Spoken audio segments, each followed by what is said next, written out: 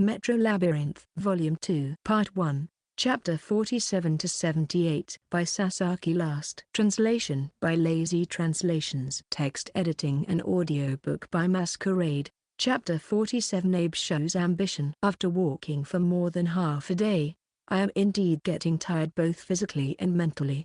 The sun has long since set, and the night sky peeking through the leafy ceiling is overcast. There are no stars or moon, and the light from Noah's light ball, a glowing ball of mycelium, is only slightly bright. Without their sensory spores, it would have been impossible to walk this deep into the forest. I am weaving through the bushes and thickets, and Noah is following behind me, but both of us have not opened our mouths for about 30 minutes due to fatigue. But, having finally caught the target location at the edge of my perceived range, my focus, which had relaxed slightly, has once again tensed. Noah, wait here. Yes, be careful. Putting Tamiko on my shoulder, I advanced cautiously. The trees are broken off unnaturally, and the ground is covered with decaying leaves. In the midst of the dense forest, it was as if the only place cut off from the sky was an unnaturally beautiful circular clearing. The center of the air pocket, about 20 to 30 meters in diameter, is hollowed out like a stone mortar. It looks a lot like those little things you used to see under the eaves of houses when you were a child. An anleon nest. No doubt, this is the place. Tamiko, get back to Noah as soon as you check their level. Squeak. Tamiko nodded energetically. I have already given my cloak and jacket to Noah. I am ready for battle. After confirming that no one is around, I produced a red mycelium ball at my fingertips. A burning ball, aka fireball. With a flick of my wrist, I released it. The red ball is sucked into the center of the mortar and explodes. The explosion scattered a loud boom and dazzling light. Earth and sand are sucked into the center, and then, boom, the impact is several times greater than the previous one. It reveals itself along with the rising cloud of dust. I can do this. If I had to use a metaphor, I would say that it was a giant centipede with the jaws of a stag beetle and the pincers of a crayfish. The demon centipede, a powerful enemy in the metro, was a large metro beast with a total length of more than 10 meters, but this one is clearly more than twice as long, and its head and girth are 3 or 4 times the size of the demon centipede. It's a little bit monstrous. I'm sorry about waking you up, but I have to hunt you down. If you get any bigger than this, you'll be quite dangerous. Hell, anleon. It is a powerful mid-boss-like enemy that normally lurks in the middle to deep layers of metros. On rare occasions, its eggs hatch on the ground, causing a minor disaster in Okigahara Forest. It's my target this time. Tamiko. Around 45, squeak. But, yeah, I know. If it's only about the level, it's the same as the demon centipede, but that is only the strength of the mycelium inside the body. It's a species thing. Without a doubt, this guy is stronger than that number. In front of this guy's majestic stature that was menacingly lifting its pincers, my intuition, honed through 5 years of living a hellish life, was ringing alarm bells inside.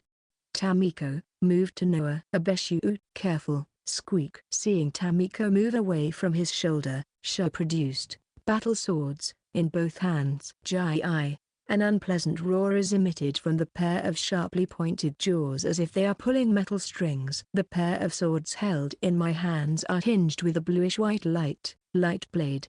No hard feelings. The hell anleon left half of its body under the mortar and stretched out to attack Shuu. Liquid radiates from between his jaws. I have a bad feeling about this and I jump back, and a cloud of smoke rises from the ground where the liquid has been sprayed. Is it a powerful acidic spit? Jai. The pincers struck, plunging into the ground. I just narrowly dodged it. Wielded their katana. As it pulled out its pincers, my sword collided with it. Gauge. And a dull sound reverberated. Although there was some response, I could not cut it in half while dodging a counterattack. The pincers were quite hard. NGH. The ground, scorched by acid, crumbled roughly, and the slope widened.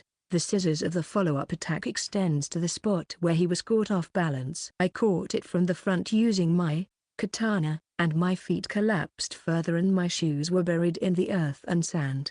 The sand is not as smooth as the sand in a desert prison, but the finely crushed earth is soft and hard to hold on to. Gah! I brushed aside the pincers with brute force, and with, leaping, I escaped from the mortar in a single bound, throwing out my sword before my opponent's follow-up attack. So I shot 3 fireball, and 3 thunderball. At the same time, a dizzying number of lights burst out from the fires and electric shocks. Did it work? The first time I saw the hell in its name, I thought it was a quick choice, but it crossed its pincers to guard its head. It just looked slightly burnt, and it still doesn't seem to be cooked enough to be delicious. Hell anleon. It was tougher than I expected, tougher than the metro beasts on the 50th floor of the Ootsuka Metro. While avoiding the attacks, which were becoming more and more vicious as they gained more and more hate, I pondered my situation. I feel like I can beat it eventually if I keep at it with the long-range attacks as it is, before my stamina runs out. But, ever since I saw the shape of the opponent, I wanted to use that method as my last resort in order to leave as many materials in good condition as much as possible. Nevertheless, the enemy does not easily respond to a slugfist. Attacks with the pincers are hit and runs, taking advantage of their reach, and they don't show enough openings to make me break them off. It is disgusting that it seemed to focus more on speed and reach than power, or it spits acid, softening the ground and plowing it with its pincers. In this way, they are intent on expanding the terrain to their advantage. He is a craftsman's temperament that is worthy of his nickname, the one who tunnels through the forest. As Ike had said, the narrower the footing, the more difficult it becomes to evade and block. Then, should I do it all at the same time? From the front, fair and square, I would slash it head-on against a difficult foe in a way that could be written into a heroic tale. I don't know if it's in my nature, but it seems like the quickest way to do it. I stopped. My katana, on one hand, is covered with more light pincers extended from both sides. The pincers reach out from both sides, trying to pinch the noisy human and closing with a bam. And then, with a snap, it closes. I parried it. When the pincers reach just a few more centimeters, the body of the man is shot forward like a bullet. I went, leaping, towards it. The face of the hell anleon is covered with its large pincers. A quick reaction. As expected, its eyes followed my movements. It opens its jaws as if to say welcome and waits for me. Sharper than a pair of pincers, its sword-like mandibles close, just before it is about to cut me in two. The hell anleon choked on its cry. Its jaws are blocked. They can no longer close. It's blocked sideways by my great shield. At the same time that their great shield creaked and shattered, I reached the back of its head with a second, leaping, using the stuck shield as my foothold. No hard feelings. My sword clad in light pierces through the stiff outer shell. A muffled scream escapes and bodily fluids gush out. Its gigantic body surged, blowing me away. I stabbed it with my katana so I will not be blown away. The state of I'm a good boy and I like sleeping has been more attractive as of late. Please, just die. With my own weight, I lowered my sword and slashed the tip of its head, gathering all the strength in my legs, and I used leaping surge. The sword slashed down in a straight line, and then it slipped out and plummeted down the slope. Somehow, I managed to twist my body and land on my feet. It is soft but sturdy. The countless legs of the giant centipede clawed at the air. The centipede's head, cracked in half, slowly collapsed to the ground on its back. It hits a tree outside the mortar, making the ground shake. The birds and insects were literally knocked awake, and suddenly become noisy. When the noise subsides, silence finally returns to the forest. I didn't expect you to finish the subjugation in one day. In the business office of the Shugamo branch of the Hunters Guild, in a small room reserved for guild member representatives, are Tamiko and me. In front of us is Amoto, sitting at her office desk. I heard that it was a hell anleon, and a matured one at that, since it was discovered so late. It would normally have taken 2 middle-rank guild members to find it, but you're doing it all by yourself. Huh? You're a very impressive newcomer. She folded her arms and sighed with satisfaction. The dignified appearance of the representative has lost none of the battle junkness that was apparent during the interview, but has taken on the dignity and authority as the head of an organization. I've asked you guys to do 3 quests so far. and I can't complain about your performance. As a guild member representative, I am very proud of you. It was 10 days ago that our party passed the interview and became affiliated with the city of Shugamo. Although we could start working as hunters on the same day, we could not go deep into the metro and other places until we were issued recognition cards. And at a time when we had nothing to do, we decided to take on quests based on recommendations from Amoto and Ike. The first was to fight off goblins coming out of the metro on the west side of the city. It seems that the metro on the west side of the city is inhabited by a large number of goblins of various colors, thousands of them, in fact, and that they have crawled out of the metro in search of food. They have come to neighboring villages and even to the city of Shugamo. The green goblins are the weakest, but the familiar blue, red, black, white, and other relatively more dangerous goblins have also been appearing, giving Shugamo City a source of concern in recent years. As a side note, it is said that there is no novel-like development such as frightening a human woman and somehow bagging her. My team and I were sent on a mission to hunt them down. Over the course of 3 days, we killed 3 red ones, 5 blue ones, and more than a dozen green ones. We are proud to say that we did a good job, earning 10,000 yen per person per day. The second assignment was to guard the village of Rikugi, located southeast of the city. This village, too, has been targeted by the Metro Beast. A colony of Baphomets, or goat monkeys, has appeared in the neighboring metro area, which emerged more than a decade ago, and has been wreaking havoc for several months, destroying fields and taking away livestock. The Shugamo branch, out of neighborly kindness, has decided to form a colony subjugation squad. In the meantime, the Shugamo residents took turns working as militia, staying overnight for 3 days to patrol the area at night. They had to contend with a herd of goat monkeys, a goat's head and lower body with a monkey's torso, which were comparable in size to blue goblins. The daily wage was 15,000 yen per person, and our biggest payoff was that Noah had risen to level 25. The village chief was young and beautiful, and the older men were all good-natured. The famous sueton soup, wheat dumpling soup, and potato shochu, distilled spirit, was delicious, and the third was yesterday's subjugation of the anleon. If left unchecked, they can cut down forests and breed everywhere. It was reported it was in its breeding stage, so they are feared as a threat in New Tokyo. The team of middle-rank members that was supposed to go there to subjugate it had to cancel their mission for various reasons, and on Amoto's recommendation, our party was sent out to fight the bug. The reward for our success was a whopping 700,000 yen. My nose is bleeding. Thank you very much. I'm honored. You don't seem too happy about it, though, do you? What's the matter? Are you tired? No. It's just that I missed my target. It's nothing. I'm not sure what to complain to this person about. It would be bad if he expected so much. Fufu, are you saying that even with such a monstrous opponent, you felt your skills weren't tested enough? As expected of the man who defeated me, a newbie with a temporary identification card, you can't be seen as brazen. No, well, it's not like that. But it's too much trouble to explain, so I nodded vaguely. And her gaze slips sideways around my ear, and down on my shoulder. Tamiko clung to the back of my head trying to hide from her. She should have waited downstairs with Noah. Teasing, squeak. I won't tease you. Amoto takes an acorn out of her jersey pocket. Tamiko shuffled over to her. Tamiko takes the acorn in her hand and puts it in her cheek pouch, and then she shoves back her hand, returning to the original position.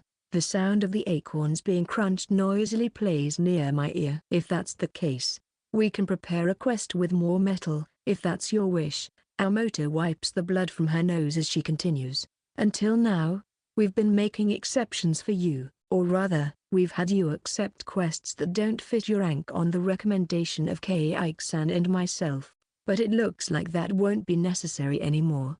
What? 2 cards are taken out of her desk drawer. The cards are the size of a gift card and are made of transparent resin. The upper right corner of the card has a rough image printed on it. They are an out-of-focus baby butt smooth face and a close-up of a squirrel, or rather, of Tamiko and me. Oh, This is. Sorry you've been waiting 10 days. This is your official identification cards. Please make sure all the information is correct. My identification card. Squeak. Pidgeot. Tamiko, excited, begins to jump repeatedly on my shoulder. I took my card in my hand and checks the contents. Of course, I am somewhat, or rather very happy, but I tried not to show it on my face. And then, we're starting from the third Kaim. Is this right? Is it? Hunters have a ranking system established by the guild. It's the so-called Golden Adventurer. Rookies start at third Kaim, then second Kaim, first Kaim, then first Dan, second Dan, and third Dan. Highest rank is fifth Dan, but it is an honorary rank, so the highest active rank is fourth Dan. Both Kaim and Den or Tan are ranks for martial arts in Japan. The guild approves rank advancement based on the number of quests completed, the amount of commission received from the sale of materials, and the amount of taxes paid. The higher the rank, the wider the range of quests that can be undertaken, leading to not only social credibility, but also to further increase in income. Noah, who has done very few quests, and the newcomers, Tamiko and me, should still be at the third Kaim. Both Tamiko and I were written as first Kaim. Fufu. I was finally able to surprise that baby face. Aomoto laughs mischievously. It's quite common to raise the starting rank according to the level when you registered, considering it's you. Even if you start from second Dan, let alone first Dan, it would not be enough, but there's no precedent. As is customary, you will start at first Kaim. You can blame us for our ineptitude in having no choice but to settle things as peacefully as possible. No, that's enough. Thank you very much. I really appreciate it. The higher the rank and starting salary, the better. Look, Tamika here. Teasing. Squeak. I won't tease you. A new acorn is offered. I apologize in my heart for calling her a battle junkie, but I'll leave that for another time. The first Kaya has a different set of quests. You may not be up to the task yet, but in that case, you can consult with me or the staff. We will do what we can to help you, provided it is in the best interest of the branch. Of course. Yes, thank you. Will you be taking a break for a while? No, I haven't discussed it with my companions yet. I think we'll dive into the metro first. There was something I had been secretly keeping in my heart for a while. I want a weapon. I woke up to a fantasy world infested with monsters, and I had been registered as an adventurer. Then the next thing to do was to level up or procure equipment, right? Of course, don't underestimate the gamer generation. Well, if you think about it, you might say, you have hyper weapons, so you don't need real weapons, right? I can understand that. However, I disagree. But that's not the point. It's about romance. It is emo. It is a chef's spirit. Besides, there are items with special mycelial effects in this world. The Catobulba's Cloak of the Pessimists is one example. Then there must also be weapons with special effects. Why wouldn't you want to get your hands on one? From a practical standpoint, daggers are preferable. Weapons that specialize in standing at shorter distances than swords. It would be even more emo if I could use dual daggers. Just as I was embracing such ambitions, I had a chance encounter with that anleon, with its fierce jaws and strong pincers. I was delighted to see that it was the very material that would make a good weapon, and I took it down with as little damage as possible. But then, this morning, I showed Uchi the subjugation trophy's jaws and scissors, but he did not give me a good answer. He said, no matter how you process it, it can't beat Abe-san's hyper weapon. Maybe it's a material suitable for farming tools. I want to find it, no matter what it takes. I want to find a weapon that is strong, durable, and has an emo special effect. If that's not possible, armor or accessories would be fine. I just want equipment. I want to be surrounded by such equipment. I'm going to hunt for materials as much as I can. Also, it means leveling up a lot. A new metro challenge begins. Chapter 48 Parasites and the Rock Doll Mine. Squeak. Tamiko is lying on her back on her cheeks, her hind legs flapping, her tail wagged from side to side. I have an identification card. Squeak. There's a small squirrel. Squeak. What she's staring at in a girly pose is the identification tag we got earlier. A front-facing squirrel is in a close-up. You've been looking at it ever since you got home, sis. I think this might be the first time you've ever owned something that didn't fit in your cheeks. I wonder if I should have brushed up my head more. Squeak. What do you think, Abe Shuu? Squeak. Yes, sure. I also picked mine up.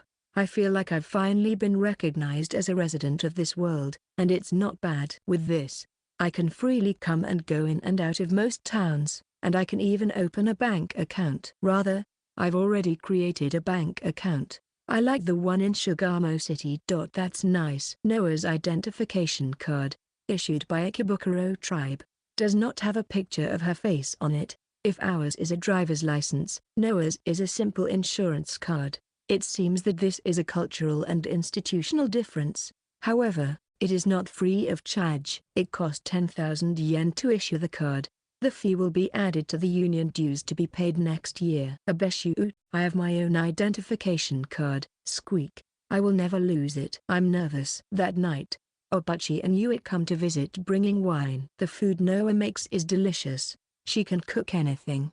Occasionally, I cook. But after living alone and my staple turned to convenience store bento and cup ramen, my home cooking skills didn't improve. No matter how hard I try, I can only make something that is neither good nor bad, so naturally Noah is now in charge of the food. I do the cleaning, and Tamiko is in charge of napping. The celebratory menu is a beef stew. As we are now hunters in good standing, it is delicious and goes well with bread and wine. Me too. I'm an adult too. Taste weird. Squeak. Tamiko took a small lick and her face crumpled tightly. The beer was no good, and it seems that alcohol, in general, is no good for her. Abe-san, what are you planning to do from now on? Are you going to take on any quests? Well, I'm thinking of going to somewhere in the metro to earn money. I'd like to level up as much as I can. Are you going to try to become even more powerful? It looks like you'll be able to fight even there, Beast King, in time, Abe-san. As expected, it may be difficult to level up more at 68, but there is no choice but to do it little by little. It would be great if it could lead to leveling up Tamiko and Noah. Oh, and by the way, is there somewhere I can buy a good hunter's weapon or something? Booey. A weapon, huh? You were talking about it this morning, and you seem very enthusiastic about it. Most hunters don't have permanent weapons, huh? They all fight with hyper weapons, but it might be useful to have something in case of emergency. I only have been long weapons, so I thought it would be a good to have a knife or something. Noah turns her head and stares at me. It was as if she was saying with her eyes, please don't take away my identity. Right. It's true that accessories are highly versatile, and even if it's armor, there's no downside as long as it's not bulky. But when it comes to weapons, only a minority of hunters carry such things. But I think Abe-san won't get much benefit from it. Noah and you prepare tea for us. And for dessert after dinner, a cake. Not. Wow. A yukin. A classic Japanese confection. It's nostalgic. I haven't had yukin since I was at my parents' house. Oh. It's so sweet and mild. This is truly a Japanese sweet. Yummy. It's so sweet. It has a jaw-melting sweetness that hits me right in the heart. Squeak. It's so good. Squeak. There are several reasons why hunters don't carry weapons, Uchi said. First, there are few weapons that can withstand continuous combat against metro beasts. Military police are provided with iron weapons, but if you try to dive into the metro with only such weapons, you'll be in a nightmare in less than a day.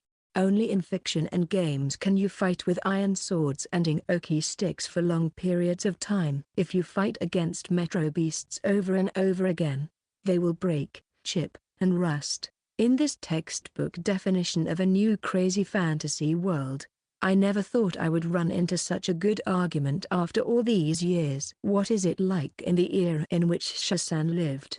Said Noah. The quantity and quality of iron ore that can be mined and the technology for refining the metal are incomparable. Even iron pots and pans were quite expensive, weren't they? Now that you mention it. So all of these things have to be mined domestically? That's a serious problem. So, for example, if you can't use katana, you don't have a spare weapon? Booey, Rather than carry one around, I think it would be more efficient to fight by honing one's own abilities rather than carrying a weapon. The best thing about hyper weapons is that you can use them all the time without worrying about weapon warping, chipping, and wear. It's only by taking advantage of that and your ability is proof that as hunters, you are able to dive deep into the metro. Second, there is simply the question of strength. The strength of hyper weapons exceeds that of iron armaments for skilled hunters. It is not impossible to make weapons that can compete with them, but it would require a tremendous cost, including procurement of materials and selection of a capable blacksmith to make them. It's not without cost. If it's a mineral material found in the depths of the metro, such as mithril or magic iron. Mithril is a beautiful white silvery metal also known as holy silver. In contrast, magic iron is black metal. Both are more durable than hyper weapons and will last for a very long as they are properly cared for. Mithril, a word that tickles my childish heart. Getting a magic iron involves luck, or rather, it's not something that can only be found by devoting yourself to finding one. The other day, the leader of the bandits, Uchi, the claw he was using was probably a magic iron. That was really tough. I broke it by using Iron Fist and Light Blade. The same is true for mithril, a material that is extremely difficult to procure. Weapons made from mithril are synonymous with being a hunter, and I hear that some hunters and tribe chiefs use them regularly. The price is eye-popping. How much is it in acorns? Squeak. It's the first time in my life that I've had to convert it into acorns, but I think I could fill the whole city of Shugama with acorns and it wouldn't be enough. Abe Shuu, let's not get one. Stick to acorns, Squeak. I'll get acorns for you later. By the way, do those weapons come with special effects? In this country, there are items that have special effects due to fungus parasitizing on the material. These are so-called parasite items. For example, the cloak made from the leather of a catobulpas, which is a mature individual I took down. It is also a fine parasite item, although its rank is not so high. It has a cool purplish-black finish, is cold and heat resistant, and is also highly resistant to blades. The most amazing thing is its special effect: a little scratch or hole can be repaired by itself. As long as it is exposed to moisture and a little light, the fungus can repair itself. I haven't had a chance to try it out, though. There are also bracelets that increase physical strength just by wearing them and necklaces that increase resistance to poisons. These alone are impressive enough, but if the weapons also have special effects, they may be useful in actual combat. There are swords that repair themselves when damaged, and ones that release fire when struck. Oh, I want one. A magical weapon indeed. Again, my childhood dreams were stirring. Basically, ornaments and clothing made from parasite materials are processed as they are. Uchi said. Weapons, on the other hand, can also be made from natural materials, such as the fangs or bones of unique beasts, but such items are not durable enough for their rarity, and their cost is low. It's mainly considered a hobby. A hobby? Yes, if we try to reproduce it with strong metals.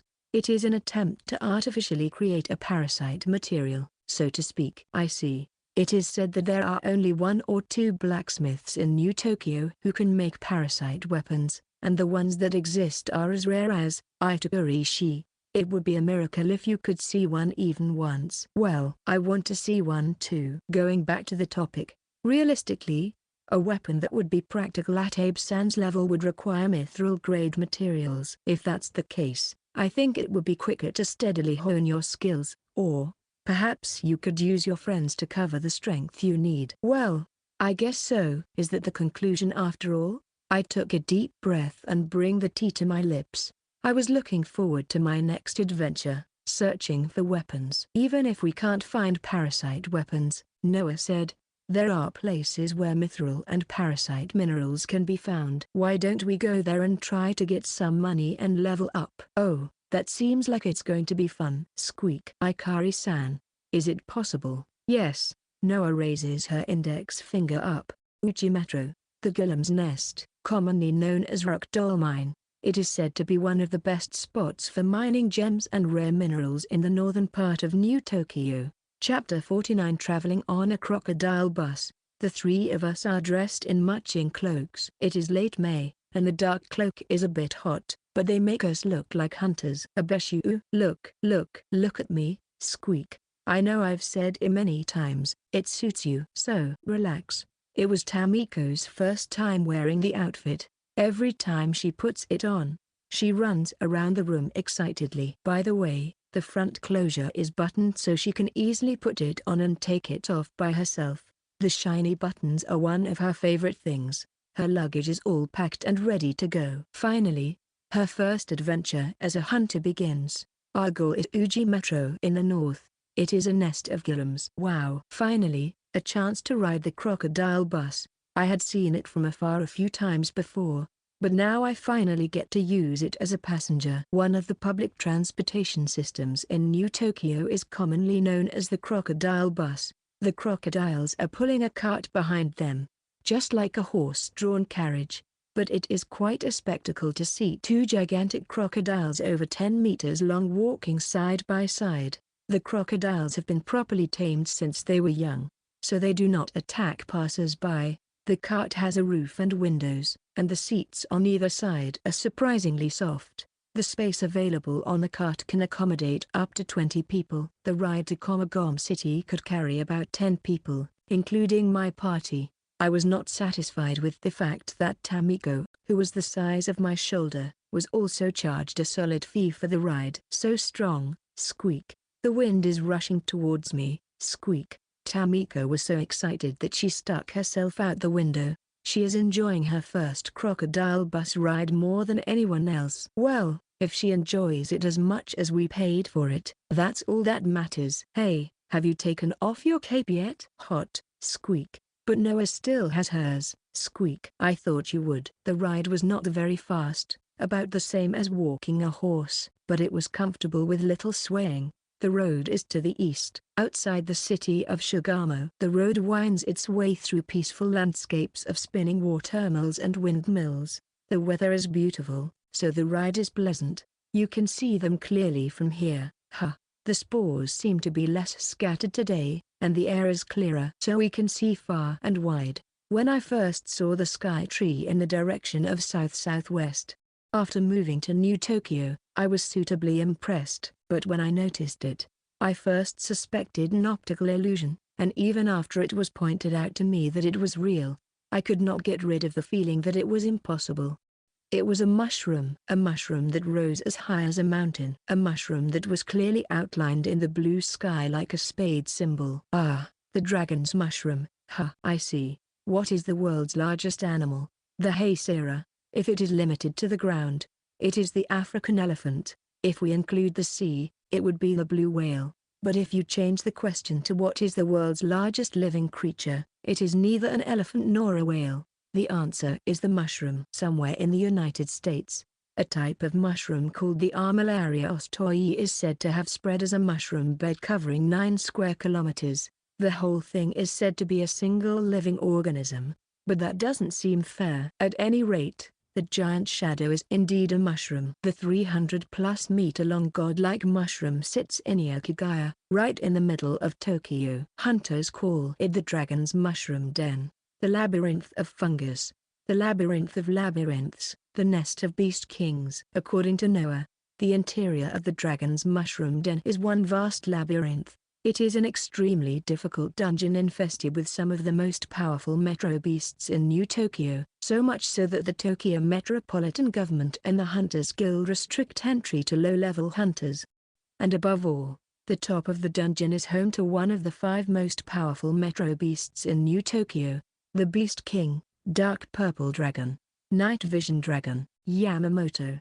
How it got such a strange name is unknown. It is said to be a gigantic winged dragon several tens of meters in height. The Beast King? I heard it's really strong, but how strong is it really? It is said that it is estimated to be over 200 in terms of level. That's absolutely ridiculous. In ancient times, a tribe was once destroyed in a single night by another Beast King. The Metropolitan Government, Church, Guild, and other organizations are forbidden from interfering with the existence of the tribe. If it were a game, you might say, okay, I'll defeat it someday. or I want you to protect the treasure, you know? But unfortunately, this is real life, and if you lose, you cannot just press continue. I heard that the foot of the mountain is a tourist spot, so I decided to go there to buy an amulet or something. Someday I'll turn it into an acorn dumpling. Squeak. I hope you don't wet yourself. We arrived at the west gate of Campground City a little after noon. We will have to get off there. There seems to be a crocodile bus bound for Uchi at the north gate of Campground. Then let us ride it. Shall we? The gate looks a lot like Shugamo, but the atmosphere in the city is a little different. Is it favoritism? Compared to Shugamo, where people come and go lively, it feels a little lifeless here. Shugamo looks cleaner and has more stores. Would you like to eat here for lunch? Halfway through, I ate some random bread on the bus. I'll just buy anything and eat it on the way again. I want to get to the metro as soon as possible. The area around the Uchi Metro is what's called the Metro Town, so I'm sure there will be plenty of good food there. Metro Town? As it is a town built around a metro. Uchi is famous for its hot springs. The specialty is Asukiyama manju. You see? Manju? The ones that are soft and filled with red bean paste. Correct. Also, Asukiyama onsen eggs and so on. Abe Shuu. Go now. Don't just let your head move. Put your feet into it. Squeak. I am already going on the bus. A shiver runs down his spine, and he turns around involuntarily. Abe Shuu. What's the matter? Did you two feel that? The two girls looked at each other and shook their heads.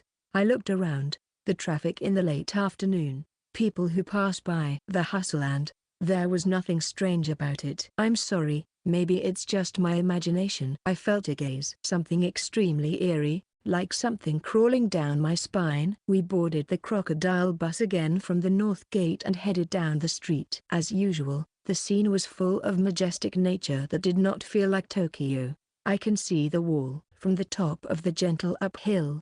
You can see a wall faintly all the way to the other side. It is a huge wall, 500 meters high, that covers New Tokyo. It is a plain gray color with no decoration. The east side looks like an amazing mountain. It looks like a mountain or a pillar of rock with a bare rock surface. There are a number of such mountains or rock pillars rising in a row. They are called karsts. I never thought I would be able to see such a spectacular view of the mountains of China right here in Tokyo. I wondered if this was also a topography created by the metro flood or deformation of the Earth's crust. That's Senju tribe territory, you know. Senju? It is a tribe located northeast of New Tokyo. The current chief is a martial arts fighter and has his own culture, and all the territory's residents, including the peasants, are trained in martial arts. It is a very closed tribe with minimal interaction with the outside world. So it is the image of a hidden village in the middle of nowhere under a lot of mystery. When you say it like that, the scenery looks like the headquarters of Shaolin monks. And so the two crocodiles trudged on their way. Along the way, they were caught in a light train, almost got splashed with mud by a wagon, and were stared at by a pack of wild dogs, but they were undaunted and continued on their way. I was so emotionally involved in the story that I almost cried. Somehow, we managed to catch a glimpse of a human settlement before the sun sets. I thank the driver and the crocodiles. Oh, we're finally here. I'm tired. Squeak. You didn't even walk a single step. Many people are passing by the gate from a distance. It looks like Shugamo and Campground are surrounded by a moat, but the inside of the moat is more of a fence than a wall. While the sky remains indigo, orange lights and bustling bustle are leaking out. Is this the metro town of Uchi Metro? Somehow, it has an atmosphere similar to that of a touristy hot spring town. I don't mind this kind of thing. There is a small crowd just inside the gate. At the center of the audience, standing with his back to the street, is a skinny man of about 50 standing on a wooden box. The evidence is that in the last few years, the number of gillums in Uchi Metro and the number of resources mined have been declining. Everyone who gathers in this city knows this better than most. The man is dressed in a long-sleeved white robe and wears on his head what looks like a Shinto priest's eboshi, an ancient formal headwear. His attire was reminiscent of a Shinto priest. Next to him is a young man dressed one ranks below him. He's a preacher from the church. Noah whispers to me. We, the Metro Church, have always advocated harmony with the Metro. However, the Uchi Metro here has clearly gone beyond the bounds of harmony and has been receiving excessive excavation. If this continues, it is only a matter of time before the Metro resources are depleted, and if we do not put a stop to it somewhere, the only thing that awaits us is the road to ruin. And it is not just a matter of livelihood or economy. The preacher's tone gradually grew more passionate. Some were listening intently, while others were half smiling, watching the reactions of those around them. The preacher must have noticed us, but he ignored us or stubbornly refused to look at us. In antiquity, human society flourished thanks to the supernatural development of scientific civilization. This Tokyo was overflowing with goods, people, information, and money. However, it was the very environment of the planet itself that was being made to pay the price. Prideful ancient mankind dishonored the lives of animals and insects, violated forests and fields, polluted the atmosphere, and scattered toxins on the earth and water. Can you believe that 100 years ago, this place was a barren wasteland where not a single tree or grass could grow because of the environmental pollution that had gone too far? I would like to voice my objection. I think it's too much of an exaggeration. If this area was around Uchi Station, there was some greenery. I used to take a ride on the very short monorail at Asukayama Park and look at the view. 100 years ago, a superfungal contamination destroyed the previous civilization. It was the condemnation and salvation of the sinful old human race, the will of Metro, the will of the planet. We have judged the barbarism of mankind that pollutes the earth and robs it of life, and we have restored the abundant forests to this land. Salvation, huh? A catastrophe that has killed more than 10 million people and reduced Tokyo, which people had built up, to dust. Is that real salvation? Fortunately, the Metro wall, soaring high into the sky, still cuts us off from the outside world. However, according to a survey conducted by the church 60 years ago, the world outside the wall has been completely devastated and is no longer inhabited by living creatures. Whisper. Really? Whisper. I hear that sometimes, but I doubt it. In other words, this may be the last paradise left for us human beings. Do you understand? We have been absolved of our sins by the superfungal contamination from the Metro, protected from destruction by the Metro wall, and kept alive today by the grace of the Metro. And yet, here in Uchi, we continue to be so foolish and disrespectful of the Metro. It is obvious that if this continues, we will follow the same path as the previous civilization. What will come is a second, superfungal contamination, or the demon war of 50 years ago. It is too late to sound the alarm. Yes, yes, a voice shouted. The people at the front of the line are listening attentively. Harmony with the Metro, coexistence with the Metro. The gate where the god of the Itachi dwells is the Metro. Awe and revere. The only path left for us, there, people of threads, is to walk with the Metro. I don't know. That sounds suspicious. The preacher stopped speaking and turned to me. He looked at Tamiko, who was standing on my shoulder. Tamiko on his shoulder also screams, "Pija!" The skinny cheeks, the bloodshot eyes, the blood vessels on the forehead. It was as if she was possessed by something. "Shasan, let's go." "Huh?" "Yeah." Noah took me by the arm and we left the place. I feel a massive soft thing on my elbow, but I didn't notice it. That's bad. Don't say anything that criticizes the preacher. Was that what they said? I mean, did he hear it? I was at a distance. Within that noise, what he says may be crazy, but they are the absolute authority of this country, on par with the Tokyo Metropolitan Government. Although he has a mouth to yell, he has no ears to listen to counter-arguments. As the saying goes, don't curse at the untouchable gods. He's a little scary. I was afraid he'll squeak like a chicken. Squeak. Don't go puking or pissing yourself on other people's shoulders. That's mean. Squeak. I'm a good girl. Squeak. I won't let you call me a girl who shames herself anymore. Squeak. She doesn't know yet that the next day she will shame herself twice. Chapter 50 Metro Transporter. Check in at an affordable inn, have dinner and take a bath. The onsen eggs come out exactly with the meal. Tamiko likes it very much, and the public bath is a hot spring. So I'm very satisfied with the price. Before we spread out the futon and went to bed, we naturally talked about Uchi Metro and that preacher. The point is that Uchi Metro is a mining area for various minerals. This town and the metro are both under the direct control of the Tokyo Metropolitan Government. He said something about a gillum. That old man. What is a gillum? Squeak. A kind of metro beast. A living rock doll. Yeah. Of course. I also know about it. Squeak. Liar. This is the metro beast that represents the Uchi Metro. It's pretty common in metros with mineral resources. Hey. A gillum is a living thing? I was wondering if it was magical or maybe cursed. I thought they were puppets that moved with some kind of magical or cursed power. The actual gillum is a white furball-like creature that uses its tentacles to wrap itself in stone like its armor and move it. It also has Sporangium. Huh. Is it like a hermit crab? The creature may not fit the ones of the previous era. It is something like a parasite in itself. Yes, it is. I read in my great-grandfather's notebook that the gillum was a hint for the development of parasite weapons. I don't know how much it is to do with it. I see. By the way, the miners who work here are always in danger of encountering gillums. Most of them are peasant, but I heard that they are tough enough to kill the immature owns that appear in the shallower levels. Amazing. I hear the pay is good even though it's dangerous. And there are hunters who earn their living here. But I guess that means the resources are not infinite. The amount of resources that can be mined is rumored to be decreasing gradually. I think that's what that preacher was talking about. I see. Squeak. Do you really understand? If you take too many acorns, you'll ruin the forest. Squeak. Oh, that's right. I'm sorry I underestimated you. The problem of resource depletion. I didn't realize that in this day and age, the same problems are being talked about as back then. Well, let's not talk about difficult matters, but let us hunters go deep into the depths where miners cannot go and search for rare minerals.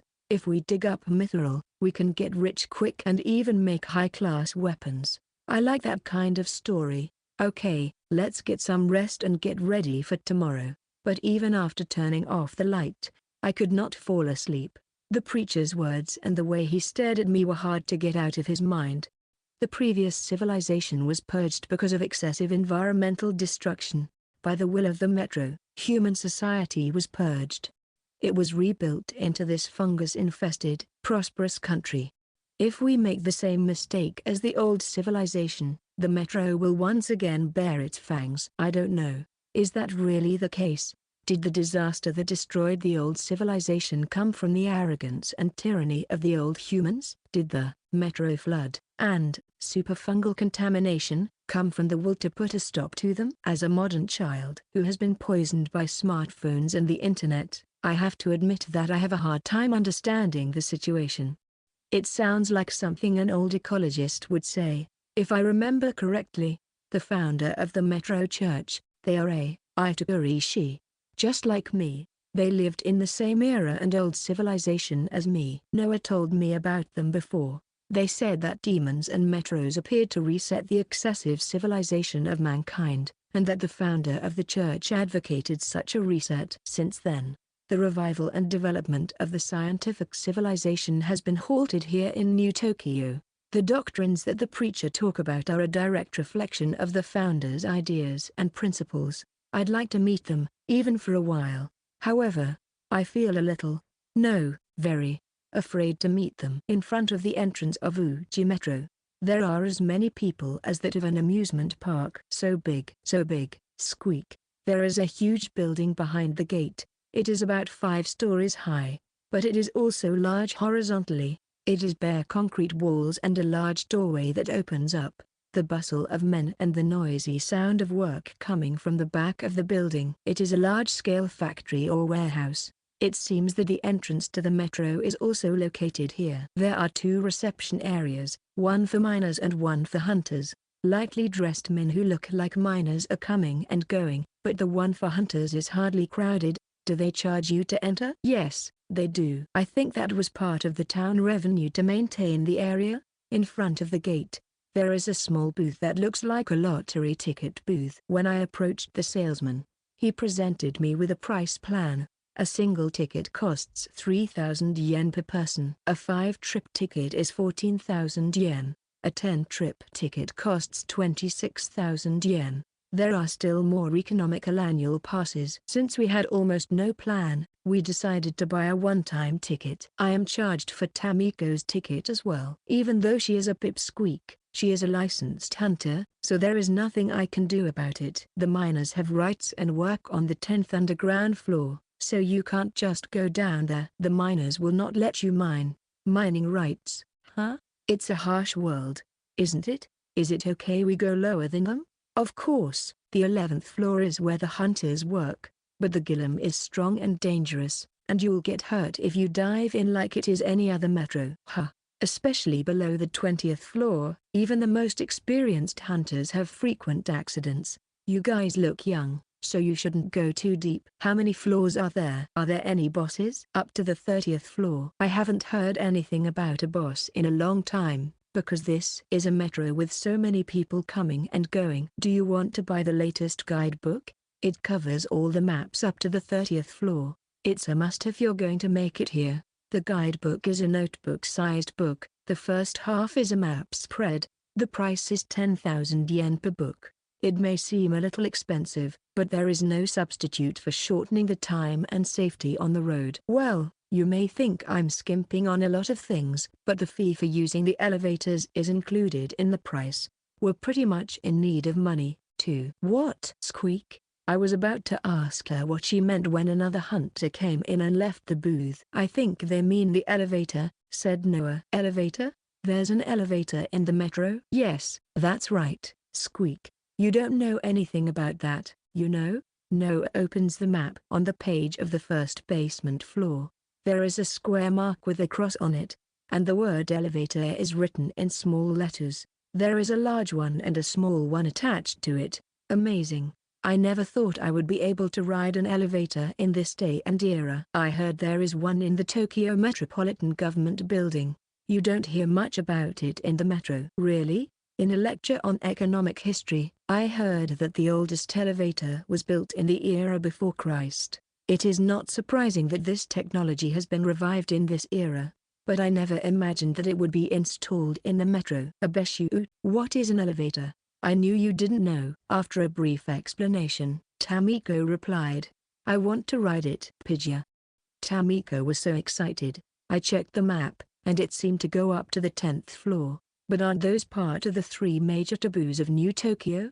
The one about excessive development. So what is with the elevators? I've heard that the rules allow elevators up to the 10th floor. I don't know how to judge that. But if it's legal, there's no reason not to use it. Then, let us take the elevator to the 10th floor and dive in while watching the situation. I don't know what gillums are like, so let's go carefully. The 2 girls replied cheerfully. Squeak. Inside the huge factory, it was extremely noisy. It was unbelievably dusty. Many miners are working. They carry what looks like ore in wheelbarrows, sort it by hand, and pack it into bags and crates. There is a separate entrance and exit for the wagons at the back. According to Noah's pieces of trivia, most of the ore is taken to a pit nearby a riverside. That's ore, right? It looks kind of weird, doesn't it? I'm looking forward to seeing the real thing. Noah said that in a mischievous way, and she closed the guidebook she had opened to check things. So, is that the elevator? There is a large machine near the center of the facility. The steel frame is assembled, and the top part is covered with gears and wires, and it is working with a heavy thumping sound. Soon, the floor is pushed up against the inside of the fence. There were many bulging burlap sacks piled up on the floor. Look out, you're in the way, brother. The miners came up behind us and almost pushed us out of the way. They were going to start sorting the sacks that had been brought in. I wonder how we're going to get on that thing. Doesn't it look like that one? Which one? Noah pointed to another elevator. It is a rather small, boxy room, different from the one over there that could easily fit a 3-bedroom apartment. If you look closely, you will see a sign that says, Elevator for Hunters is here. Hey, welcome. When I walked up to the elevator, I was greeted by a woman in her 50s. She was stout and plump, and looked like a dwarf working in the mines. Noah said she was a normal human being. However, she is dressed in a very eccentric outfit. Far from a dwarf, she wears a tight-fitting pink suit and mini-skirt, with makeup all over her face and her long hair parted into 2 braids. It's a direct line to the 10th floor, okay? Yes. The auntie pulls the wire door. It's a manual door, and lets me and the others into the small room. The room was small, but it could easily accommodate more than 10 people. Does anyone else want a ride? There were a few hunters around, but none of them responded to the woman's call. They were probably waiting to meet up with their comrades. It's just you, huh? I'm going to go now. Hold on tight. Eh? The auntie closes the door and presses a button at the front. A bell rings above the door. Noah and I hurriedly grab the railing. The floor shakes loudly, and the descent begins slowly. The goal is to get to the bottom of the earth. For Noah and Tamiko, it is the Metro Labyrinth where they have spent most of their lives in this country. What awaits them in the new Metro? Chapter 51 or Fungus and First Golem. Amazing. Squeak. It's moving. Squeak. Pidgeot. Well, it is a bit shaky, but not just a little. It was shaking so unsteadily that it looked as if it were an attraction at a small local amusement park. If you try to speak carelessly, you might bite off your tongue. Through the door, I could see what was going on outside. The grey surface of the rock continued for a long time, and then, just for a few seconds, we caught a glimpse of the metro level. The dungeon scene is familiar to my party, but it is refreshing to see the shadows of people in the vicinity. Is Auntie going to ride too? Of course, right? I'm an elevator girl, you know. I wonder if I misheard her. What is it? Are you new to this? When an elevator has a girl riding with you, it is meant to keep away the plague of accidents that may occur. It's a good luck charm, so to speak. She winked with a bang. It's a dangerous job. But you know, in 10 years I've never had an accident while I've been on board. You should feel like you're on a big boat. Thank you so much. Here, too, is a mysterious tradition of New Tokyo. The violent shaking is making me feel a little sick. Tamiko on my shoulder looks as if she is having a hard time, and Noah looks pale. Only the veteran attendant, the auntie, is standing upright without a care in the world. She neither gripped the handrail nor leaned against the wall. What a powerful gut. The torturous time felt like an eternity. I kept thinking, get up, get up, get up. Finally, the goal will come. With a final loud shudder, the elevator comes to a standstill. Yes, we've arrived. How do you like it? Don't you feel safe with me? Thank you very much. Noah, who went out with a wobbling footsteps, crouched and vomited. Tamiko was clinging to my shoulder, frozen and quiet. Even me, who had a weak stomach on vehicles, was much better than them. Is it because my inner ears have been strengthened by my battle experience and I have leveled up quite high, or is it the effect of immortality? You guys, if you need to go back home, use the commercial one. You'll be charged if you have a lot of luggage. Oh, yes, don't work yourself too hard. I used to be a hunter myself, but those rock dolls are tough. The auntie gets into the elevator again. It moves back up. After seeing her off, I rubbed Noah's back while she was still on her knees. I wonder what powers that thing. I heard that electricity is not allowed in this country. I don't know. But it's a lever that activates something, and the gears start rattling. Thank you. Sorry, no need to talk. In ancient times, or even in modern times before the development of steam and hydraulic systems, it is said that elevators were operated by human power. Noah, are you okay? Do you need a break? No, I'm okay. Let's go. Noah stood up stoutly. Tamiko is also revived before I know it. Then let's go. Treasure that has yet to be seen, gold, silver, colorful gems, and mithril. It is an adventure in the rock doll mine of Uchi Metro. Then, Tamiko pukes on my shoulder. The rock wall is grayish. It reflects the light of the firefly moss, making it seem brighter than the Ootsuka Metro. We leave the elevator and follow the map to find the stairs to the bottom. On the way, I see a group of half-naked men lying on the ground. I glance at them and they raise their hand in greeting. They close their eyes, turn over, and scratch their butts. The miners are mostly peasant, right? I'm getting nervous because they don't seem to be in danger.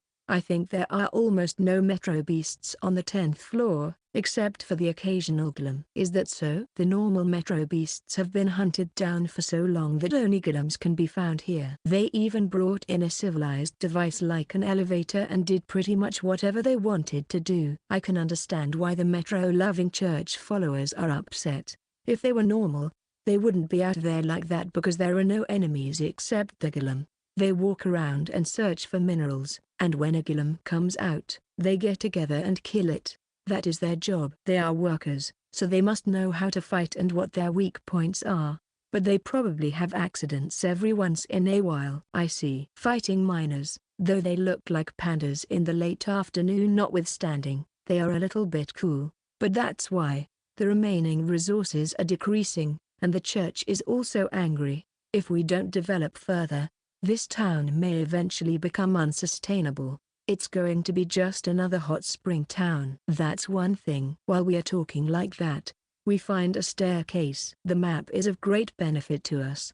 Attentively, there are signs B10 and B11 hammered into the wall at the entrance and exit of the stairway. There is also a metal fence, perhaps to prevent metro beasts from coming up. From here on down, there are no ordinary people. There should be both reasonably strong gillums and other metro beasts.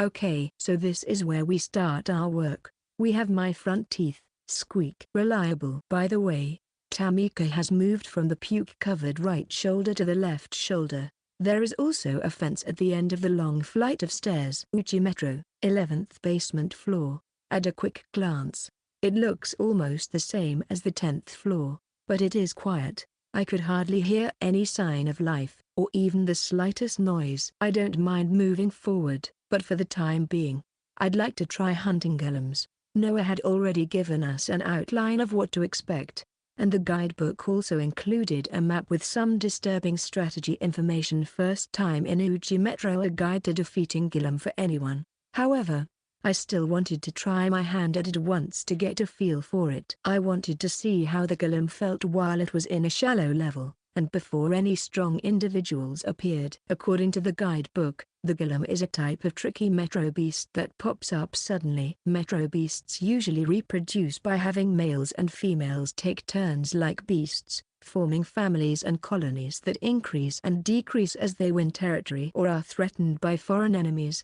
The fact that there are no other metro beasts by the 10th floor means that they have been eliminated by humans. Gillums are said to be living creatures, so whether sexual or asexual, they are reproducing and increasing in number, and it seems that their numbers are not decreasing, no matter how much we hunt them. Gillums are still springing up whether above or below the 10th floor. There it is, Shasan. There, that's the mineral. You're lucky. You found it in a busy place. What? That? I crouched down and observed it intently. The mushrooms are about 5 centimeters in size and grow on the side of the road. Or rather, it looks like a stone in the shape of a mushroom. This is an all fungus. All fungus? I picked up the handle with trepidation. The base snapped off when I plucked it, and it was as heavy as it looked. If it were displayed at my front door, none would doubt that it was an ordinary object carved from stone. The mushroom's reproductive body is like a flower for spreading spores, and the main body is the mycelium that is spreading in the ground. Or fungus is the same way. They are spread all over the bedrock of the Uchi Metro, absorbing minerals from the ground and producing crystallized reproductive bodies. That's amazing. What kind of creature is that? What does it mean? We don't know much about its ecology. It is the key to the distribution of metal products in New Tokyo. I believe that our frying pans and pots were originally shaped like this. I see. Wow. New Tokyo. Mineral mining work means hunting fungus in the labyrinth. The fungus civilization has reached its peak. Mineral mining work means hunting fungus in the labyrinth. The fungus civilization has reached its peak. Can I eat them? Squeak. I don't think so. It might give you a stomachache. I mean, I'm afraid you'll chip your teeth. According to the guidebook, this color is probably ordinary corrosion-resistant iron. It's a little bulky, but let's take it home as a souvenir. Are there other kinds? Yes. Copper, lead, and so on. The lower you go, the more rare minerals you can get. By the way, if it's silvery white, it's mithril.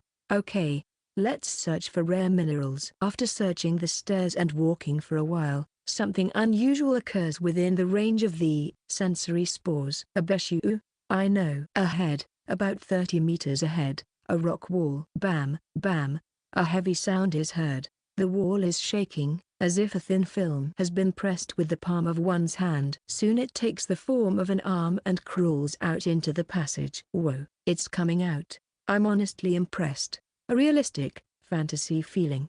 You can't get this sense of realism in Nezumi or Yaniba. Soon, a headless rock doll lands on the floor. It is more than 3 meters tall and quite large. The body surface is a little darker than the rock wall. The legs are short and thick, the arms are long and thick, and the body is an unbalanced inverted triangle. It has only 3 fingers. Whenever it moves, pebbles and sand fall out of its body. Is that a golem? Perhaps it has no vocal organs. The golem neither cries nor yells. To show its ferociousness, it bows its thick breastplate broadly and beats its chest with its palms as if it were a gorilla. Perhaps they were satisfied after doing it for a while.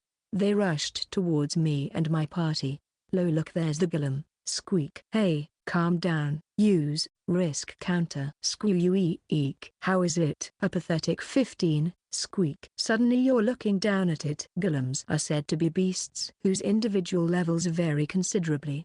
The level of the golem is usually around 15 at the shallow end, but in the deep end, there are individuals with levels of 30 and 40. This one is a little higher than Ghost Wolf and Baphomet in terms of level. In terms of evaluation, it must be a small fry. However, you can't measure fighting ability by level alone. I will do it. Noah throws away down her luggage, puts her goggles over her eyes, and steps forward. She takes out her dagger, and readies herself. Hey, Noah. In a flash, the golem closes the distance. He swings his arm and slams it down carelessly. Boom. The floor shatters. Noah just barely dodges it. She dives into his pocket and slashes at the golem's right leg. There will be no pain, and the wound is shallow. The golem doesn't stop. Noah is faster than the golem. Dodging the sloppy attack, she uses her dagger to chip away at the huge body. Perhaps she is targeting the weak points by instinct. Hara. Squeak. Tamiko, who was watching over her, hugged her tail tightly. There's not enough attack power. It's too incompatible with Noah's fungal skill. The power and durability are different. It's like a battle between a bee and an elephant. It has a needle that can pierce through thick armor, but if it doesn't hit the vital spot, it can't kill, and no matter how much it attacks other areas, it doesn't do any damage. On the other hand, even a single blow would tip the balance of the battle. The golem's foot raises a stone and debris, and Noah takes a step back. The golem's fist came down. Noah is too late to evade, and takes a stance to catch it. A loud crash. The rock fist collides head-on with the Haifa hammer. The impact shakes the wall. Swing my war hammer with all my might. Its arm was shattered, and its shoulder fell off at once. Rotating my body iron drive a follow-up attack into its chest. The golem scatters debris and falls on its back. It stopped moving. Whether it was good or bad, it seems that it was killed in one blow. The vital point? Did you hit it? It looks like. Squeak. It was Noah, not Tamiko, who replied in Tamiko. He was shocked. The golem has a main body, which extends mycelium and is covered with stones and rocks. Why it takes human form and why it moves like a person has not been known. At any rate, the main body is said to be the golem's vital point. The main body is always hidden somewhere in the body part, and one has to look for a marker to identify it from the surface. The cracks that resemble jumbled letters are the markers. By hitting them hard, you can damage the body and render the golem inoperable. The old tale goes, if you cut off the ear of a meth, truth, it will die. Meth means death, which seems to have been pulled from a fantasy novel. It seems that their warhammer just hit directly near the main body. I fearfully peeked at the shattered part and found a yellow hairy sphere exposed. It was sunken in and oozing white liquid.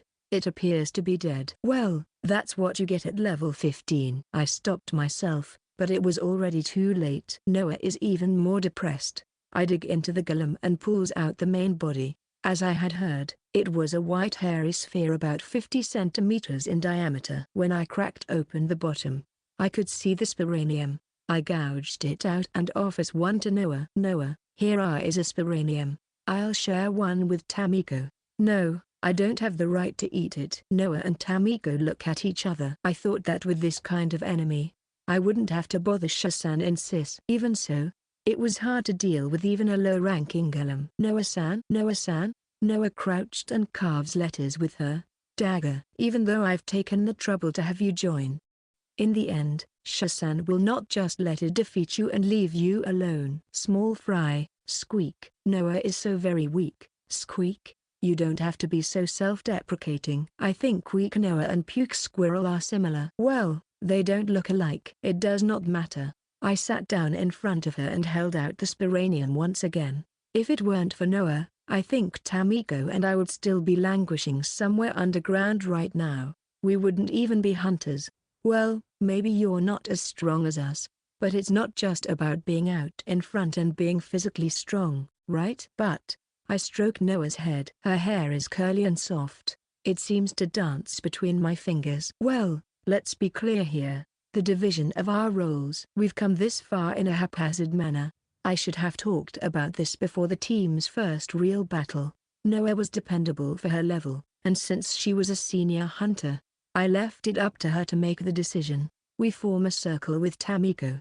Our 3 roles. We decide here and now. I'll listen to any objections. I'll leave it to you, squeak. Tamiko's superior gives her approval. She clears her throat.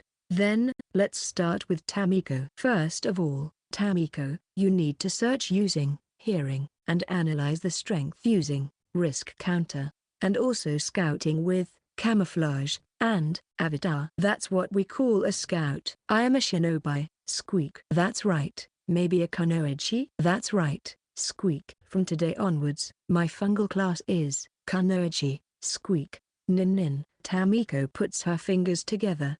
The second generation of Squirrel Kunoichi was born. Noah is the chief strategist and quartermaster. I mean, we can't do this without Noah's knowledge. You know, she also supports me. She has different abilities from me. High school girl, the chief strategist, was born. So I'm going to move in front. I'll be the defender and the attacker. That's what I'm suited for because that's all I can do. If that's the case, it will be too much of a burden for Shah-san. Well, if it's a small fry, I'll get the 2 of you to do it. And if there's something I can't do, I'll ask you both for help. Even if there is a difference in level, 2 people are better than 1, and 3 people are better than 2. This is especially true in a harsh environment such as the metro. Once again, he held out the Sporangium in his hand to Noah. We're all friends, you know. You should share with us. You don't have to think of that as a favor. If Noah gets stronger, it will help me and Tamiko, too. I was born from my mother and Abe Shuu's teacher, squeak. You're being too much. Noah looks up. The shadow of despondency is gone and her usual bright light is back. She takes the Sporangium and bites into it with the vigor of an unarmed general who has fasted for 3 days. Nom nom. I'm going to get stronger. Please wait, Shuu-san. Sis. Yeah. We'll be waiting for you. I'll let you reach my tail, squeak. Yes, squeak. Her big sis is reliable. Chapter 52 Uchi Metro, 20th underground floor. Oh, Shah-san, did you see the internal organs of the golem? Huh? Are you going to dismantle this creepy thing? I split open the belly of the main body of the giant hairball. A small ore fungus of about 2 centimeters in diameter comes out.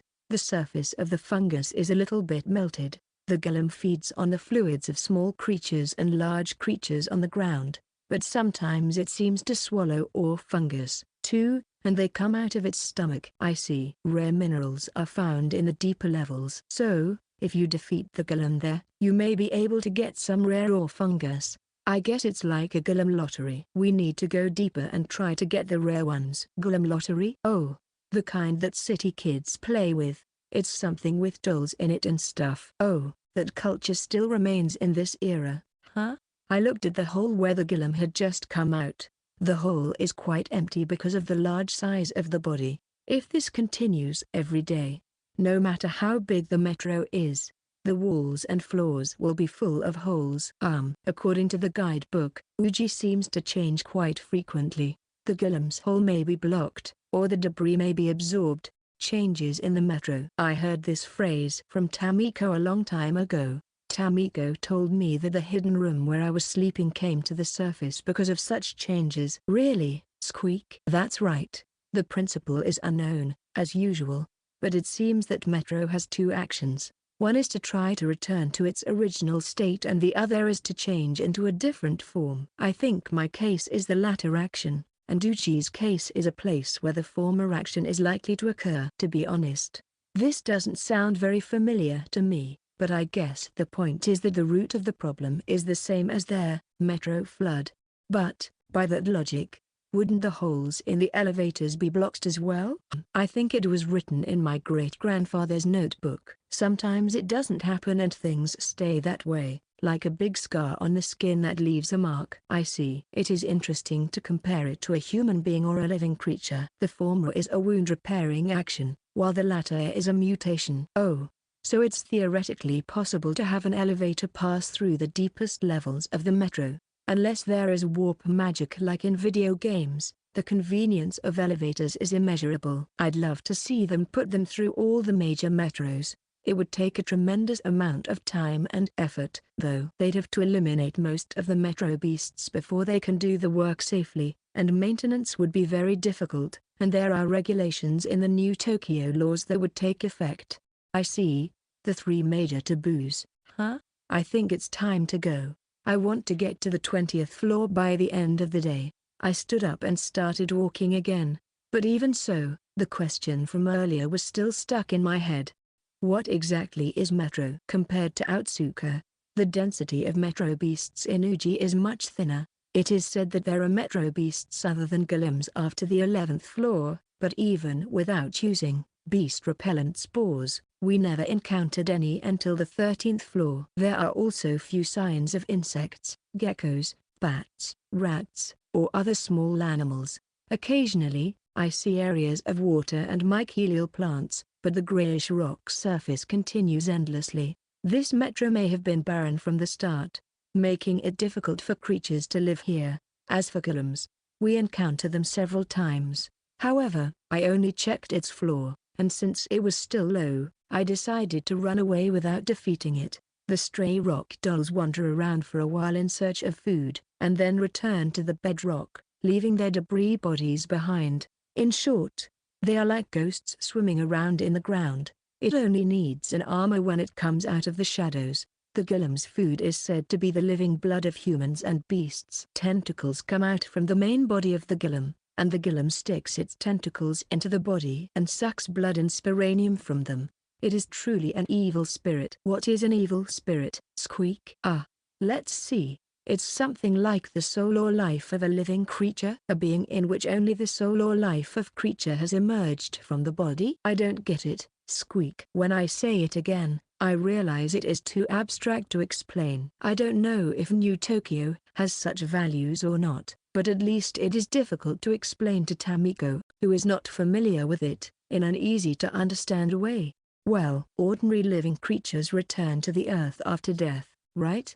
But if I were to die right now, for example, my body would be dead, but I would come out of it as a translucent ghost and fly around you and Noah. That's a ghost. Do you get it now? Tearful Squeak. Abe Shuu, don't die, Squeak. I'm not going to die. Don't cry. Don't rub your snot on my shoulders. Even though she's a squirrel who doesn't usually say sensible things, I think I am touched by this childish change. I don't know if it's a fairy tale or what, but there's no such thing in real life. You've never seen the ghost of a metro beast, right? Even if it's the country of threads, even if there are monsters and demons, there are no ghosts. It's very unscientific. Well, it seems that the story that the body of a gillum is haunted by a ghost became popular in the past. When I turned around, Noah was shining her light ball on her face from below. The story is about the time when the ecology of the gillum was unknown. The souls of hunters who died an untimely death in the metro, unable to move to heaven or return to the earth.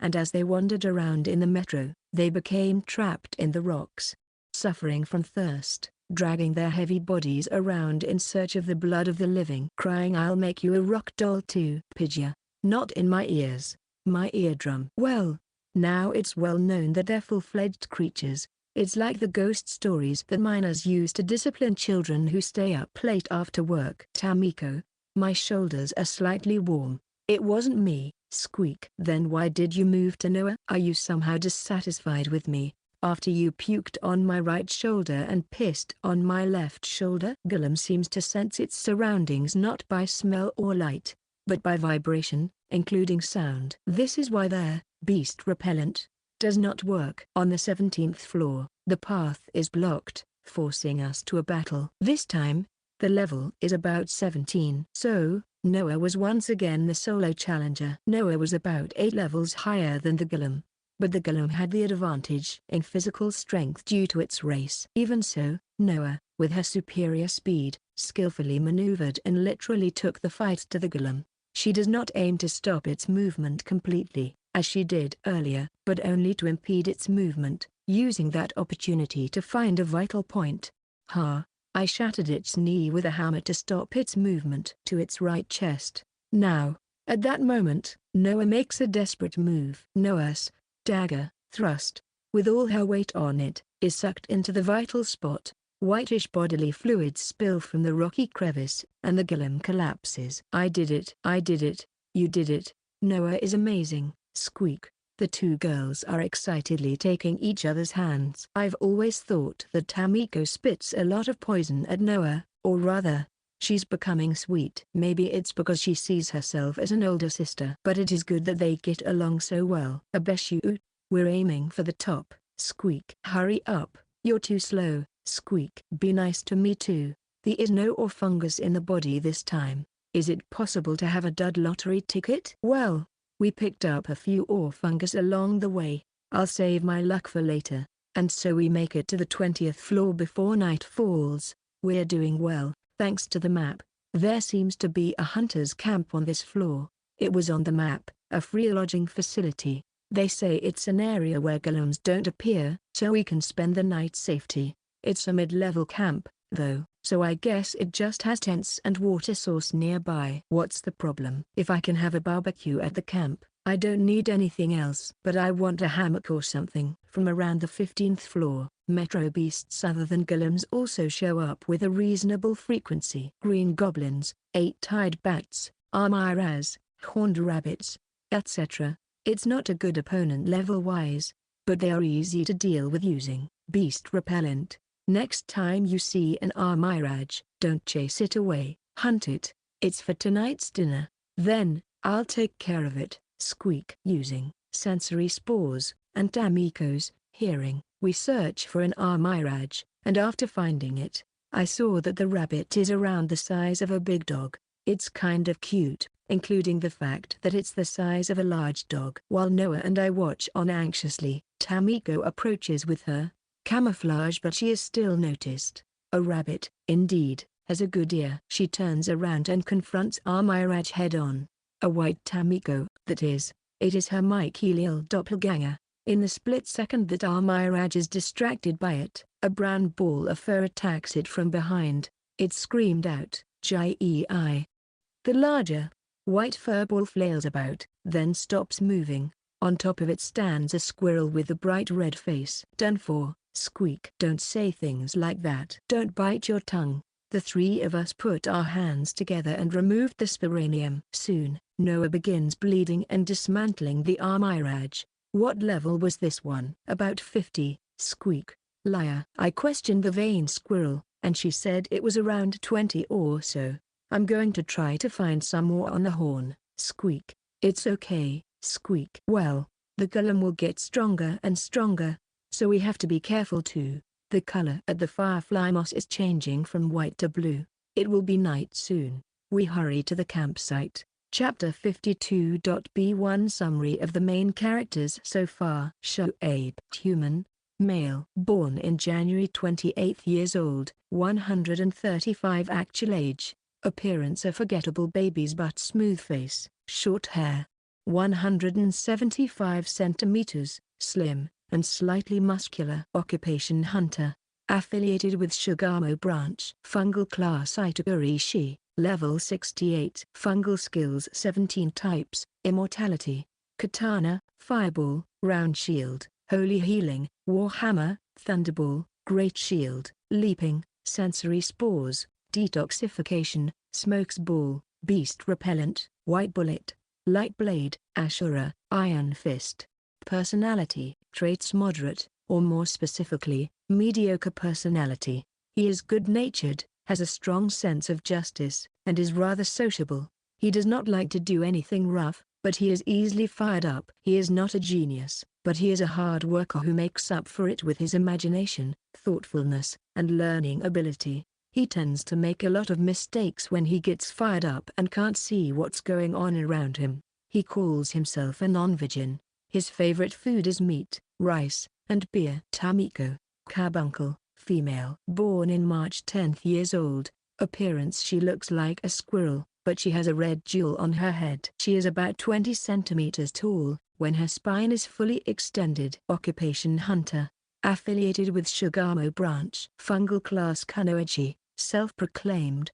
Level 40. Fungal skills 6 types, hearing, squirrel white armor, risk counter, hardened front teeth, camouflage, squirrel avatar. Personality, traits: the number 1 heroine. She ends with squeak. Her screams are Pidgey and Pidgey. Her traits are superior, buke, courage, vain, know-it-all, etc. But in general she is a good kid.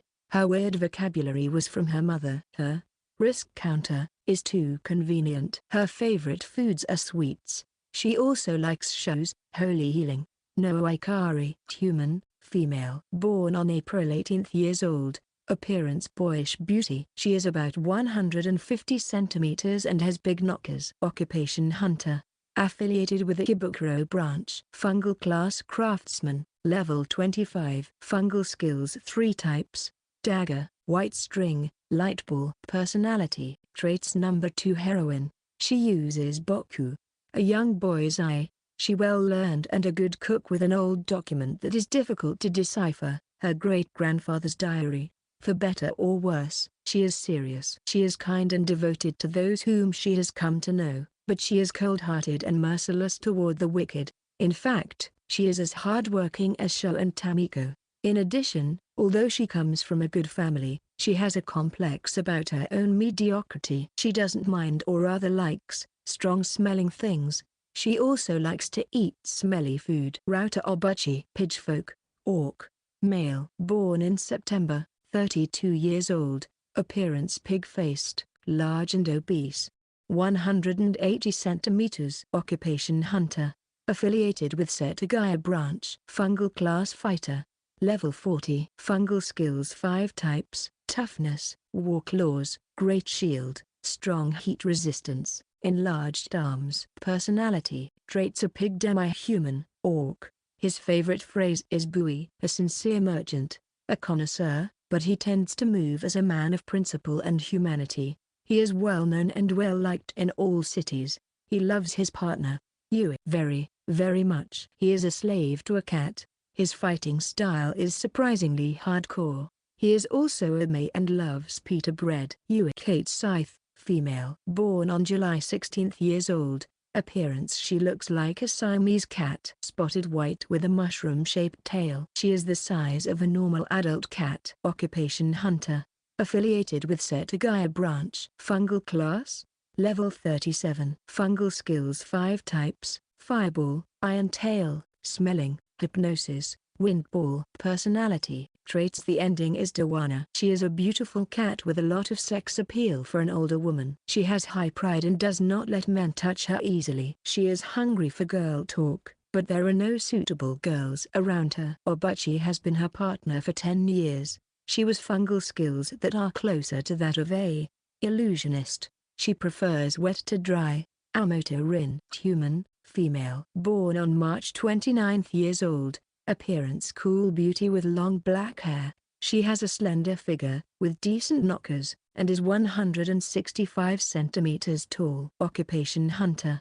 Affiliated with Shugamo branch. Guild representative, Yokozuna. Fungal class beast warrior. Level 52. Fungal skill 8 types, self-regeneration, Herculean strength, battle spear, instant response, healing, detoxification, barrier, berserker. Fungal ability, perseverance, decreases the amount of energy consumed by fungal skills. Personality, traits pompous. She is clumsy and makes a lot of mistakes when her emotions get the better of her. However, she is serious, competent, and well-liked because she takes good care of people. She is the type of leader who is supported by those around him. She is a yokozuna and loves kissing. She wants to be a squirrel slave. A beast warrior, a mix of healer and knight, a surprising all-rounder. She is a stubborn person who gnaws raw acorns. She was probably a holy knight before, but now she is a beast warrior. That is why she has knight instead of fighter. Uchi Ike, human, female. Born on January 28, years old. Appearance relaxing beauty with loose and fluffy hair. She's 156 centimeters and has moderately large breasts. Occupation guild employee. Affiliated with Shugamo branch. No quota. Fungal class healer.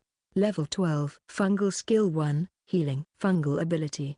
Mind's eye. Personality. Characteristics: she is an office worker who appears to be soft and easygoing, but is very serious about her work. She is a former free folk from Rikugi village. Because of her fungal class, she has had a rather difficult life. She is popular in and outside the office but has never been in a relationship. She has no experience in combat either. She was never trained. She has no experience as a referee, despite being asked to do so. Her favorite food is ostrich eggs. Shimoinagi Hiyo, human, male. Born in October, 51 years old. Appearance: a white-haired handsome guy with some stubble. 175 centimeters. Occupation hunter. Affiliated with Shugamo branch. Fungal class sniper. Level 68. Fungal skill. Fungal ability. Personality. Traits: the strongest hunter in Shugamo and one of the best in New Tokyo. His nickname is Shooting Willow, a cool and dandy kind uncle who takes good care of his juniors. He loves drinking and women. A talented man. Brother of Amoto's mother, Kinko. Carbuncle, Tamiko's mother. She was 35 years old. Katsuo Yuzui, human, hunter. Tamiko's mother's partner. He was 40 years old. Akio Kono, human, Shugamo merchant. 42 years old, ? Parasite. Unidentified. 0 years old. A parasite that somehow infests other creatures and continues to grow while changing hosts. It encountered Tamiko and Sha in Ootsuka Metro. They have been pursuing Tamiko and Sha, following them to the surface. They transformed their last host into a deformed creature that closely resembles that of a person who has demonic disease, and fights with Sha, but it was defeated. Their subsequent course of action is unknown at present. Chapter 52.B2 Summary of the setting so far. I hope this will help you understand the world and terminologies in my work. It will be moved to the beginning of the volume later. Tokyo Judgment, the layman's name for the two major disasters that occurred at the end of the Heisei era, Metro Flood, and superfungal contamination, Metro Flood. One of the major disasters that hit Tokyo. A mysterious mutating phenomenon occurred in the whole area of the Tokyo metropolitan lines. Through structural changes and growth, as well as loss and cessation, an underground labyrinth called the Metro has been constructed throughout Tokyo. The huge wall covering New Tokyo is also thought to be a structure created by the Metro. Superfungal contamination. One of the major disasters that hit Tokyo. The superfungal contamination phenomenon is said to have originated from the depths of the Metro. The contamination on the surface lasted for a decade, decomposing all of Tokyo's civilization and significantly reducing the population in Tokyo, which was trapped due to the Metro flood. New Tokyo, a new country, was born in the land of Tokyo, which was destroyed by the Tokyo Judgment. The Tokyo Metropolitan Government is the main governing organization, and each city and tribe are allowed to have its own autonomy. The head of the government is the governor of Tokyo, Itagurishi, who survived there. Tokyo Judgment, Metropolitan Government. The city houses the central government and other national institutions. It is located in Meguro. The headquarters of Hunters Guild and the Metropolitan Bank are also located in the Metropolitan Government. The mayor is also the governor of the city. Wall. A huge wall, 500 meters high, surrounds the perimeter of New Tokyo. It is believed to have been raised by the metro, but the material making it up is unknown. In New Tokyo, partly due to pressure from the church, interfering with the walls, not to mention climbing, even touching, and even getting close to them is a taboo. It is said that no one knows what is on the other side of the wall or the world outside of New Tokyo. At least, no aircraft traffic has been confirmed in the sky. People of Thread, the people of New Tokyo, a new species of humans who survived their Tokyo judgment. They have resistance to the super fungi, and about 10% of the population has the ability to manipulate mycelium in their bodies. In rare cases, demi-humans, humans with the characteristics of beasts, are also born. Free folk. Free folk are the unregistered people of Thread. They do not belong to any city or tribe but live individually or in villages. Metro. The countless labyrinths that spread beneath the New Tokyo. The interior is infested with mycelium and metro beasts, which hold a variety of valuable resources. The water supply, sewage system, and hot springs that use these resources support the civilization of New Tokyo. Metro beast. Metro beast is a general term for beasts that inhabit the entire New Tokyo area and the metros, excluding small animals, insects, and other helpless and harmless creatures. They are said to have emerged from the depths of the metro after the flood, or those existing animals were mutated by the super fungi, but the truth has yet to be determined. Like humans, some have the concept of levels and use fungal skills. The mature individuals that have repeatedly preyed for many years are considered to be evolved versions of the existing species. Magic beast. A general term for beasts that speak human languages. Some species are as intelligent as human beings and communicate with the people of Threads. Like humans, there are many individuals with fungal skills like carbuncles and Decisive that appear in works of fiction. Mycelial plant. Plant-like organisms inhabiting the entire New Tokyo area and inside the metro. Like metro beasts, their origin is still unknown. They reproduce by spores. Some species are photosynthetic, while others are like basic fungi that decompose organic matter. They are an important resource that supports the civilization of New Tokyo. Tribe territory. A feudal territory ruled by a powerful Itagurishi. In the old days, the number of tribe territories has been reduced through conflicts and the Demon War, and now there are 8 remaining tribe territories. Existing Ikebukuro, Senju, Kamad, Akubane, Nerima, Setagaya, Shinagawa, Sujinami, destroyed Shinjuku, Shibuya, Akasaka, Gotanda, etc. Metro Church, a religious group that regards the metro as sacred and believes in the god of Threads. They are an absolute authority in New Tokyo along with the Tokyo Metropolitan Government. The headquarters is located in Akihabara. They believe that their Tokyo judgment is divine retribution for the environmental destruction of the ancient civilization, and advocate harmony, symbiosis, with the metro, protection and preservation of the natural environment, and warning against the development of civilization that goes beyond the bounds of what is acceptable. The founder is an Itagurishi. Fungal power, fungal skill, fungal ability. Fungal power, or level, is a numerical indicator of the strength and growth of the mycelium in the body. It is commonly referred to as level, because it is confused with physical strength. Experience is accumulated by ingesting the sporangium of metro beasts, and when the threshold is exceeded, the level increases. The signal is the tingling of the body. Fungal skill, or skill, is the ability to manipulate the mycelium in the body to produce various effects. The number of skills that can be acquired depends on the individual's qualities. The signal for learning is the warmth in the back. Fungal ability, or ability, only a few people can acquire this special ability, and only one person can acquire it. It is difficult to distinguish from fungal skills, but it is said that it mainly appears as buff and passive effects. The signal for acquiring it is butterflies in the stomach. Fungal class, also called the class, the ability to learn systems of fungal skills. There are 6 types of basic fungal classes and 5 types of high-rank fungal classes. The high-rank fungal class is a hybrid of the basic fungal class and other fungal classes, and the maximum level and the number of fungal skills that can be learned are higher than those of the basic fungal class.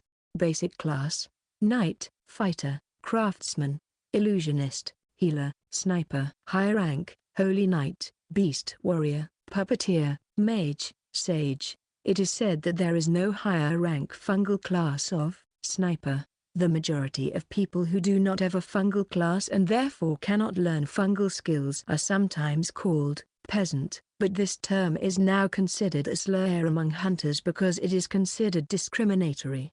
Itagurishi/Threadweaver, legendary fungal class. They possess immortality, which combines super regeneration and ageless, and there is no limit to the fungal abilities that they can acquire. After the Tokyo Judgment, 12 Itagurishi was born, and they eventually became the heroes of the founding of the 12 tribes during the beginning of the new era. After that, no other Itagurishi emerged.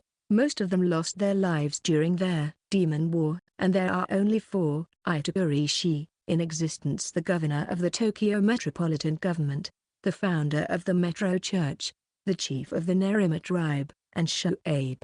Hunters Guild, a group of adventurers who make their living by exploring the metro. Only individuals with fungal class can become a guild member. It is an organization that manages those people. The founder is in Itagurishi. The headquarters is located in the Tokyo Metropolitan Government, with branches in each city and tribe territory. The minimum age requirement to register as a member is 15 years old and level 10 or above, and the screening process is somewhat rigorous since it is possible to obtain a family registry in the area to which you belong.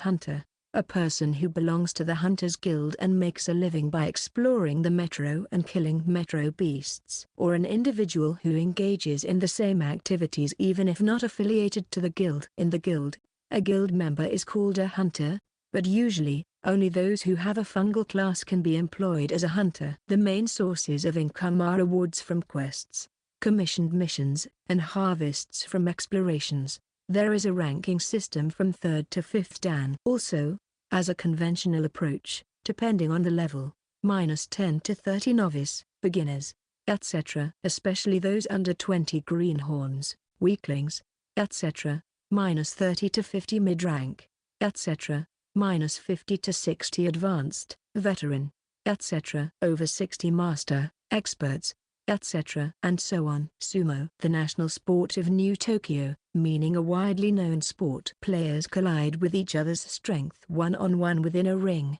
and the winner is determined by whether they push the enemy on their knees or push them out of the ring.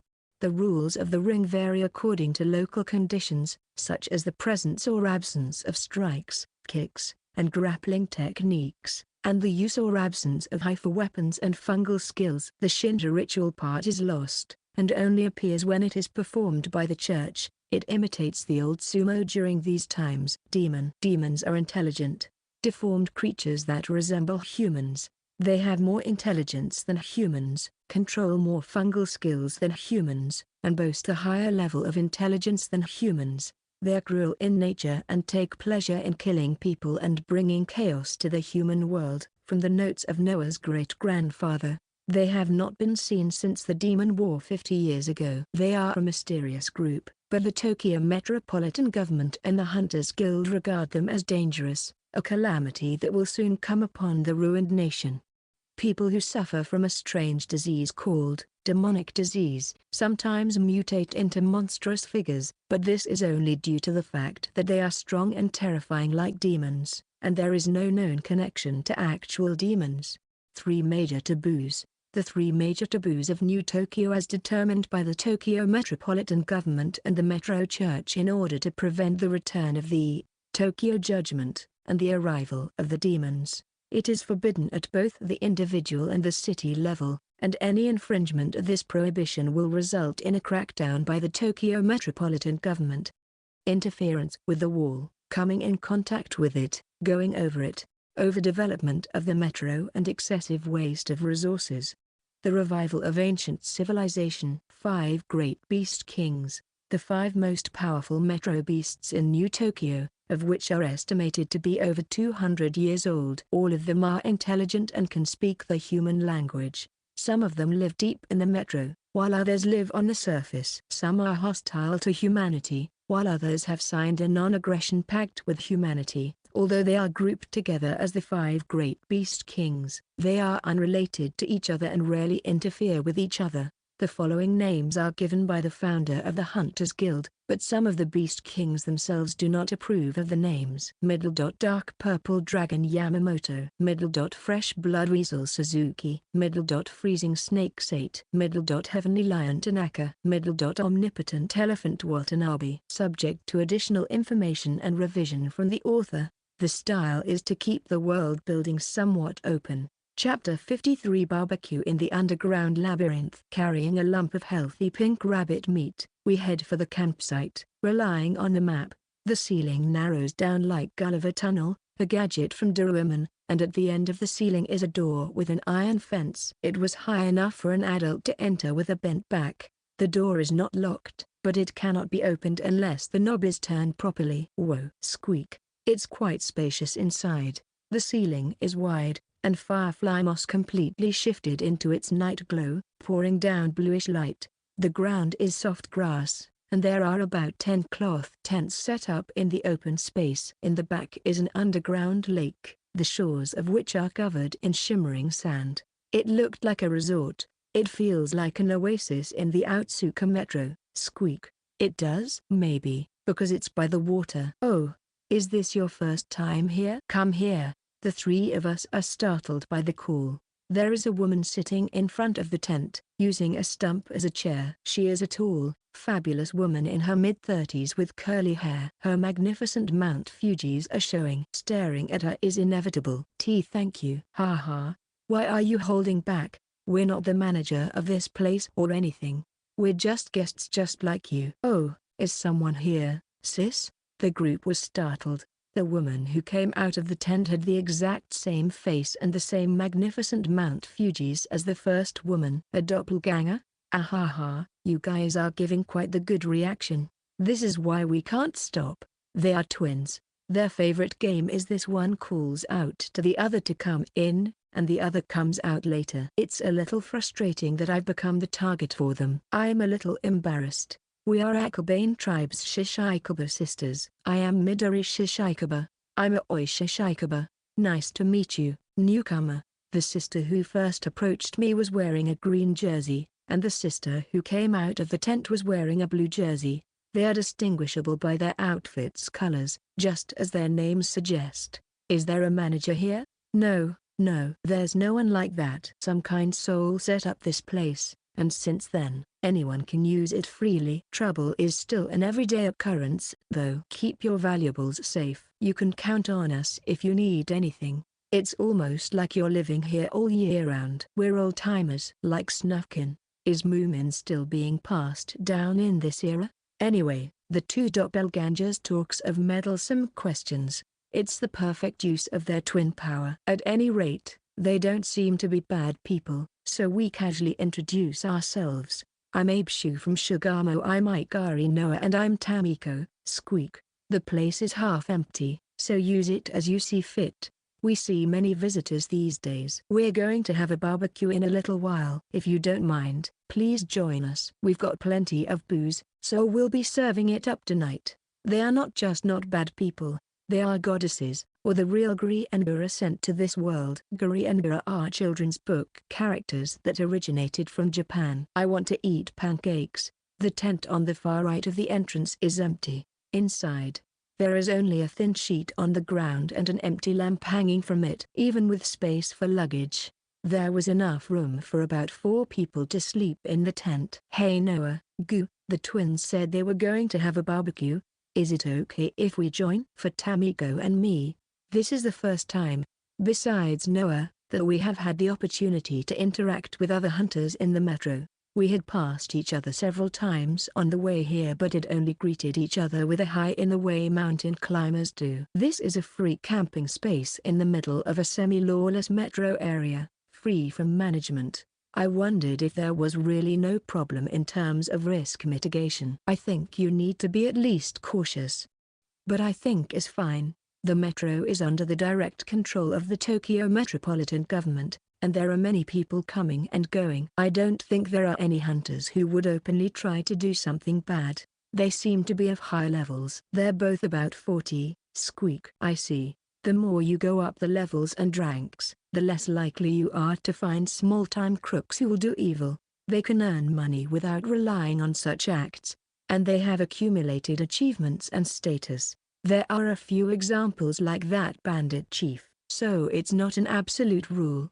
They certainly don't seem to be bad people, and it's a rare opportunity to meet with a senior member. Shasan, I see beer written in your eyes. What a bad adult, squeak. The loud metallic clangs echoed outside the tent. Everybody, gather around. Let the barbecue begin. It's Gritagura, or Midori and Aoi. So all of us leave the tent to join in the fun. Hi ho ho. 7 individuals are gathered on the shore of the underground lake at the far side of the tent. Midori and Aoi, a young male and female duo, a duo of uncles and a handsome man with red hair standing there alone. 10 people. Isn't that a lively group? Actually, there is one more person. We invited them, but they didn't want to. So, they're a lone wolf, huh? Literally. Noah twitched at the edge of my gaze, just for a brief moment. A table is set with cups made of carved stone. Stone boxes and firewood are set up for the fire. Vegetables, mushrooms, mysterious meat, and fish with strange tentacles are grilled on skewers. The twins quickly process and skew the armyraj meat that Noah brought with us. Tamiko, this is a real barbecue, an absolute sumptuous feast, squeak. We had done a lot of fake barbecue at Ootsuka Metro, but this one was on a whole new dimension. The fire crackled and flared just right.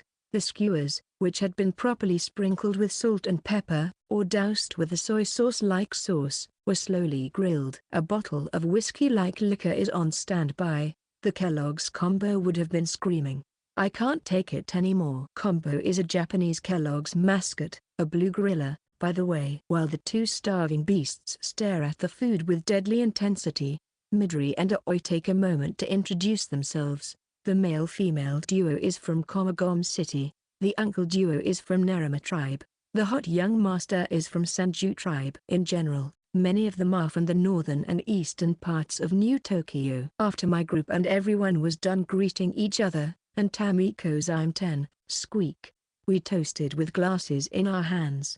The toast is led by the twins hosting the party. Yeah, fucking bastards. This is the last paradise in hell.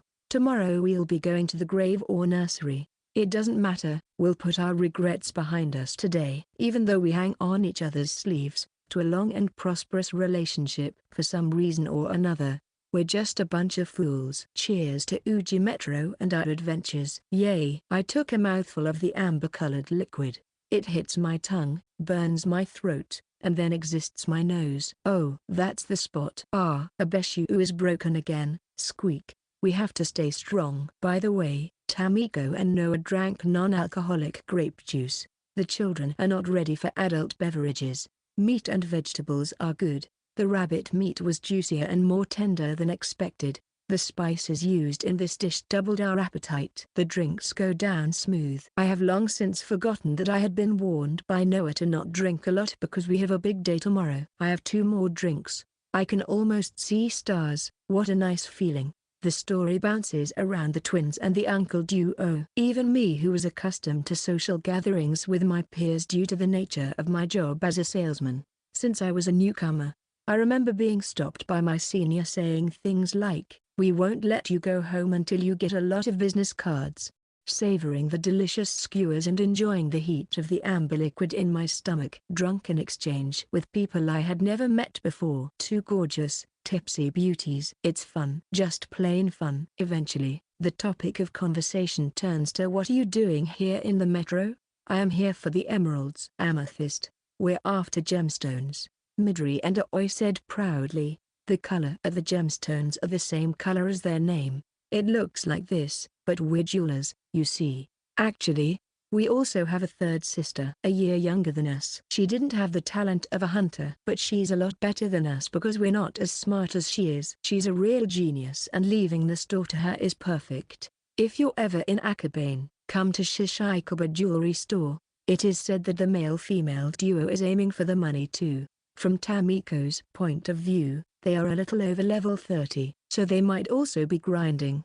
However, keep what you're doing in private. The uncle is aiming for some gold. It seems that it is close to their own golden wedding anniversary, so it's literally for gold rings. What a happy marriage. Even if I don't say anything, I can't get out of the house much. Just by going for a walk, I get yelled at. Hey, old man, you're going out again. Then, I'll just kick off saying don't get in the way.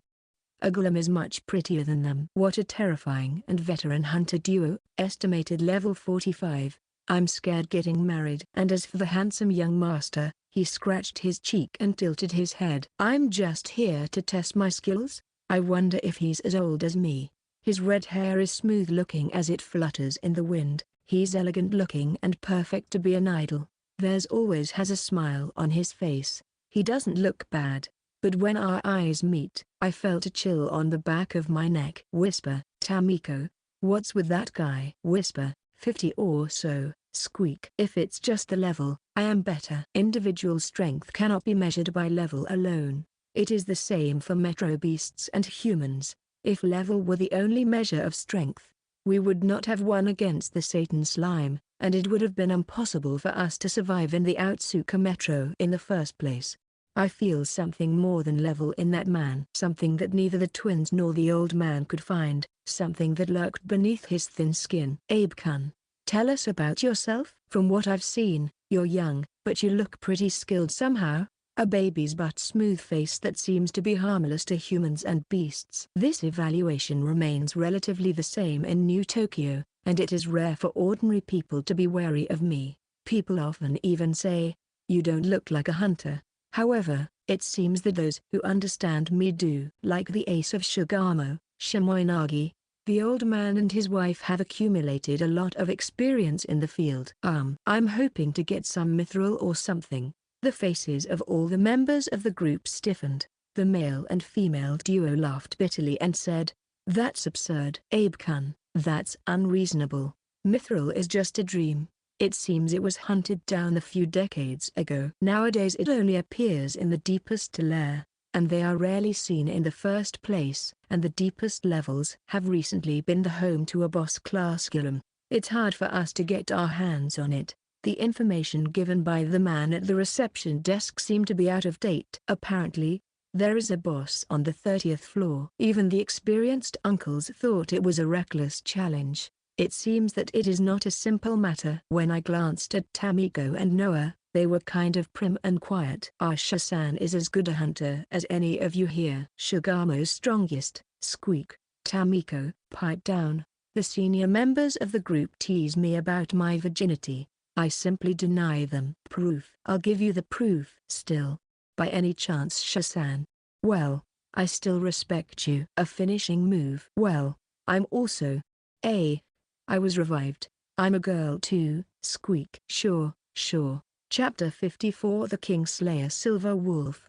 The feast continues, and the twins tell an old story. We've been coming here for more than 10 years now. Back then, the elevator for hunters had just been built.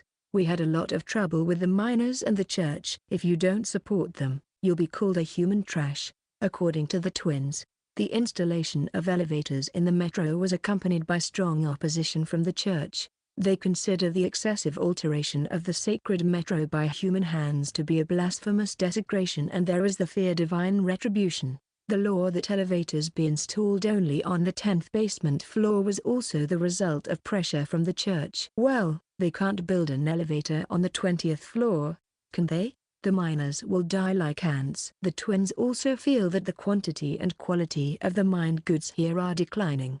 Thanks to that, the number of hunters coming and going has clearly decreased compared to the past, but there are still as many miners as ever, though their income is probably lower. In the old days, even the youngest children were sent out. They'd bring even orphan children. They'd send them out to work in construction or hunt gillums. Nowadays, though, with all the human rights stuff, that's all gone. There was once a case of a gillum kidnapping a child. The first to open his mouth was one of the two uncles. It was about 20 years ago. An orphan disappeared in the metro. and miners and hunters all went out looking for them. But it was hard to find them. They were either eaten by beasts or ran away because they couldn't stand their master's actions. But a week later, I remember, they were found. They were alive, right here in the metro. There was a gillum beside them. It was a mature beast that shouldn't have been found in the shallow floors. We were there, too, and it was really strong. The hunters formed a party and took it on. They finally managed to kill it and protect the child, despite the damage it had caused. The child was as weak as a fragile dragonfly and so traumatized that they couldn't speak. If we had been a few days later, they would not have survived. Why did the gillum kidnap them? His lips were pressed tight. The child must have run away of their own volition. But the gillum found them and imprisoned them. Sometimes they do that. Sometimes they kidnap people and lock them up in their secret lair so they can secretly enjoy them later. Are you serious? Squeakiously. Gillum wine cellars. Hundreds of sacrifices. That's horrifying. Speaking of liquor, the other day my lovely wife found out about mine and confiscated it. Without warning. I'm sorry to hear that. But your wife's eyes can't reach deep enough underground. I'm going to have some fun today. The topic changed because of their wives, but I heard a terrible story, a true ghost story, 100 Tales of the Metro. Tamiko is anxiously holding her tail. I wondered if she will be able to go to the bathroom alone tonight. I'll have no choice but to go with her. Soon after, the feast is over. It seems that they have work to do, so they didn't go deep into it. We all cleaned up, brushed our teeth at the watering hole. A hunter's teeth is his life, and returned to our tents after saying goodnight to each other. Tomorrow, we will go down to the 25th floor for the time being. Yes. But it's a little late for that now. I thought that Shasan would be fine, so I light-heartedly suggested Uchi. But after all that, Shasan's burden became quite heavy. Well, I'm master level even if I'm like this. Also, I really want a mithril weapon. I understand Noah's concerns. I had the same thoughts. The kind of life where unfounded bravery morphs adventures into reckless jumps. There is a need for balance, and the only way to acquire that sense is through experience. Well, if it is too hard even on the 25th floor, we would withdraw quickly. If we can afford it, we should try going down a little at a time. I understand. However, no recklessness is absolutely prohibited. If Shasan is not allowed to be reckless, no matter what happens. Tone down your enthusiasm, okay? I understand that very well. Tamiko is fine with that too, right? Tamiko is holding her crotch and was fidgeting. I want to go to the toilet. Squeak. Come with me, Squeak. Sure. I'll go with you. I also need to unload. I don't think it's something bad. The toilets at the campground were made of a hole in a rock wall with a wooden door in it. Instead of a toilet bowl, there was a hole in the ground, and around the hole was a large number of mycelial plants. In short, it is a decomposing toilet. Below is dry sand, and there is a hand-washing area with water seeping out of the rock wall.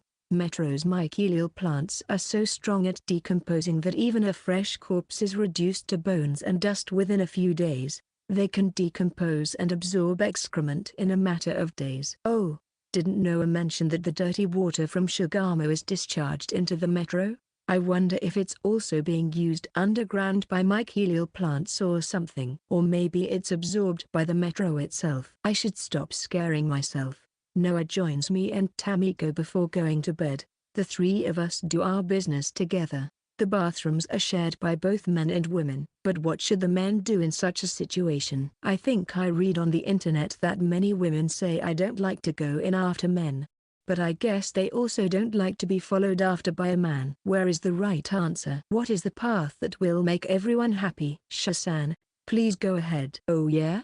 Okay. Is this the world's answer? As I was about to put my hand on the doorknob, the door opened from the other side. I jumped back in a panic as I was about to collide with it.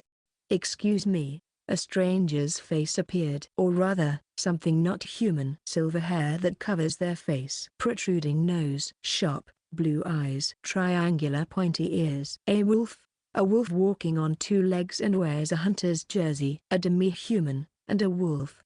However, they are clearly different from Obuchi, who is also a demi-human. Unlike Obuchi, whose facial features are mixed with human. The person in front of me is completely wolf-like from the neck up.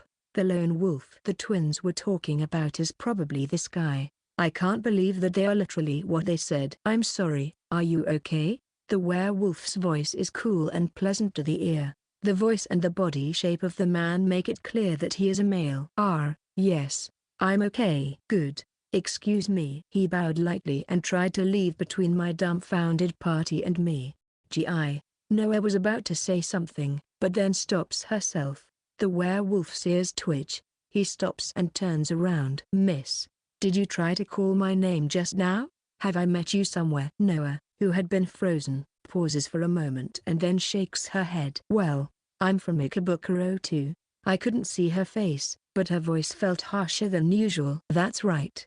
I'm sorry. As expected, it will be found out by someone from the same hometown. I have given false names to others. Please keep this to yourself. I don't want any trouble. The wolf smiled dryly and scratched the back of his ear. He bends down and brings his face closer to Noah. Miss, what's your name? Ikari Noah. Ikari Noah. I think I've seen you somewhere before. Well, but with such a lovely young lady, I'm sure I would have never forgotten you. The werewolf approaches her and takes her hand. He lets his canine pointy mouth lightly touch the back of her hand. Hey. Noah brushes his hand away before I can say anything. The werewolf smiles and shows her his paw. My bad. I'm not good with bold women, so I've been avoiding the feast. I should have joined if I knew there was a beautiful girl like you. How about we spend the night in my tent, reminiscing about our hometown? With you, we can have the most exhilarating morning howl in a long time. Hey. I slide between the two. I'm sorry, she's with me. I hide Noah behind my back and glared at the werewolf. Then I realized, yep, no matter how I look at it, it's jealousy. I have a guardian position, so they are someone that has to be protected. I don't have time to lie to myself. I recognize it, and in just a second, I reopen it. What am I jealous of? The werewolf pulls his face away and straightens his back. He is at least 10 centimeters taller than me. Maybe he's 190. Oh, I'm sorry. When I see a nice woman, I get tunnel vision. After all, I'm a wolf. He holds out his hand to me. Uchi. I belong to Ikebukuro tribe. I am Abe Shuu from Shugamo. He has 5 hairy fingers that are all in perfect alignment, and his paw pads are surprisingly soft. I forgot about the antipathy I had the first time I saw him, and I was just a little bit surprised. I'm Tamiko. Squeak. Oh, there's a cute young lady here too. I'm sorry for not noticing you too late. He also shook hands with Tamiko, who was sitting on my shoulder. I'd like to have a few more conversations with the young ladies, but this place is lacking sexiness. Or rather, I'm sorry to keep you. My tent is over there. Cute girls are always welcome.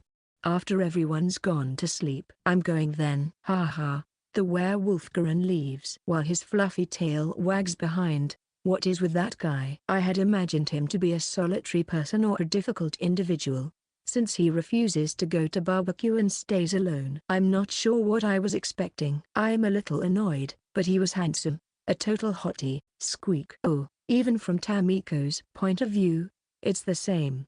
Mofu is Squeak. I see. Even I would have liked to have been able to fluff him if I had met him in a different way. It's my first time seeing him. Squeak. But is he really human? You see, he's level 70. Squeak. Really? I was quite shocked. There's no doubt why he has such self-confidence, since he is both handsome and a smooth-talking pickup artist.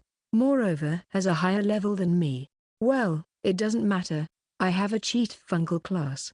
My strength and number of fungal skills are second to none. I have a good future. Hey, why am I trying to compete with him? Against a random guy who just popped out. He's the Kingslayer Silver Wolf. I refocused and Noah continues with a downcast look. A werewolf, a wolf demi-human, and the most famous hunter in the Ikebukuro tribe. He was one of the key players in the civil war 8 years ago that killed the chief and made the coup d'etat succeed. So he's really some big shot, huh? He was friendly, light-hearted, and not in a very big shot kind of way. Doesn't that make him a criminal?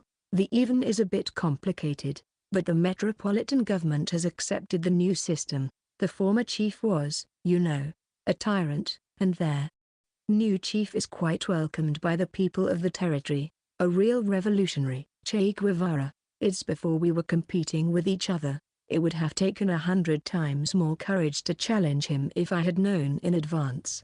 The story is that Garen is the sword of the current Ikebukuro chief and also serves as the chief of the King's Guard. Why is that guy here? Noah clenches her jaw. I can hear her molars grinding. Her shoulders are trembling slightly. That guy. Did something happen? Noah, raising her face and shaking her head. She still doesn't make eye contact. Well, I don't care. Because of the circumstances. There are quite a few opponents of the current system even in Ikebukuro. I'm also one of them. I see. Really? Even if I am curious, I won't say continue. I felt like if I asked more, they wouldn't even answer. Abe Shuu, squeaking. Tamiko was holding her crotch and squirming. Go to the bathroom. I might squeak if I move. Okay, move to my hand gently. Okay, I'm going slowly. Hang in there.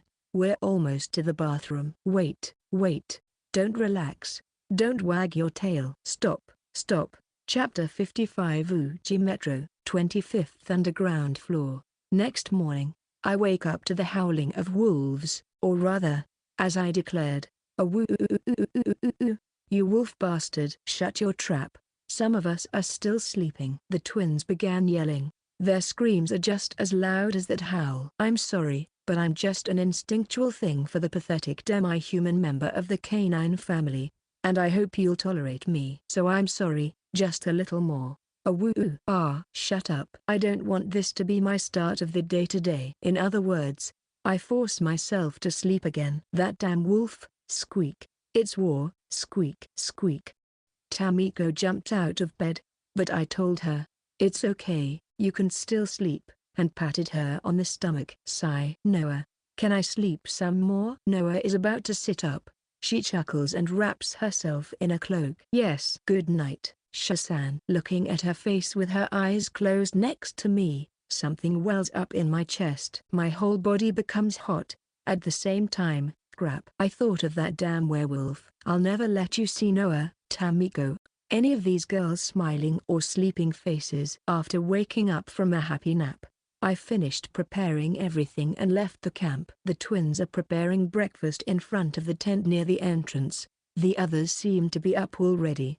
We might see each other again if you head downstairs. Be careful, it's going to get dangerous from here on out. True to the twins' advice, the level of metro beasts that appear from the 21st floor has jumped. The gillums are over level 30. And the other metro beasts are around 25. We are now in the territory where it is too risky to let Noah and Tamiko fight alone. So basically, I'm going to deal with them head on and let the two of them provide support. But precious metals and jewelry don't appear at all. The only things you can pick up or find inside the gillum are the common terrare or fungus of iron, copper, lead, and so on, which we've hunted many times past the 10th floor.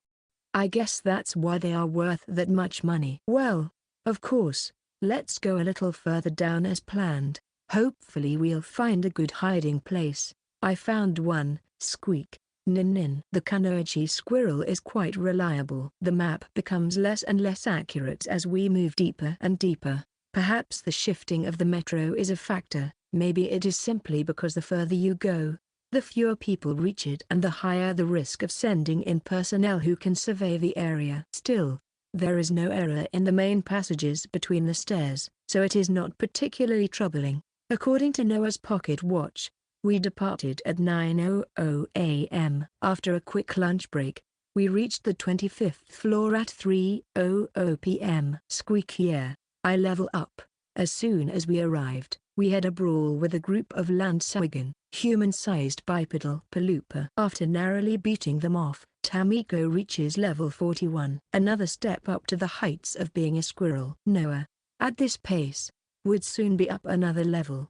As for me, I am very happy to see the improvement of my companions, but at the same time, I am envious of them. It's been a month since the boss slime fight. I've been away from the physical pounding for a while now. I miss that slightly unpleasant feeling that comes out of nowhere. I'm the type of person who doesn't mind grinding in games. Although I was not able to enjoy the life experience in Ootsuka Metro, it was impossible not to be happy to see my blood-soaked efforts literally appear in the form of tangible results. How could I not be happy? I learned this in an economics class. Japan crawled up from the bottom after the war, achieved rapid economic growth, and became one of the world's leading economic powers. Although the subsequent Heisei era should have been better off in terms of material resources, the level of happiness among the people was much higher in the mid to late Showa era. People are creatures that find happiness in being able to look forward. I want to go to near the deepest level and level up while collecting materials. That would be a good opportunity for me. Incidentally, the reason why I was becoming even more impatient was that I was more frustrated than I thought knowing the werewolf has a higher level than me. But I am not admitting anything. We wandered around the 25th floor, looking for small holes where we could hide ourselves. Soon after, we found a small room with empty bottles and blankets. Someone must have been sleeping here. By the doorway, barely wide enough for one adult to pass through, there was a wooden board like a cover on it. It looks like a place where you might run into other people. That's right. What do you want to do? Do you want to find another place? Well, it's okay as long as they don't have trouble sharing a table, right? I think it would go well with the members who had barbecue at the campsite. Of course, we still have to be careful. There is more than one route from stairway to stairway. The map does not show the curves and steepness of the road, or how often metro beasts appear. Even if it looks like the shortest route on the route, it is likely that there will often be a shorter path. This is probably the reason why we did not run into the twins, the uncles group, or any other group that is business further down the road.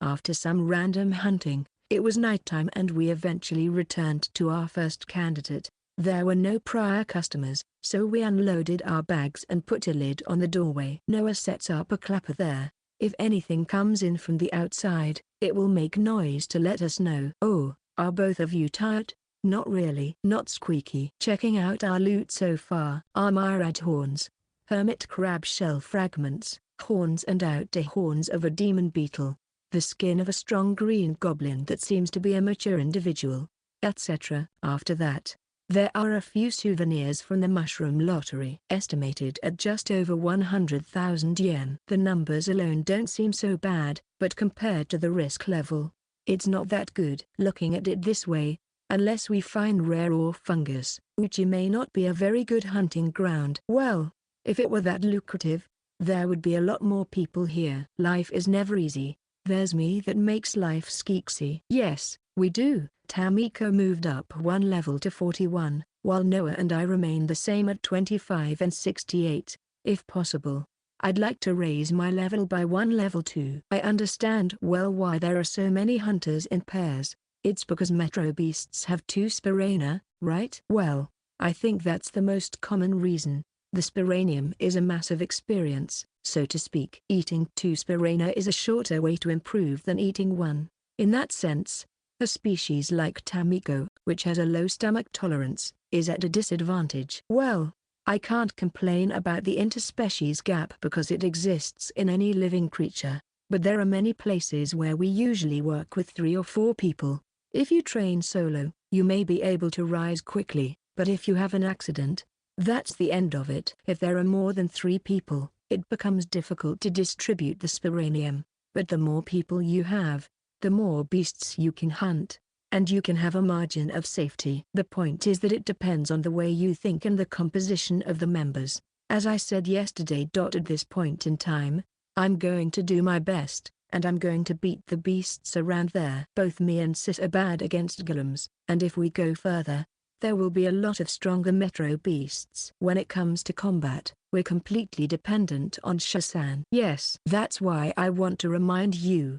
If Shasan feels like he is in trouble, we will immediately withdraw. Please do not overdo it. I know. I promised to not get carried away. The next day, get fucked. The first one died from a warhammer, covered with a light blade, smashes through the gillum's chest. That's it. The second one died from a katana, clad in light blade.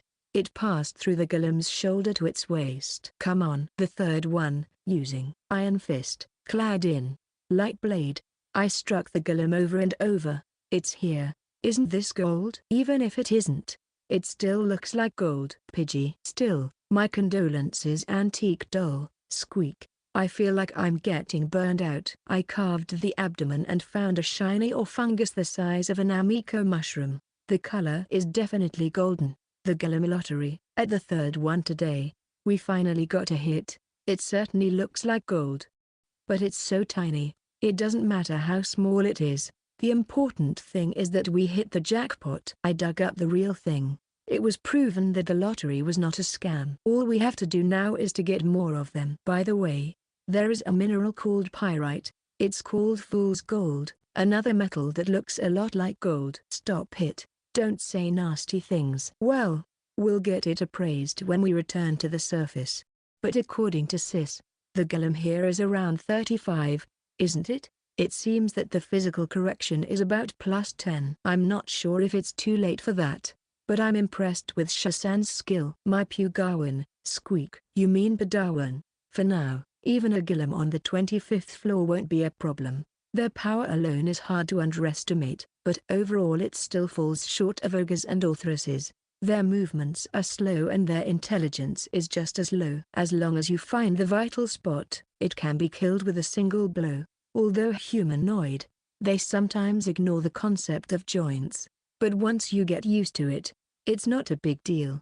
At this rate, it shouldn't be a problem to go down a little more. Let's try a little more tomorrow. The next day, the level of Noah increased when we defeated the second prey. When the fourth one is defeated, Noah learns a new fungal skill. My bad.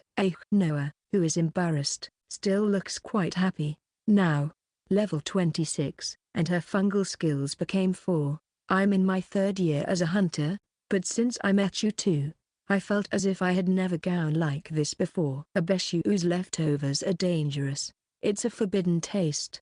We are the leftover sisters. Squeak. I am honored to be of service, but don't get too proud of that. Then we got 1 large gold and 1 silver ore fungus, and a few translucent ore fungus that looked like jewels. Noah sees them as ordinary gems, not parasites, but I have a feeling we're getting a little closer to what we're looking for. However, it is still frustrating that I am lagging behind the two of them in leveling up. Moreover, Noah's new fungal skill seems to be easy to use, and I envy her even more. Yeah, I got a good ability. I love the fungal skills lottery. Noah jumps for joy. I smile and stare at her as he dances. Noah's 4th fungal skill, Sticky Thread, has the ability to produce sticky hyphae. Like the red and blue wearing spider-like man, it can also be shot out in a radial pattern, but the range seems to be short, only about 3 to 5 meters. Even so, it can be used to directly block an opponent's movement or as a trap,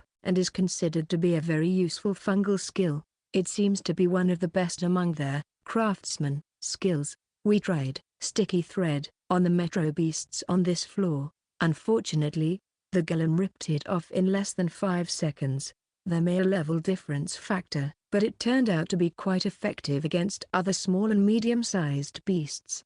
With something like this, it seems like it will be of great help against small fries. That's great. Now I can focus myself on fighting gillums. If they can get 2 or 3 good hits, she can almost neutralize the opponent. After trying it out several times in actual combat, Noah quickly developed a feel for shooting and she improved her coordination with Tamiko.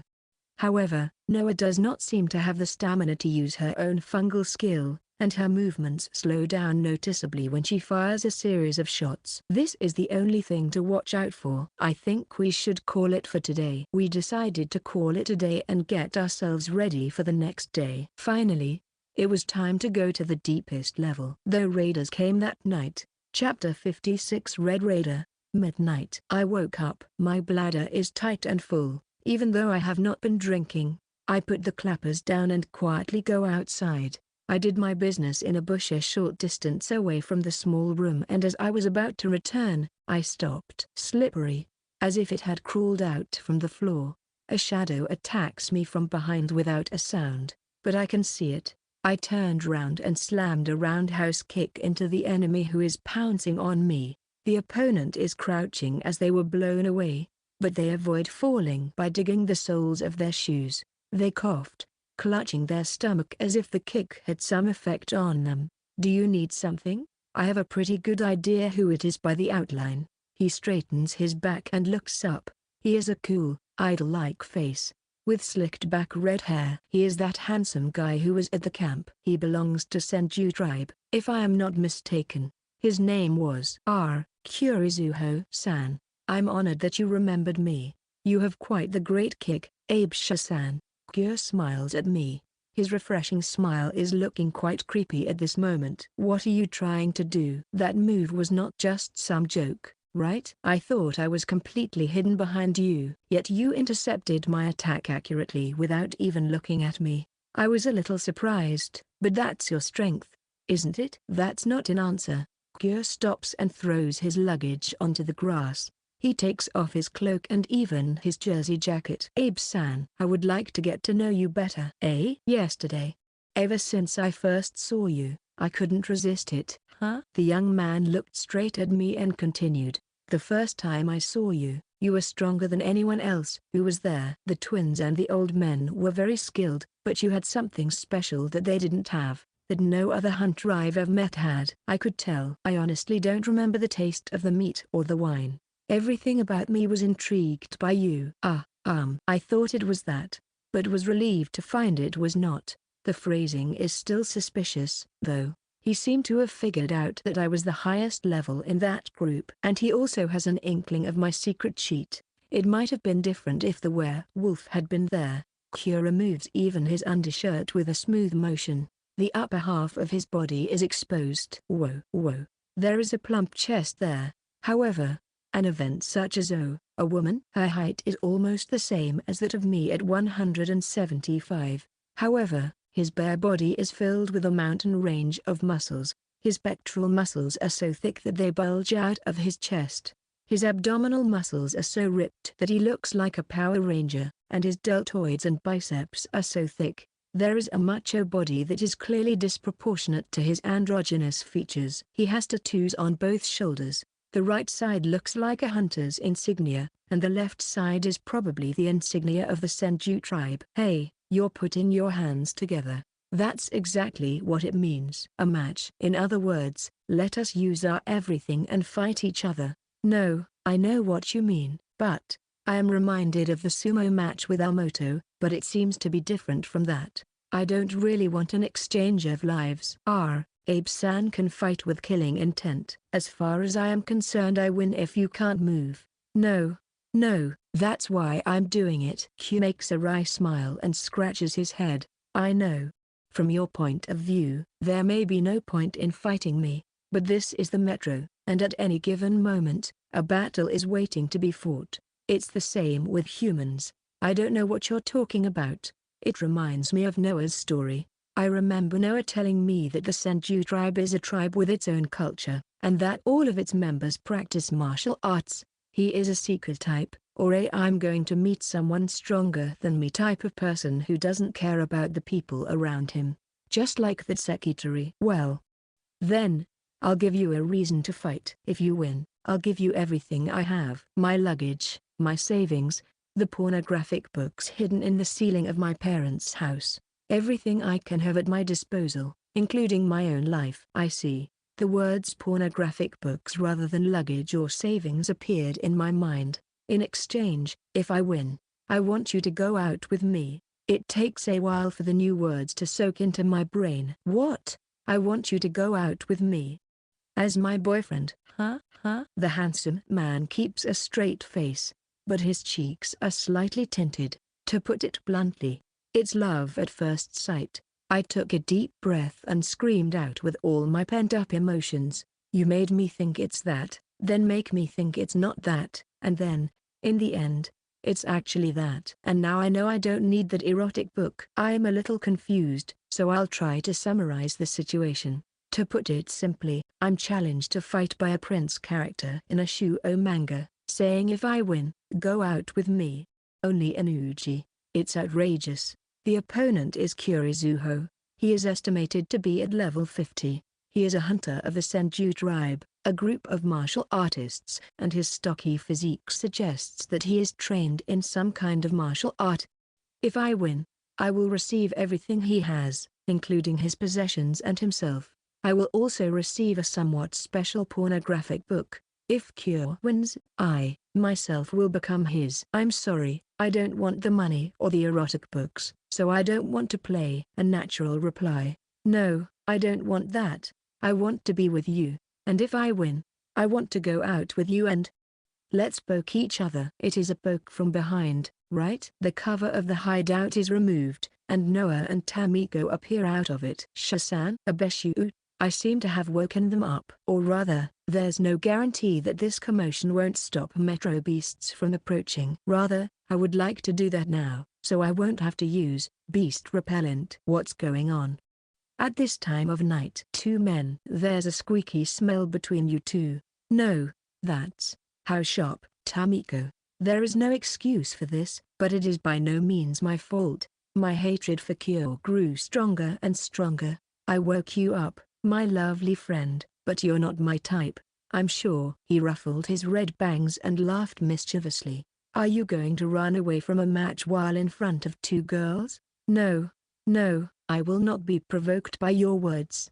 The moment you turn your back, I'm going to attack you again. What do you think? How far can you run? At a loss of objections, I could just scratch my head. It's useless to say anything to people who don't see reason. Ugh.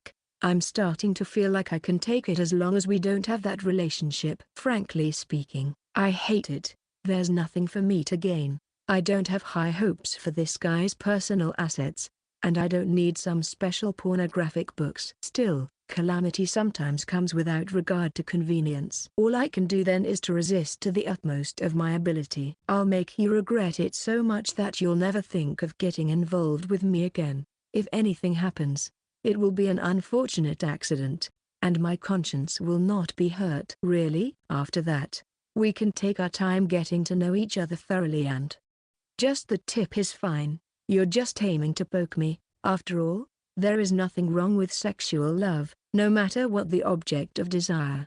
The heart and loving are free. Anyway, you mister, I'm afraid, are quite the pervert. Shasan. What's going on? Abe Shuu. I'm kind of squeaked of that guy. The women's gazes were painful. I don't know what it is, but I'm going to fight this guy. Just in case, if I lose. Close the door over there and cover your ears. Both of them still have floating above their heads, but I moved my gaze and prepared for battle. I'll win, 100%. I usually don't say strong lines like this, but I'm declaring it along with my wish. Kyo's appearance suddenly changed. An ecstatic smile is plastered over his face, and he clutches his arms as if to embrace himself. Then, with a jerk, he spreads his arms and looks up at the ceiling. I am overflowing. Red and blue curves appear on his white skin like tattoos running all over his body. Shasan, that's Herculean strength, and instant response. Be careful. I see. This is the mark of using buffing fungus ability. According to the illustrated book, Herculean strength increases muscle strength, and instant response increases reaction speed. I had already experienced its effectiveness when I was in Amoto. If this is the case, there is a high possibility that he is a knight, or a fighter. Even if it was a high-rank fungal class from a different lineage, it was clear that he wanted to get up close and personal. Oh, my god, what a pain in the ass. This guy is unstoppable. There is no other way but to fight. There is no other way but to win. Even if you die, no hard feelings. I harden my resolve to protect myself, my future and dignity. I tighten my bottom. Chapter 57. The Monster of the Sanju Tribe. Here's a battle I should never lose. Kyo said he didn't intend to take my life. I don't know how much I believe him, but at least that restriction doesn't apply to me. I'm sorry, but I'm going to try to kill you. There should be no laws when dueling in New Tokyo, but I recall there a code that would bind private fights between hunters. Sumo seems to be in sports. Nevertheless, it was the other side that set it up. Even if I should have killed him, it would have been in self-defense. I can proudly say that my butt is more important than this pervert's life. Of course, can I call you Shakan? Stop it. Stop the psychological attacks. Q bends down and puts forward an opened hand. It's kind of like a wrestling stance. Aren't you going to bring out Haifa weapons? I don't have one. I'm a fighter, and at level 50 I have mostly buffs. You don't have to believe me, though. No way. Are you going to come in unarmed? No matter how much you call yourself a martial artist, I feel like that would be reckless. I belong to the Senju tribe, Kurizuho. I'll be poking you later. Shugama's Shou Abe. Holy Knight. Level 68. I glared at him. I hope this terrifies him and he backs down. But the glint in his eyes growing stronger says something else. I can't believe this, but I wish it is true. This is unbearable. It made the pervert even more excited. Are you some bush snake? So without hesitation I summon my warhammer. It's not like I am taking the unarmed declaration as gospel, but I kept my left hand free based on my experience in interpersonal battles. If I wanted to take all possible precautions, I should probably use Ashura as well, but if possible, I don't want others to see it. It is the last and final trick. I'll make one more declaration. I will not use any striking attacks. So, Kyo's feet stomped on the gravel, the lowered posture, the expression on his face, the reddish-blue speckled markings on his body, all suggest the intimidation of a beast on the verge of pouncing on its prey. Grinning, Kyo laughs. It's time to fight. As soon as he finishes, Kyo accelerates from the first step like a bullet and charges lower and lower. Yeah, but I was able to react. I swing down there, warhammer, a direct hit to the head. I might have killed him. But then, Kyo dodges it with only a few millimeters between the two of them. Wah! There, warhammer, hits the ground.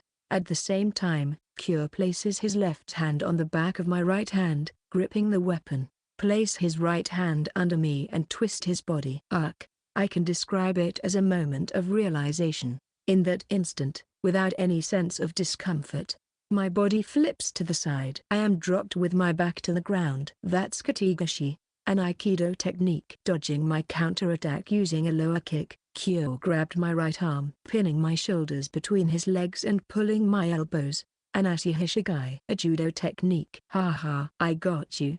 Just before I am locked, I hit his knee with Iron Fist, with my left hand.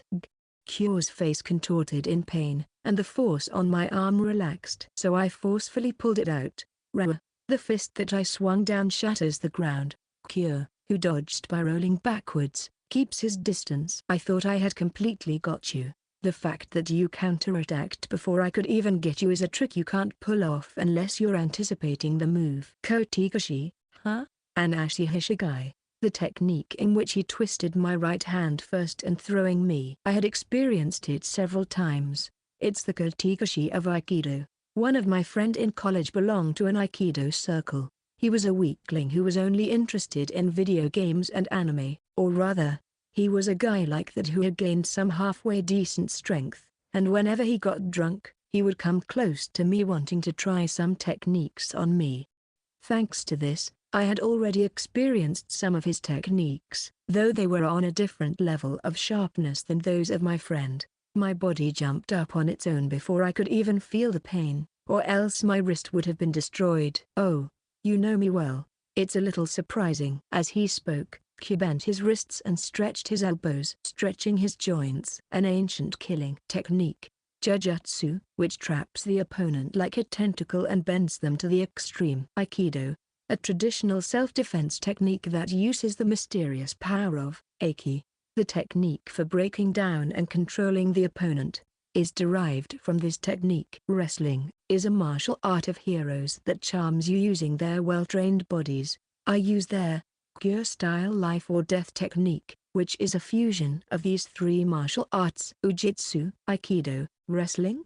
Is that really wrestling? If this was mixed martial arts, he would be a grappler. All of these techniques have long since fallen into disuse even among Senju, and are only found in a few documents. They have been considered useless against metro beasts. The way you just got out of it. It's almost impossible for any other hunter to handle it. So I'm afraid you're in for a treat. I'm not happy to be praised, but I'm glad I was able to react quickly. Otherwise, my right elbow would have been shattered. As I said, I don't use strikes. I pursue hunting only by throwing, grappling and finishing. That is my pride as a submission master. Kyo licked his lips and crouched down again. And now I realized another horrifying fact. A chill spread from my body. So, let's start over. The nightmarish fact that I would have to deal with a nightmarish very honest to his desire enemy, who will attack me endlessly, seeking only a close contact attack. I took off my jersey jacket. Underneath, I am wearing only a tank top with the back open. Oh? Are you becoming serious too? That's what makes this so worthwhile. This definitely means something else, right? I am confident that I can win even if we go head to head. The experience of fighting people over level 50 in quick succession after coming out to the surface is huge. Still, there is no need to force myself into the opponent's range. Or rather, I don't want to get close. It is easier mentally to cut him down from a long distance. If the opponent wants to get very close, it is always better to fight by pushing him away. Do I mainly use Fireball or Thunderball?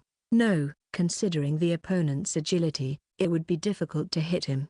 He probably has a lot of experience in that kind of combat. Then, maybe, White Bullet? No, I am not accurate enough to aim at an opponent with that speed.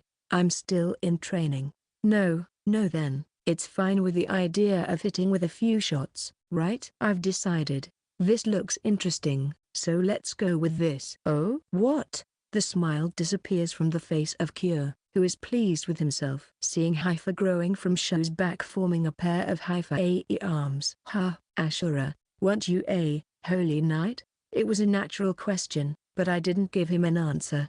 Kyo becomes more vigilant and braces himself. Crouching further, I relaxed my arm. I'm sorry, but I won't let you get close anymore. Whoosh! Kyo's cheek was cut and blood splattered. His eyes widen, but his surprise is short-lived as he leaps back to the side. A hole opens in the wall behind him. Wait, so you're really serious? Rat-tat-tat-tat. And the ground explodes. I should have aimed at his feet, but he avoided it with small leaps. Stop dodging. Hey, that's terrible. I'm going to be covered in holes. My 14th fungal skill, White Bullet. By flicking the white acorn's buttocks hard, it is fired at the speed of a bullet. Noah, keep your head down. Yes, let's go. Quadruple machine gun hands. That's what I named it. White bullets were fired without pause from the muscles of the 4 guns, one in each hand and one in each hypha arm. The stone floor exploded with a rattling sound, the walls gouged, and debris ricochet. It was just a barrage of bullets. I never set my sights on the target, but the barrage of bullets kept him from getting too close. And then, slow and steadily, the hypha arms switches from a bullet to a projectile.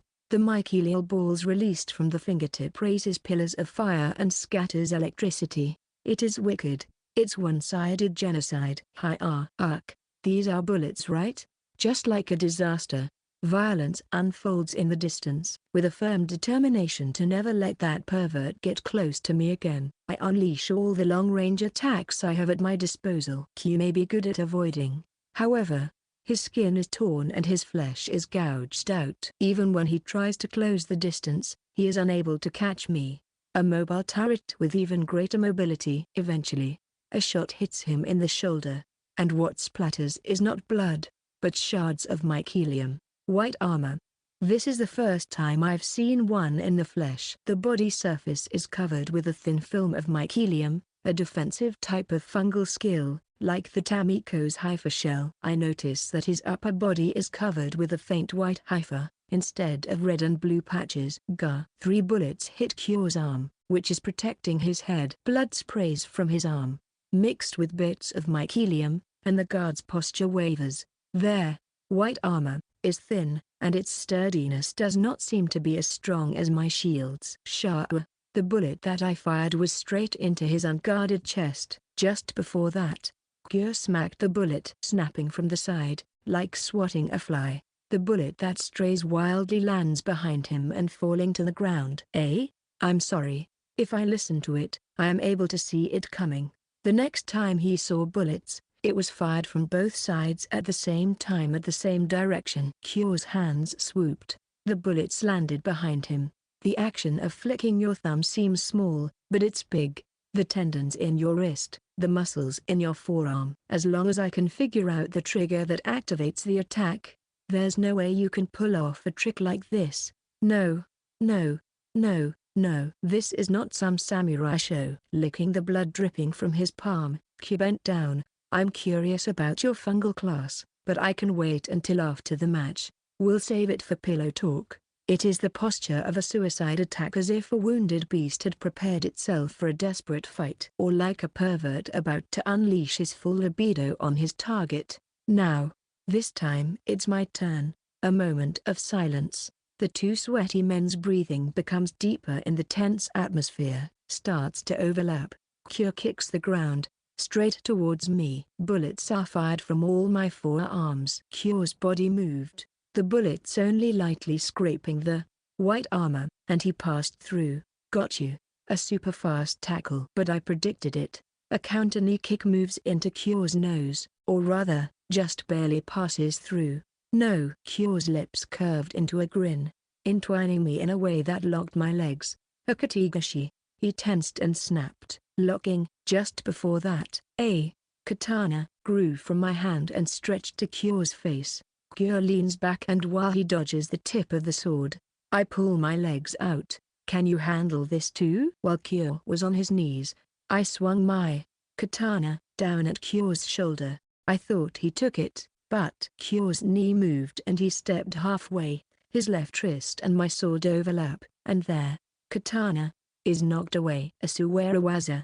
A friend showed me this one too. It is an aikido technique in where you walk on your knees from a seiza and defends against a standing opponent. When he was demonstrating it on the wooden floor of his apartment with a smug look on his face, the knee of his slacks became slippery and he was left almost in tears. Q enters my lower left side as I was left unbalanced. He then puts his arms around my torso, and then what? It's coming. A backdrop. The ceiling rolls back with the speed enough to leave an after image. I was knocked to the ground from the back of my head, but just before I was about to be knocked to the ground, my Ashura pierces the ground, killing my momentum.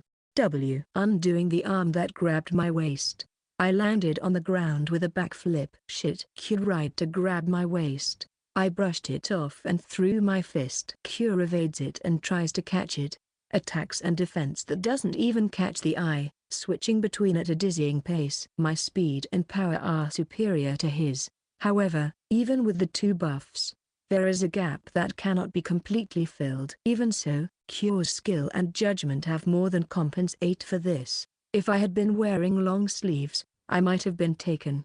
However, when the hypha arms are mixed with offense and defense, the fist that even exceeds the number of rotations begins to catch Q. His guard was not up to speed, and he was hit in the face with a gyuu.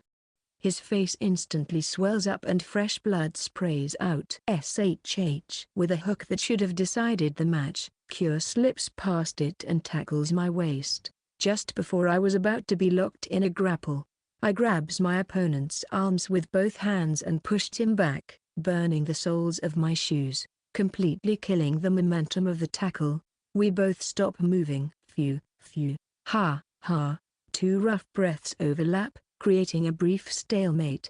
My finisher was decided to be this. A special move from a famous manga that I've been fantasizing about doing ever since I learned about the hypha arm's official fungal skill name, Ashura. There was no way I would ever have the chance to practice this dangerous technique on a human opponent, other than a moment like this. This is the end. I gathered all the strength I could from my exhausted body and lifted Q's body as if I was pulling off a futon. Q's upside-down head rested on the side of my neck. With both hands, I grabbed both of Q's arms, and with my hypha arms, I grabbed both of his legs. The upside-down Q is in a position as if I was spreading his thighs. Hey, what is this? What are you going to do now? Don't the wrestlers of New Tokyo know this? Now, don't bite your tongue. I grinned. Then bent down slightly, squeezing my thighs. Leaping, jumping up to the ceiling, and then I dived down. Rah! My shout and his scream overlap. Ashura, Buster, boom. The ground caves in as I land on my feet. All the impact is equally felt in my shoulders and arms. Kyo let out a dry cough. As soon as I let go of his hand, he crumples to the ground with a thud. I don't know what part of his body was damaged, and I don't know how much the damage was. Anyway, Kyo doesn't move. He has fainted with the whites of his eyes showing. I'm sorry, but I win. Kurizuho, the monster of the Sanju tribe. He bowed before my superhuman power. I won. I protected it. Both my pride and butt. I raise my fist high and let a burning fighting spirit dwell in my chin. In other words, I made them squeal. Please chant. 1, 2, 3, duh. The two girls peeking through the gap have blank gazes. Chapter 58 Kurizuho's Pride. The color at the firefly moss changes from blue to white. It's now morning. With a low groan, Kyo, whose hands and feet are tied with ropes, turns over in his sleep. Oh, you've woken up. You're awake. The pervert's up. Squeak. He noticed the stares from the others, saw the situation he was in, and finally remembered what had happened last night. He looked at my face and he looked at the faces of the other two and shouted, "Ah, I see, so I lost." Kyo closes his eyes with a weak smile like his dreams were crushed. Just by looking at that situation, it seems like he could gather dozens of older women wanting to protect him, but unfortunately, it's useless to me. Well, rather, I noticed it halfway through. No matter how much I struggled, I had no chance of winning. My power and speed were far below yours. Also, I had almost no idea of your skills, which should have been far beyond a hunter's reach. It was as if you knew of my moves beforehand. Yeah, well, thanks to the local martial arts programs and my faux Aikido master friend. If you don't get violent, I'll untie the ropes. What do you say? The duel is already over. I have no intention of harming you guys. I glance at Noah. She nods her head. I look at Tamiko. She, too, nods her head. I have no choice but to do it. I untied the knots in the tightly bound rope. Oh. You don't have to be so gentle. You can be rougher with me. Noah, Tamiko, help me. I hate it. I don't want to touch that. You picked up that damn troubles thing. Squeak. How unreasonable. Why do I have to be in the position of this pervert Sona? I didn't pick it up because I wanted to pick it up. The mere act of untying the rope is such a painful experience. Every time the rope rubs against my skin, I want to tie him up again and bury him in the ground. You have self-regeneration, don't you? You were already healing yourself while you have fainted. I guess so.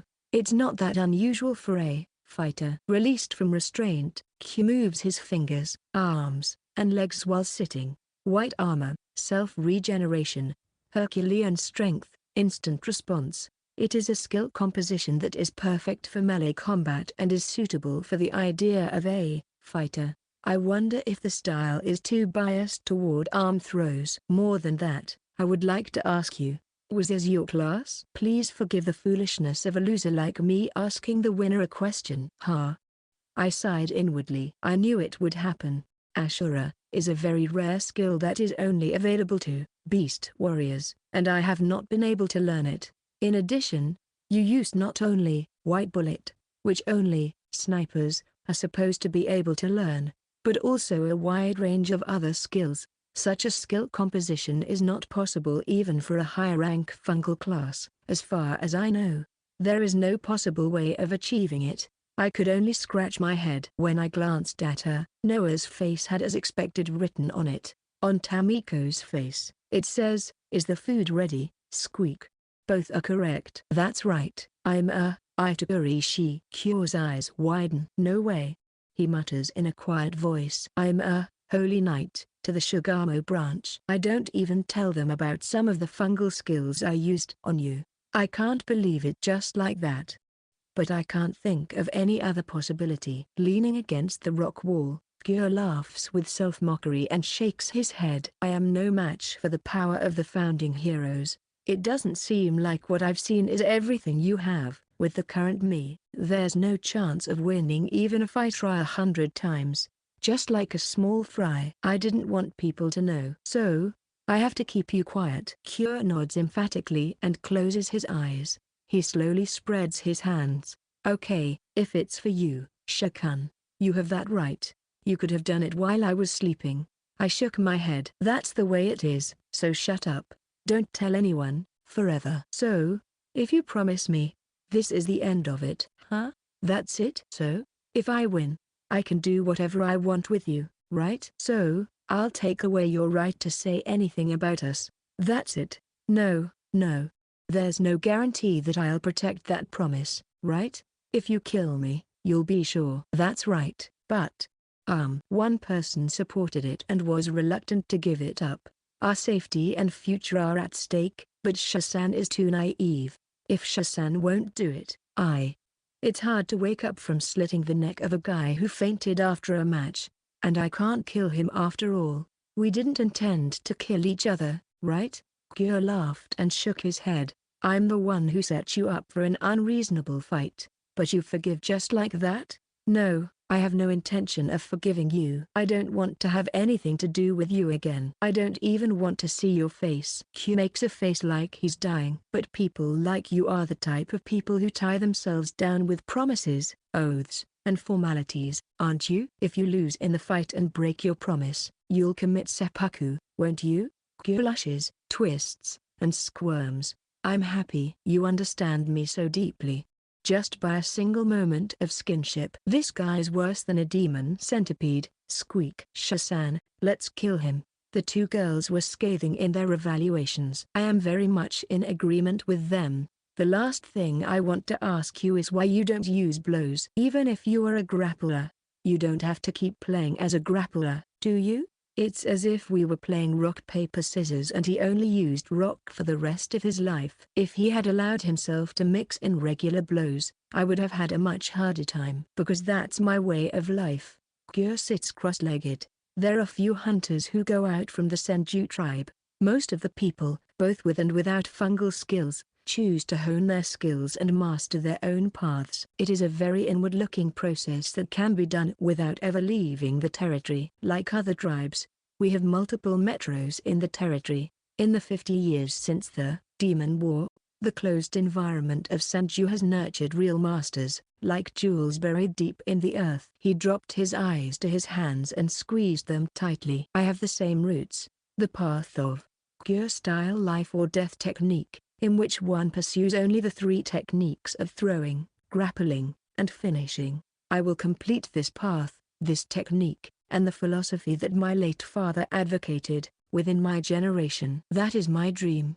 However, I thought that to achieve this goal, it would not be enough just to stay in a closed world. I will travel all over New Tokyo and engage in friendly competition with hunters and metro beasts. The world is a big place, and it's crowded with fighters and beasts I can't even begin to imagine. I will throw them all down, locking their arms, choking them, and rupturing their tendons. I would destroy every joint in everything. That is my ideal of Gyo-style life or death technique. Tamiko yawns in a nirvana pose, and Noah scribbles on the ground with her dagger. Metro beasts too? Or rather, gillums too? Of course. They don't have joints, but they are extremely flexible and can be thrown and broken. I came to Uchi to test them. Since the day I entered the outside world, I have never once deviated from my belief, no matter what kind of a dead end I'm thrust into. Then what about something like slime?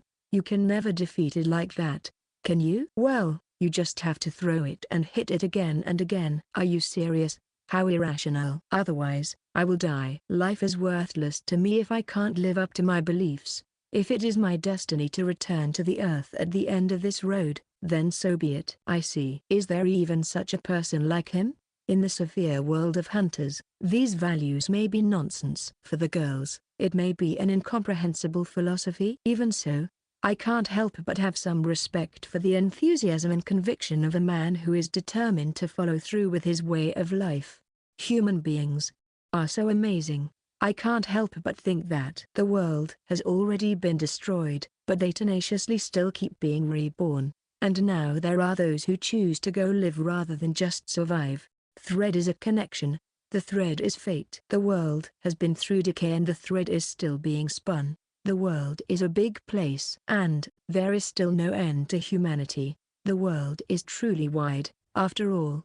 Gyo says such things as if we were in sync. I'm glad I came out just for that, knowing that there are men like you. If I stayed with you, I might be able to see a different world. Maybe then I'd be stronger, too. He scratched his nose, looked bashful, and continued. Shakun. Let me stay by your side. Can you let me join you? I smiled softly. I turned to Tamiko and Noah. They both nod. It's impossible, absolutely impossible. Chapter 59 Uchi Metro. 30th Underground Floor. 2 days after the battle with Cure, we've finally arrived. Squeak. We've arrived. Uchi Metro. 30th basement floor. I had imagined a special location suitable for the deepest floor, but it was still just a cave-like place. As for the slight difference, the color at the rock surface is somewhat darker. No, it's just wet. It looks like a very damp floor. I don't know.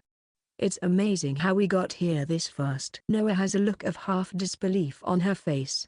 From the 25th floor, each time we dive down one floor at a time, the strength of the golem and other metro beasts is carefully measured to make sure that there are no problems before proceeding. It took us about a week to reach the deepest floor, and although I feel that, as a result, we could have progressed a little more quickly, from Noah's point of view, it seems that we were just on the right pace. I wonder how many years it would have taken me to do it alone.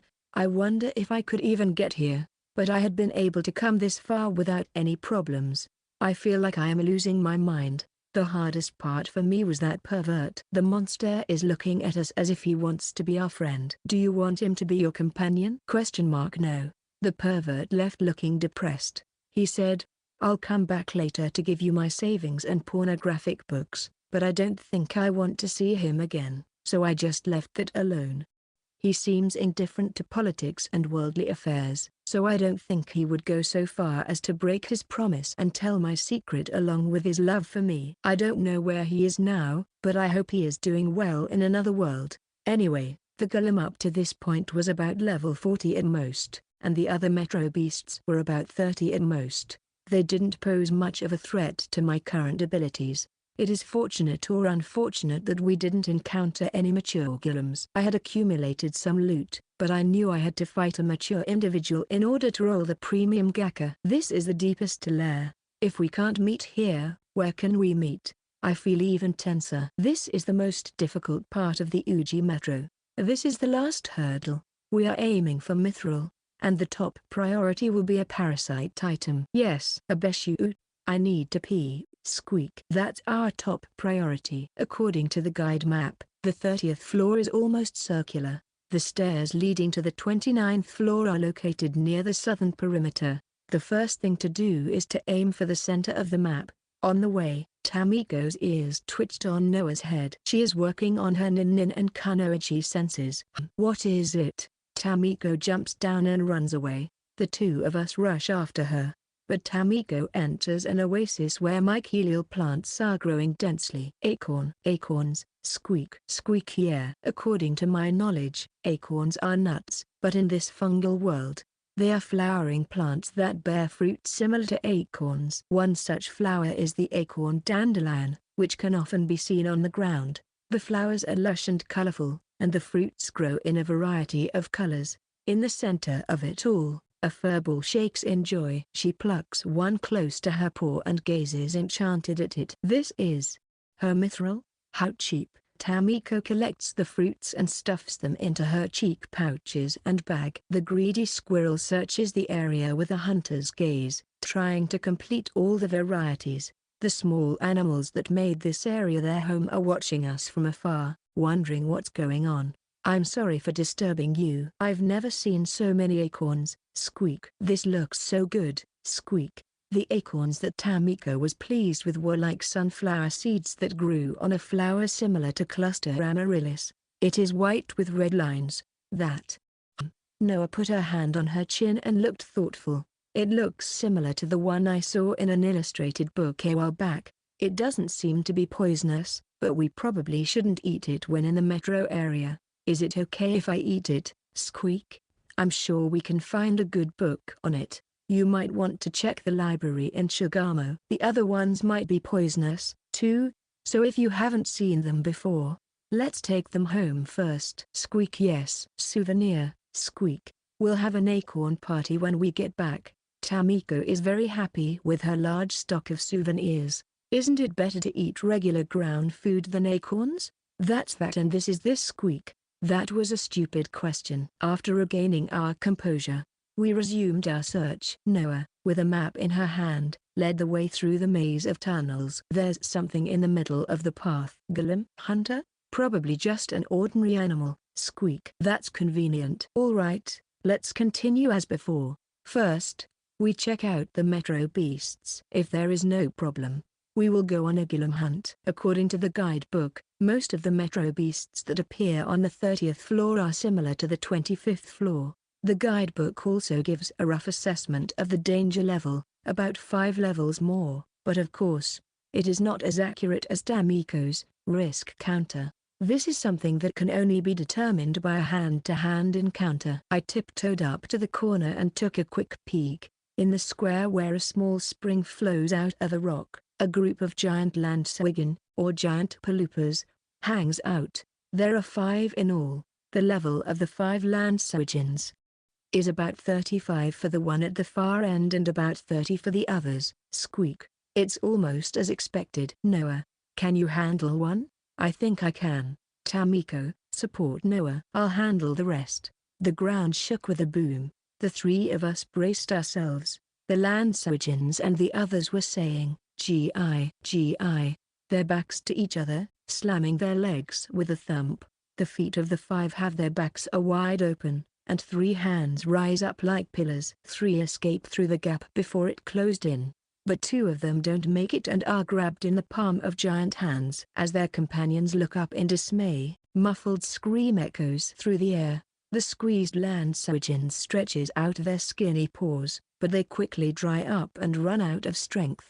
The tentacles of the main body seem to have sucked out all its fluids and sporangium. It's scary no matter how many times I see it. A scene of a gillum eating. It is more like a monster than a beast. After watching their friends die, the 3 animals flee into the depths of the floor, screaming bitterly. The 3 remaining arms throw out the dried beasts, shaking the ground as it reveals itself. The 3 arms are legs that support a huge spherical body that looks to be 5 meters in diameter. At the top of the body, a rock tentacle reminiscent of a scorpion's tail extend out. It looks like a robot super weapon from a science fiction movie. It is like beams would shoot out from its tail. There is no need for the gillum to be humanoid. I had always thought so, but at the last minute, when it took on such a bizarre form, I had no choice but to recognize it as a boss-level individual. Tamiko. Yes, around 55, Squeak. Really? If I apply some correction, it almost has the same combat ability as me. What are we going to do? Can I handle it? Come on. Gillum has no eyes or ears. It is said to sense its surroundings through sound and vibrations. The distance between me and the scorpion gillum is about 50 meters. At this distance, it will not be able to sense us. No. What about the 2 seafood it squeezed? Was it not enough? The tail turned towards us. With a thud, an arm takes its first step and begins to drag its huge body. We have been noticed. Come on, Squeak. Pidgeot. Shasan, what are we going to do? The odds of winning are not low if I only look at their level. However, the opponent was clearly different from the previous opponents. The risk is too great to judge with only the level. It would be better to escape once and observe from a safe place. The opponent is a gillum. Its legs are not fast. Maybe, if we go back to the stairs, we might be able to escape. However, the opponent is a special 3-legged one. It might not always be slow. The worst-case scenario is that we can't escape, and it attacks us from behind. We'll just have to do it, one way or another. We've spent a week coming here, and it's approaching that objective. Then it would be a waste to run away without even crossing blades. Is this just an excuse? I'll get in trouble with my superiors later. Tamiko. Noah, wait at a distance. I'll leave it to you when the other beasts arrive. Shasan. If I can't win, we'll run away. Be ready. Abe Shuu. Give it a good kick. Squeak. Yeah, I'm going. I take off my cloak and jacket and hand them over to Noah. Then, walking from behind the rock, I confronted the scorpion gillum. It's been a long time, to be serious and fight an opponent I don't know if I can beat. My hand gripping the katana is trembling. Is this a warrior's tremor, or is it something else? I'll take your mithril, no hard feelings, okay? Chapter 60 Mithril Gar. The four-armed monster. The golem doesn't let out a cry. It just stands there, assertive and intimidating only with its rocky body. When you know that you are dealing with a powerful enemy, it seems even more terrifying. It is more intimidating than if it just howled. I had my katana in my right hand and great shield in my left hand. 2.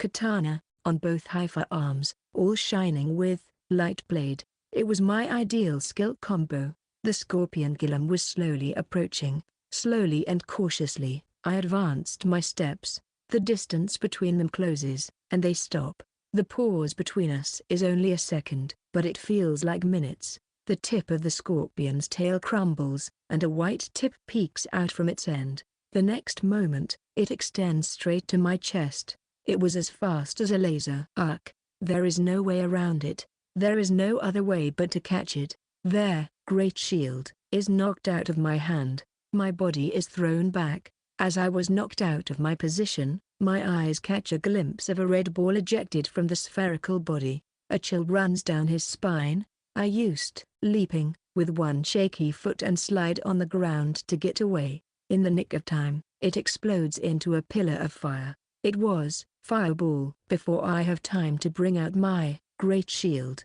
again, the white tip comes at me from the side. It is like a whip with a sword attached. I cross my right hand and haifa arms, katana, to catch it. Gar-NNNG. A shock runs down my spine. I fought back with the soles of my shoes.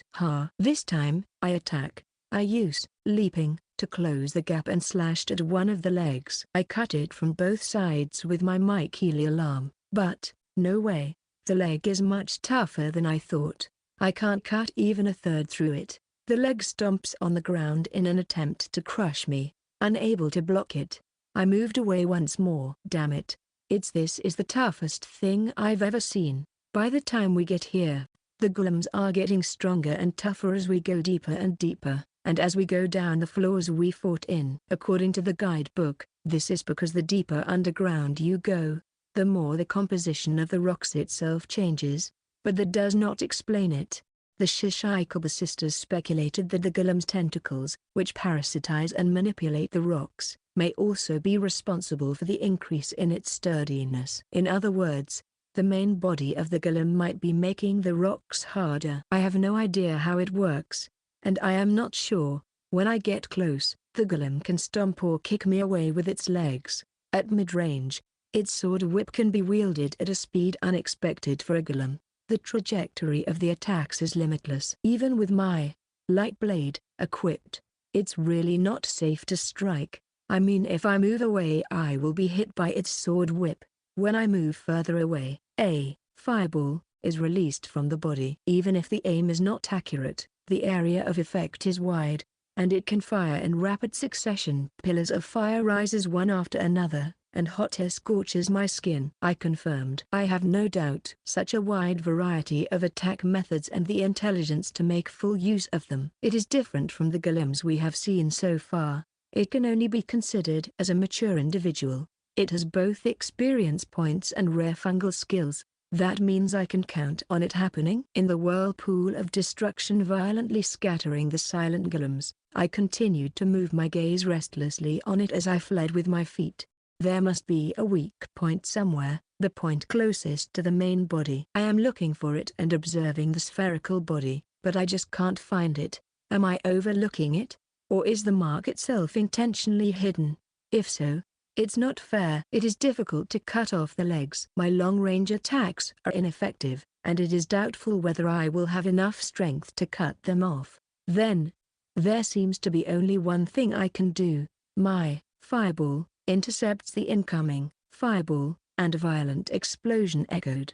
Have you heard Blackbeard crisis? Wrapped around under the cover of the flames explosion, I lowered my waist, and used, leaping, I flew up in the air. Blackbeard crisis is a toy where you stab a pirate in a barrel. The sword whip reacts. With 2 swings of my haifa arms, I repelled the straightforward sword whip that is reaching out to pierce me. I land on the sphere and thrusts my katana. The rock slightly crumbles, but even with light blade, It does not pierce deep enough. Cut it out. But that's to be expected. I struck the butt of the katana's hilt with my left hand using my warhammer. While the katana was broken in half, half of it penetrates deeply through the outer shell reaching the core. Tick. The body shakes for a moment. I thought, did it work? The scorpion tail swings around and strikes my body. I quickly protected myself with my haifa arm, but I was knocked off the top of its body and was immediately targeted with the sword whip and a fireball. I ran away from the wall with, leaping, phew, keeping my eyes fixed on my opponent. I took a deep breath and wiped the sweat from my forehead. My previous attack seems to have missed its vital point, but it clearly shows that it doesn't like the attack. A gillum is a gillum, even in a special form. There seems to be no doubt that the weak point is somewhere in its body. All I have to do is continue. After a few more shots and it will work. I remember the pervert I kicked out who recently did such a thing, so I shake my head so hard I feel like my neck is going to fall off. The range of the fireball explosion is important to take note, but the speed of the ball itself is not that great. The aim is not that accurate. It is easy to dodge. I look for an opening outside the range of the sword whip. I close the distance at once with leaping and stab at the body. Then I quickly move out of the whip's range. I just repeat the hit and run attack until I am lucky enough to hit the vital point. It's a daunting task, but I think it's the idea with the best chance of winning. We have risen from fighting crickets to slaying boss slimes, and I will not be beaten in a battle of endurance. The gillum raises its scorpion tail and spins its sword whip with a swish, as if to say, I'm ready to slice and dice you. It's the same for me. I'm going to pound you until you're a sea urchin. Creating a katana in my right hand and warhammer in my left hand, I wipe both with a swish and both were covered in light. Mithril is something precious. I want that mithril. Mithril gar. The four-armed monster rages. I counted up to the 10th. Damn it. It's on the underside after all. Shit. There, katana was driven into the underside. Then whitish bodily fluid is spilling out from the crack. The huge body with countless white swords piercing it like a pincushion swayed. Its 3 legs lost strength. Then, with a heavy thud, it fell sideways. Neither the legs nor the tail move. After confirming this, I also fell down on the spot. Tired. How long have I been fighting? About 20 minutes. The work of piercing it endlessly while dealing with the whip sword.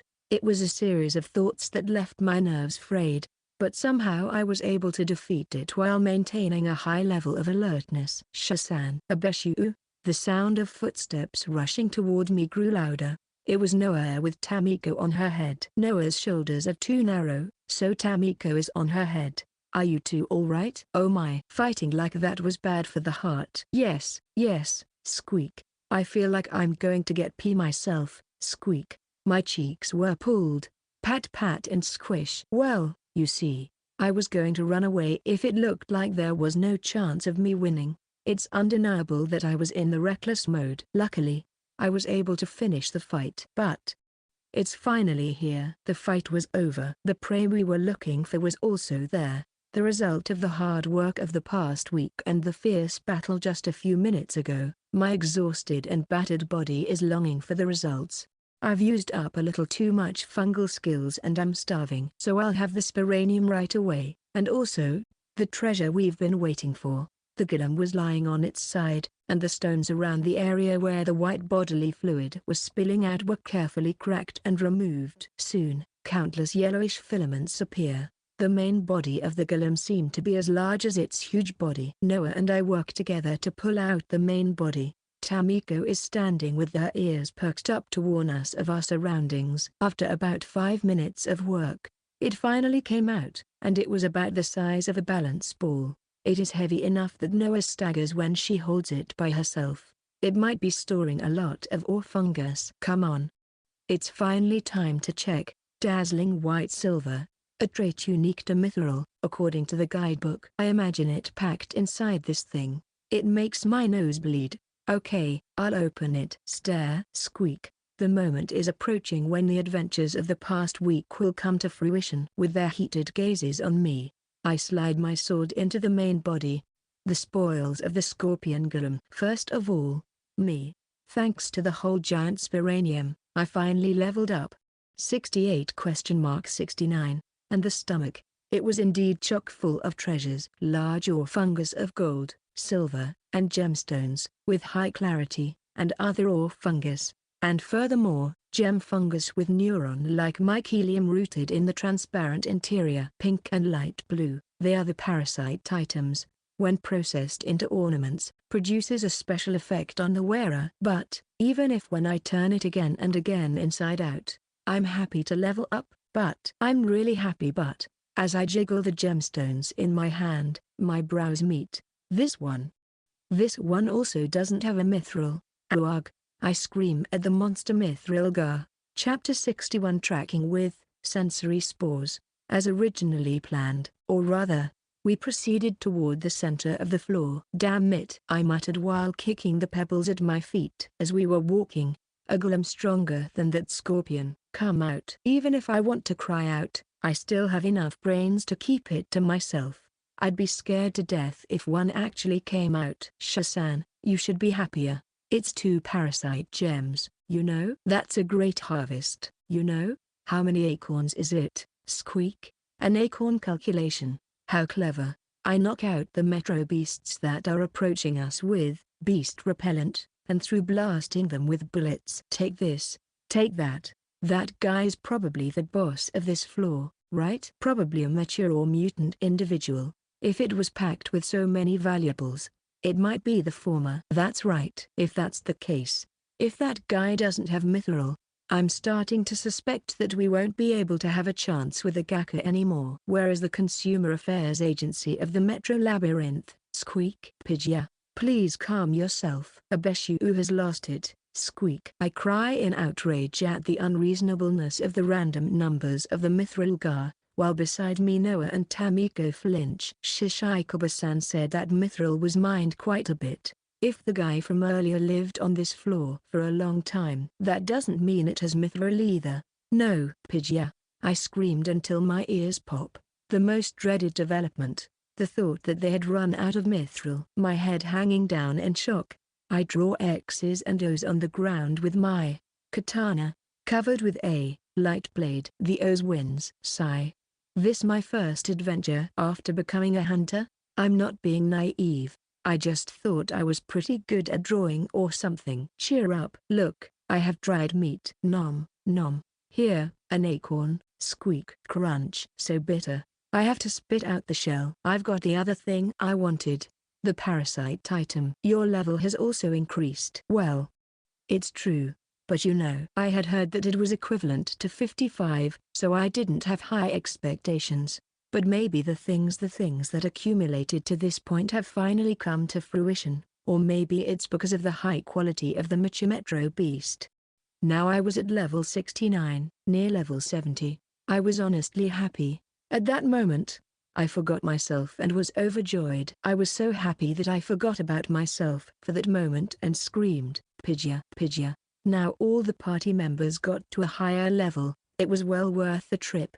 Let's search this floor some more. Oh, and let us be careful of gillums. Really? Squeak. This is the end of the depressed Abe Shuu. I pull myself together, spit out the acorn shell caught in my teeth, and begin to lead the way. The normal gillum hair is around 45, which is even much stronger than the ones on the 29th floor. Still, compared to the scorpion gillum, they are not a big deal. It's not a difficult opponent if I lift my ban on Ashura and light blade. This is some kind of bluish iron or steel. Steel? It's kind of shiny. It's not the same as other steel, right? Maybe it is in the guidebook. Oh, this is obsidian steel. It is not as good as mithril, but it's suitable for making good quality armor. Seriously? Is that true? I got a super rare just below ultra rare. Next time is going to be mithril. And so we continue to hunt 2 more gillums. And again, Noah's level went up. I was not only pleased, and also disappointed at the short time it took her to reach the next level. Oh my. Soon, I'm going to have a body that can't live without Shasan. It would be sexual harassment if I told her to tell me about it on the surface, so I wouldn't say it. At the same time, We collect grey stones containing Sporangium. This is the third parasite item. However, still no mithril drops. During the short break, I checked the results of the past week. Rare metals in the ore: fungus, obsidian steel, blood iron, slime lead, etc. Gold, silver, crystals, and other colorful gems. And 3 parasite gems. Bulky biomaterials such as large aluminum horns have already been released. I'm not Obuchi-san, so I can't evaluate it correctly, but from my amateur guess, it might be over 2 million. Really? Abe Shuu, your nose is bleeding. Squeak. I was honestly worried until we reached the 20th floor, but the 3 parasite items are huge. It's a ridiculous achievement even without mithril. This is the income of first-class hunters, you know. Aside from the harvest, Tamiko and I improved by 1 level, and Noah gained 2 levels. In addition, Noah has also acquired the fungal skill, mucus. When you look at it this way, it's certainly more than enough. If I had wished for more, I would have been punished by the Metro gods. Yeah, that's right. But I still want more. I wanted it. I really wanted mithril. I wanted to make a Chihuaha weapon. Darn. The deepest level of Uchi Metro has attracted the attention of hunters in the past for the mining of rare minerals. Certainly, we made wonderful achievements so far. There is no doubt about that. But is this our limit in Uchi? At the 30th floor, the map becomes quite hard to follow. We still made progress while taking a break now and then, and we are probably approaching the middle of the circular floor. Noah checks her watch. Night is about to fall. We decided to look for a safe place to rest. My sensory spores is the ability to scatter ultramicroscopic spores emitted from my body into the air, and to sense objects they attach to in 3 dimensions. Outdoors, its effective range is reduced to less than half due to the wind. However, in enclosed spaces such as metros where airflow is weak, it can be used to its fullest extent. The range of effect, which was about 30 meters in radius at the time I got it, has been improved through repeated level ups and now exceeds 50 meters. A very small number of spores that have left my body are providing sensory feedback from unexpected places. Here, there is a small crack in the rock wall. The crack is only a few centimeters wide. There, sensory spores have penetrated deep into it. It is about 1 meter deep. How did it reach that far? It occurred to me to lick my fingertip and hold it up. Just a little bit of air flowing through it. Huh?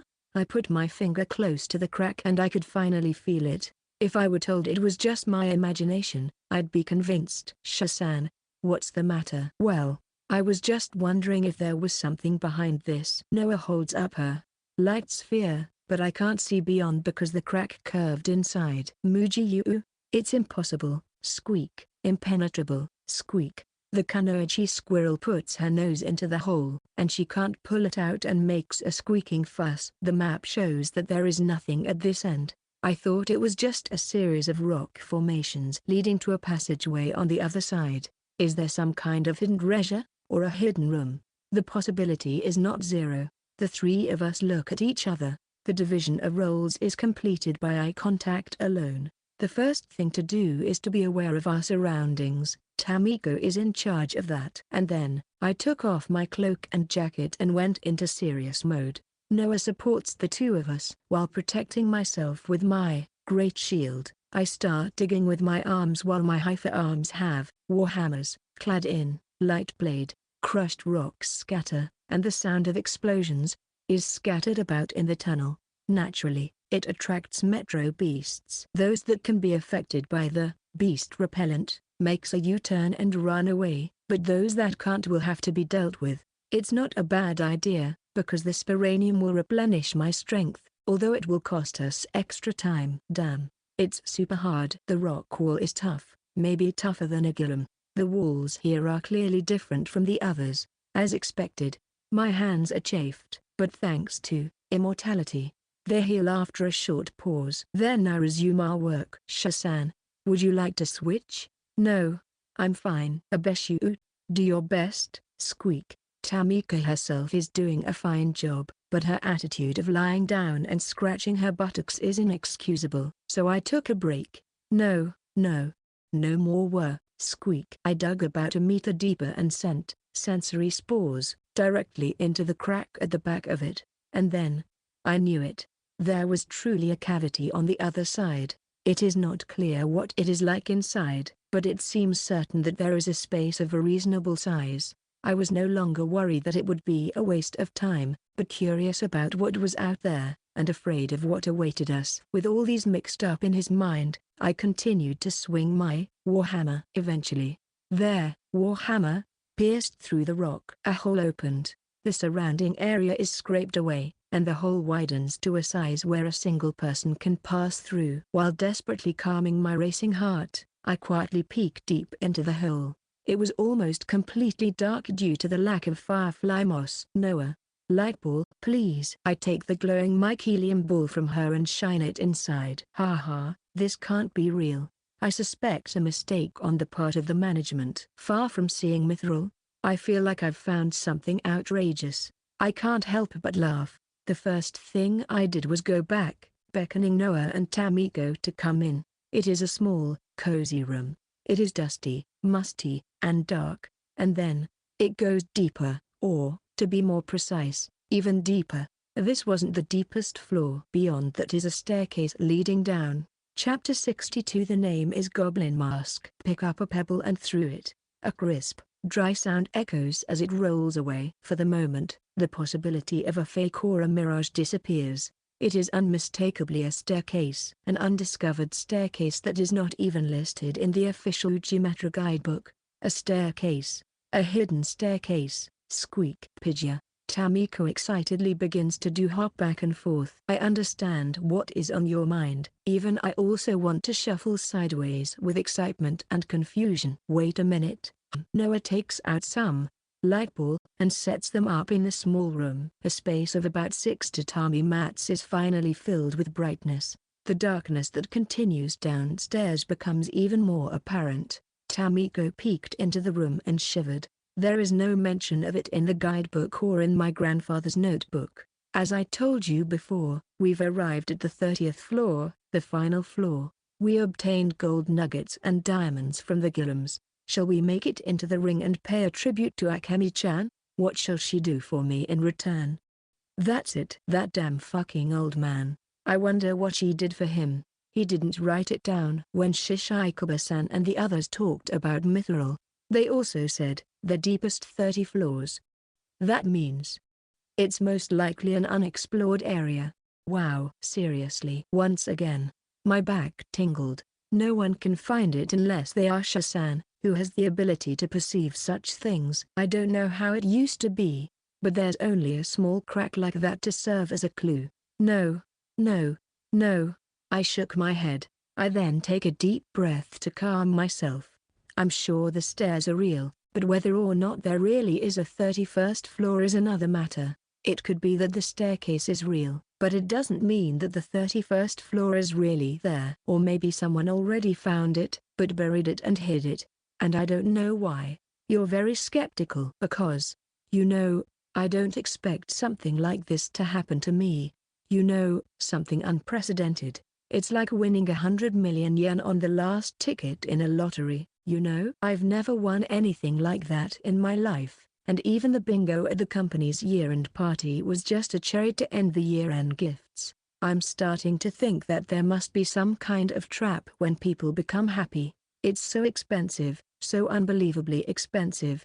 You might die. It's like that. I think the two girls gave me a what a pain in the ass look for a moment. I don't dislike your modesty, but to tell the truth, it's not very convincing. To begin with, the number of Itagurishi was only 13 out of a million. No, it's 13 out of 15 million. Ah, my bad. In the metro, stairs are a rather reliable place to go. I don't know why this is so, but it's the common sense or based on experience for hunters, or it is just the fundamental fact.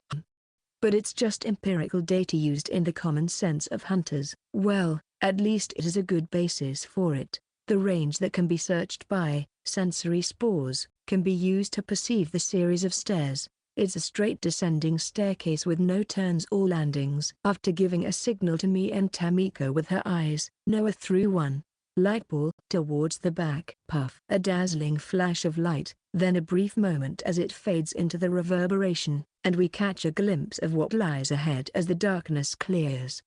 Did you see? Yeah, I saw it. It's a long one, squeak.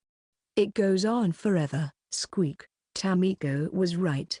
As far as I could see, the stairway went deeper and deeper. At least it appears to be an underground passageway. We'll have to go down to see how far it goes. Right, well, that's the way it is, isn't it? I'd better admit it, in order to think about what to do next. I see. You did find it, right? An unrecorded entrance to the 31st floor and the right to challenge it for the first time. So, what should we do? What are we going to do, squeak? What should I do? There are no maps or information from this point forward. It is completely an uncharted territory. What we can expect in return are untapped treasures and resources, the first information and the added value they bring. Mithril may also be among them. On the other hand, we should be wary of risks such as traps we have never seen before, changes in the environment, and threats such as metro beasts that are more powerful than ever before. Or there may even be a boss-like presence waiting in the shadows. That's expected, right? Yes, I think that perception is correct. We have to be prepared for the high risk, not just the return. So, the three of us discussed the matter. Do we go forward, or do we go back and make preparations again? Or give up and hand the chance over to someone else? But first of all, this place is under the direct control of the Tokyo Metropolitan Government, right? Do we have to report to them? Would they be offended if I entered without permission before reporting it? I think it's all right. I think there we an obligation to report it, but usually, the discoverer is the first one to enter in such cases. If you report it, you will probably get a promotion or a reward, maybe. So, there is no problem if we go in first. We first check our own condition first. All three of us are somewhat tired, but we've made it this far, and we have plenty of energy left. We have water and enough food to last us for a while. Water is relatively easy to get, and if we can hunt metro beasts, I can take care of the meals, said Chef High School Girl reassuringly. We are a little short on consumables such as rice, soap, and seasonings, but we will make do with what we can get. In such a situation, a hyper weapon that doesn't suffer from wear and tear is very useful, although it is a bit of a downside, as it diminishes the purpose of seeking a real weapon. I'm not 100% sure, but it's not so bad that we have to turn around and prepare. I know, right? I'm not sure if it's a good idea to go back and prepare. Do you want to go, treasure? Squeak. Acorn millionaire, squeak. Of course. It's scary, but this is a once-in-a-lifetime opportunity. And safety is of course paramount, so I guess we'll just dive carefully and cautiously. That's right. Both Tamiko and Noah have eyes glittering in excitement. And, undeniably, it was the same with me. It's a just matter of finding treasure. However, I admitted once I accepted the reality. I'm now itching to go there. There is fear and anxiety, of course, but more than that, there is anticipation and curiosity. I have to consciously suppress my excitement. But, it is also true that I can't just go and say, let's go now. Up to this point, in a sense, we had been on the same path. Step by step, we have been steadily advancing. There were times when the difficulty level jumped up to the 21st and 30th floors, but it was within the scope of what we could handle on our own. However, from this point forward, and this is only a hunch, but I have a feeling of certainty there is a possibility of a world that is separate from the floors up to this point. It would not be surprising that a different kind of danger awaits us. If I were alone, or rather, if I were in Ootsuka, it was something else. I can't be the same reckless person now. It is different from those days when I kept betting whether I would live or die. We can selectively avoid possible risks. Above all, there are more reasons to want to live. There are more things I am afraid of losing. Sorry, Shasan. Huh? It's because I'm here, isn't it? If it was just you and Sis, you wouldn't have to worry so much. No, it's not like that. That being said, Noah really knows why. She can't stop but pout in frustration. Tamiko's chances of surviving are high, natural agility and enemy searching abilities, defensive power of their white armor, camouflage, and avatar. Above all, she has the experience and achievements of surviving Ootsuka Metro together with me. Noah has also been gaining strength by the time we arrived here, and her ability to support me and Tamiko have become much more better over the past week. She will not fall behind in a one-on-one battle with anyone other than a gillum, just barely, if at all. On this floor, if the opponent is of a higher level, there is no guarantee that she will be able to handle it by herself. Inevitably, there will be more cases where I will be on the defensive, and the risk of accidents will be that much higher. I'd like to say that I won't be a liability. But if Shasun would rather give up because of me, I'd rather be left here. No. It's also dangerous to stay here alone. Let's not go down that road. I folded his arms and thought, that's right. I wish we have at least another person. The best way to solve this is to have a skilled person who can move between me and Noah. That alone would reduce the burden and risk considerably. Maybe we could invite Obuchi-san and the others to join us. However, that would take too much time. Even if they were to accept the request, it would take about 3 days for me and my party to return to the surface. Contact them. New Tokyo has a long-distance communication system called messenger bats. Wait for their arrival, and then come back here again. It will take at least a week or more. In the meantime, there is a possibility that someone will discover this hole. I am not so much concerned about the honor of being the first, but it would be quite frustrating if someone unearths a treasure or something else before we do. Maybe we could team up with the Shishikawa sisters or the uncle duo. The werewolf, who is a super VIP, would be another risk, so we should reject him, but they could be a great asset. They would be a great help to us, although it would be a hassle to share the spoils and hide myself as a Itagurishi. The question is whether we will be able to meet them again in this wide metro area. So, we can return to the camp for the time being. Are you in trouble, Kiki? I had turned off my sensory spores, so I didn't notice the intruder. The voice from behind us made the three of us turn around, and then we were startled. A masked man emerged from the hole through which we had entered. He was wearing a mask that looked like a green monkey, a goblin. His red hair spills out from the seams. You're some kind of pervert, aren't you? I know, but I don't want to accept it. I'm a masked wrestler passing by. My name is Goblin Mask. Kiki. The second Kiki was too loud, so Noah kicked him in the shin and Tamiko threw a pebble at him. Goblin Mask that is pushed to a corner, saying, I'm sorry, that hurts. Chapter 63 No Fanfare. The masked warrior Goblin Mask clears his throat slightly, trying to regain his composure. Even though I thought it was uncouth to eavesdrop, I couldn't stop myself. Shoo, I was so fascinated by the sound of your voice. Forgive me. I'm not sure what was different about the first getting to know.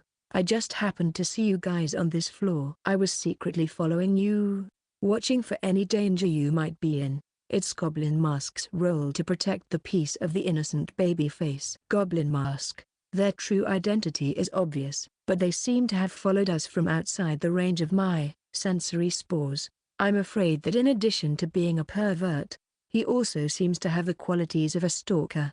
As far as I know, the deepest level of Uchi Metro should be here on the 30th basement floor. However, to my surprise, you guys seem to have found a stairway to the lower level, which should not be here. It's truly a historic discovery, and I'm honored to have been there. I won't be so tactless as to ask for a share of the credit.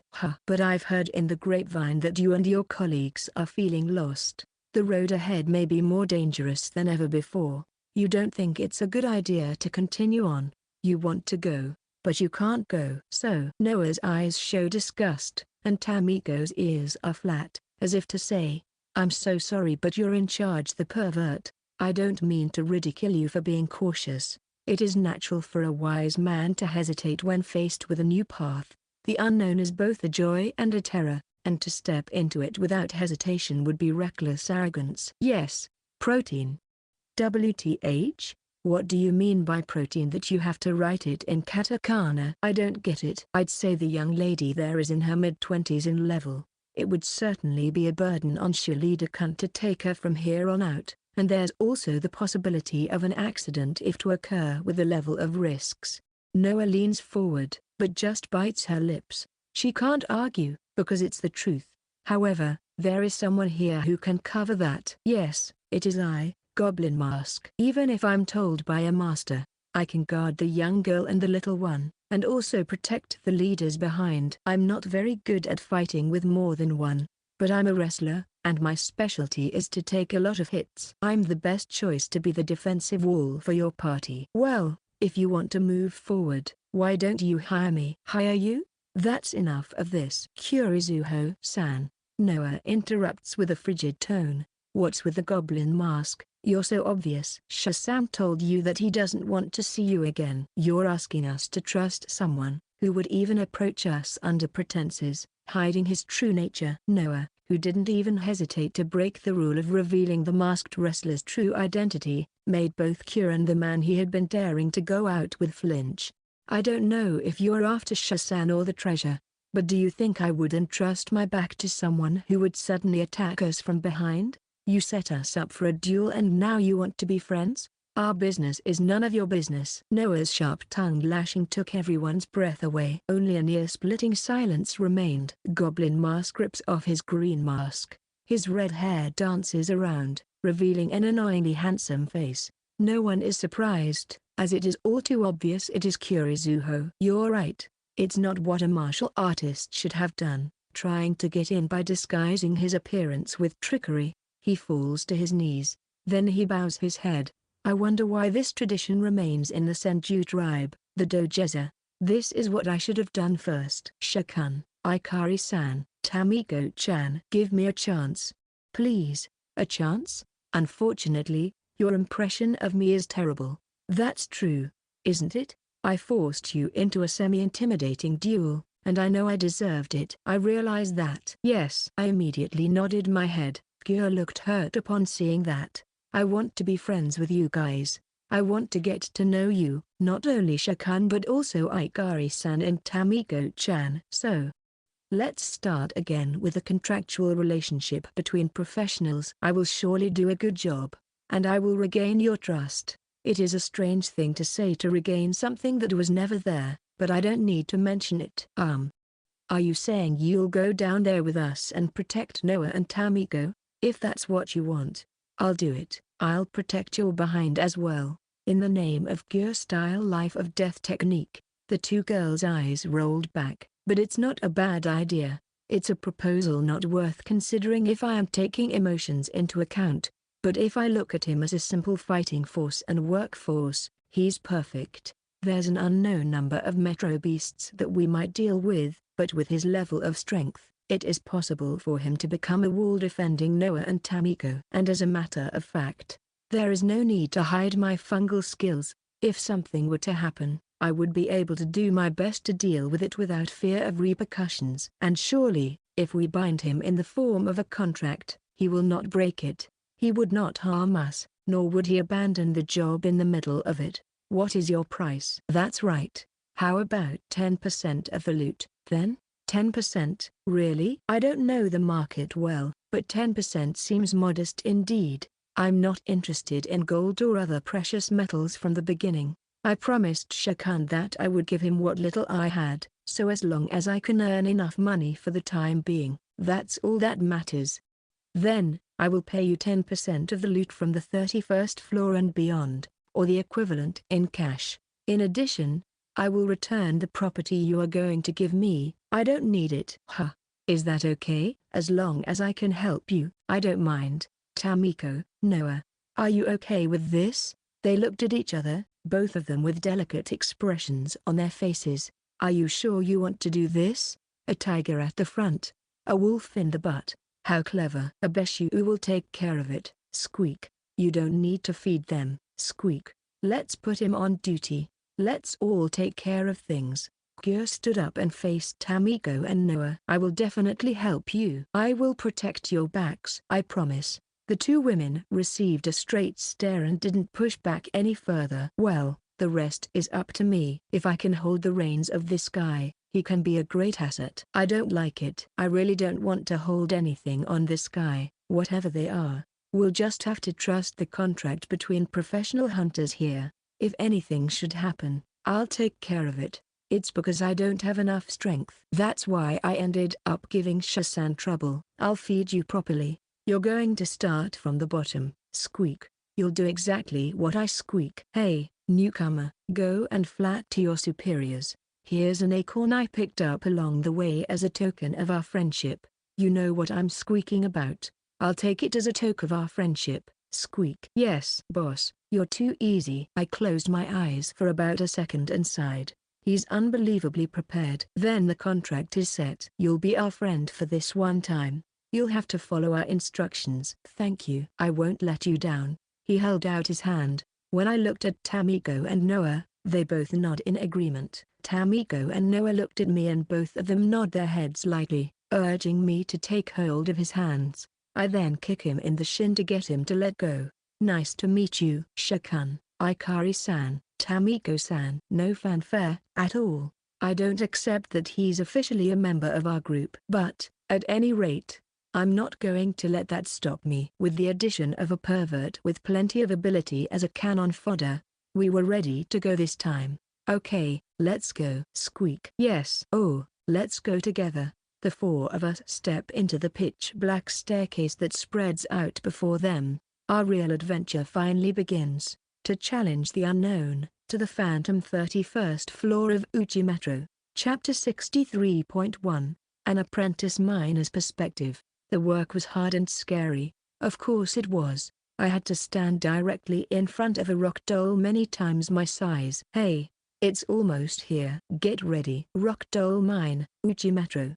I worked here as a miner's apprentice. My main task was to distract the gillums in front so that the adults would have an opening for their spears and hammers. Don't move there. Hold it still until I finish it off. Too close and they would grab you and suck your fluids until you died. Too far away and you would endanger the adults. Still, after more than a year of practice and guidance from my master, I was able to perform my role reasonably well. Die, you big bastard. It's still moving. Hit the vital point properly. I always stared coldly at the adults with bloodshot eyes as they rushed to finish off the gillum. I belonged to a medium-sized group of about 10 people who were in charge of one floor. My master was strict about work and did not coddle us, but neither did he bully me. Thanks to this, the share I received was not so bad, considering that I was a child. Not even close to an adult. But I hated my job. Most of my earnings were taken away from me by my foster father, a man who drank day and night without working, a man who had taken me in as a child.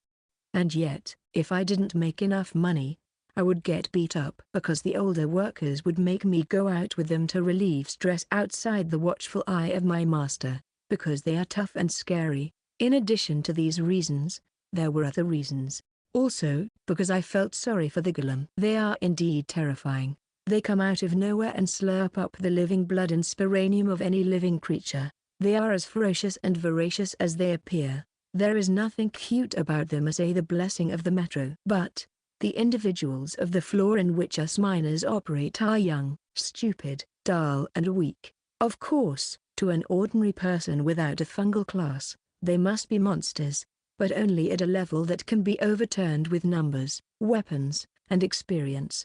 At least since I joined the group, not a single one of us had fallen prey to a gillum. Overall, the story was that accidents and casualties would not disappear anytime soon, but they were also decreasing year by year. The gillums were no longer the hunter, but the hunted, although we are only talking about the 10th floor and above that had fallen into human hands. And yet those guys, why do they keep coming out? Do they come out just to be killed? They are not ghosts or just moving rocks. They are living creatures, and they are undeniably alive. They are man-eating monsters. Yet they are weak beings that are born from the depths of the earth only to die. It was somewhat comical. I felt pity for them. I even saw myself in them. They can't go anywhere, crawling around like moles under the ground, exposing their lives to monsters. And in the not-too-distant future, it will only be a matter of time before they die in the metro. I wondered what was different about these rock dolls. They are a reflection of my present and future. If so, this was no different than killing my own alter ego. That is why I hated this job. I hated the gillums. Every time I saw a gillum die, my soul seemed to be quietly being whittled away. That day, our group was put in charge of the 10th underground floor. It was the deepest and the most dangerous place for miners to work. After more than half a day of walking and descending stairs, we finally arrived at the 10th underground floor. We had to stay here for 3 days. It's hard to get back home, isn't it? I can't wait for the construction of the elevator to start. Even if they start now, it's rumored to be another 5 or 10 years before it's completed. By then, the gillum will have eaten us all up and we'll be dust in the metro. My friends were grumbling about it. I decided to take a break and explore the floor I had only been on a couple of times before. Don't go too far because there are still metro beasts around here. I ignored my master's advice not to go too far and kept walking. I thought it would be a good idea to just run away. However, I knew there was no way I could escape. I felt a tremor under my feet. It was a sign that a gillum was about to appear. Reflexively, I braced myself, but an arm of rock protruding from the wall caught me. I found myself in a strange place. I was lying in the grass. The pricking of grass against my cheek woke me up. At first, I couldn't believe I was in the metro. It was like a wide open field. Firefly moss lit it up brightly. The rock walls were moist with seeping water, and the soft ground was lush with mycelial plants. Tiny insects were flying around, and mice were scurrying about. Where is this place? As I was walking alone, I was caught in the arms of a gillum. The moment I thought I was going to be killed, I lost consciousness, but when I woke up, I was in this place. I mean, why am I still alive? No, maybe I am in heaven? At first glance, this peaceful-looking scene certainly fits the bill. However, for a heavenly place, the rock wall looks a lot like that of the metro. The plants and flowers are clearly those of the metro. Fortunately or unfortunately, I was sure that I was in the metro. The question was, where in the metro? As far as I knew, I had never heard of such a place on the 10th floor. So, an undiscovered area. Due to the nature of the gillums, part of the metro itself is used as its physical body. The Uchi Metro is said to have many gaps because of this. These can become so-called hidden rooms or hidden passages depending on the metro changing. It was more than a decade ago that Uchi began to operate in earnest as a metro under the direct control of the Tokyo metropolitan government, but it is said that such things are still often discovered. I wonder if this is one of those places. Even so, why am I here? With a thud, the room shook. When I looked back toward the direction of the sound, I saw that part of the wall was being pushed toward me. It was like a door that opened inward. What pushed it open and entered was a single gillum. It looked different from the gillums I had faced in the past. None of the gillums I had seen had heads or something similar. That was what was expected. But this gillum had a head. It had no eyes, nose, or ears, but a stumpy, square head. The head turned toward me. Even though it had no expression or vision, I knew that its attention was directed toward me. Sure enough, the gillum approached, stomping on the ground. It was a majestic figure, showing off its own majesty. Hi! I fell on my butt and backed away. I wanted to get up and run away, but my legs and back would not listen to me. I'm going to die. I'm going to be killed. There were no masters or adults here. There was only one helpless child who could only act as a decoy. The monster crawling out to die, something I pitied, approached me step by step, like death itself. The gillum extended its left arm. I clutched my head and cowered to the ground. A tiny white ball of fur was in the palm of his knobby rocky hand. It was a young rabbit with horns on its head in armirage. It seemed to be curled up and sleeping. It set the armirage down gently on the grass and the gillum turned on its heel. Its joints creaking, it grabbed the door, pulled it closed, and walked out. Silence returned to the field again. I couldn't understand what had happened. The gillum had brought a baby rabbit. It left it behind. I was supposed to be food, but it left me, and the rabbit. It did not kill me, did not suck a drop of blood from me. One person and one baby were left behind. I stared dumbfoundedly at the white rabbit, which turned over in its sleep. Chapter 64 Uchi Metro, Phantom 31st Underground Floor. The four of us were ready to move on, but it was almost night. So we decided to leave the challenge to the 31st floor for tomorrow morning and searched for a safe place near the hidden passage. We took turns standing guard. When Cure was on duty, I kept my eyes closed and used my sensory spores to check on Cure, but there seemed to be no disturbing activity, so I decided to go to sleep. But the next morning, some of my towels and pants are missing. The used ones are getting washed at a watering hole and were inside out, but the ones that had been hung out to dry were missing. Before the exploration, a search of personal belongings was conducted. As expected, we find it in Cure's pocket. He had given up and said, "I wanted to use it as a good luck charm. I wanted to have something to protect me when I went to an unknown dangerous area," he said. The discussion went as far as terminating the contract. But since his tearful apology showed signs of remorse, we decided to let the matter drop for this one time.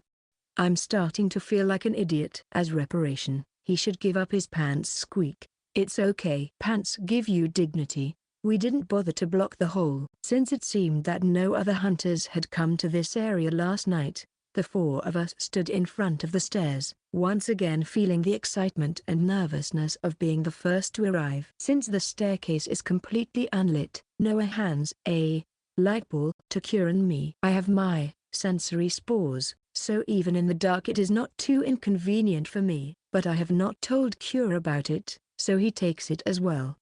Incidentally, we have already shared each of our fungal skills yesterday, except sensory spores. Cure has 6 fungal skills: self-regeneration, white armor, Herculean strength, instant response, telephoto. Adversity. Telephoto is literally the ability to see things far away, and adversity is the ability to massively increase in physical ability if you take more than a certain amount of damage. It's a good thing I was able to stop him immediately with my special move. Huh?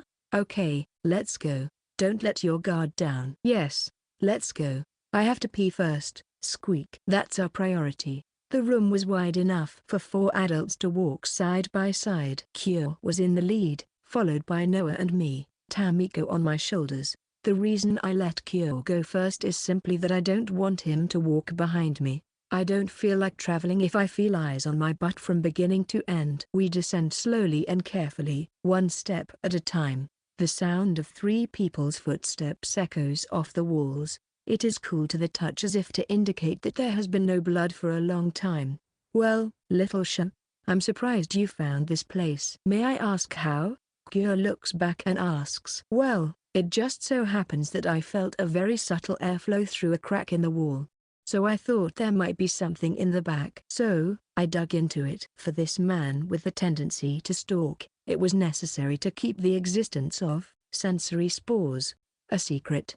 Maybe it's just a coincidence. I thought it was some kind of fungal skill, like sense heat. I'm not sure if there's some kind of sensory ability that I don't know about. I thought it might be the reason why you intercepted my surprise attack without a second glance. Very perceptive. He's a pervert who seems to think only about martial arts and butts, but he's very perceptive. But I can't believe you found this staircase that no one had noticed in the decades that this place has been under the direct control of the Tokyo metropolitan government. You are indeed the man I fell in love with. Your name will go down in history, starting a new chapter in the history of Uchi. I don't really need that kind of thing. As long as I can get mithril, everything is just excess.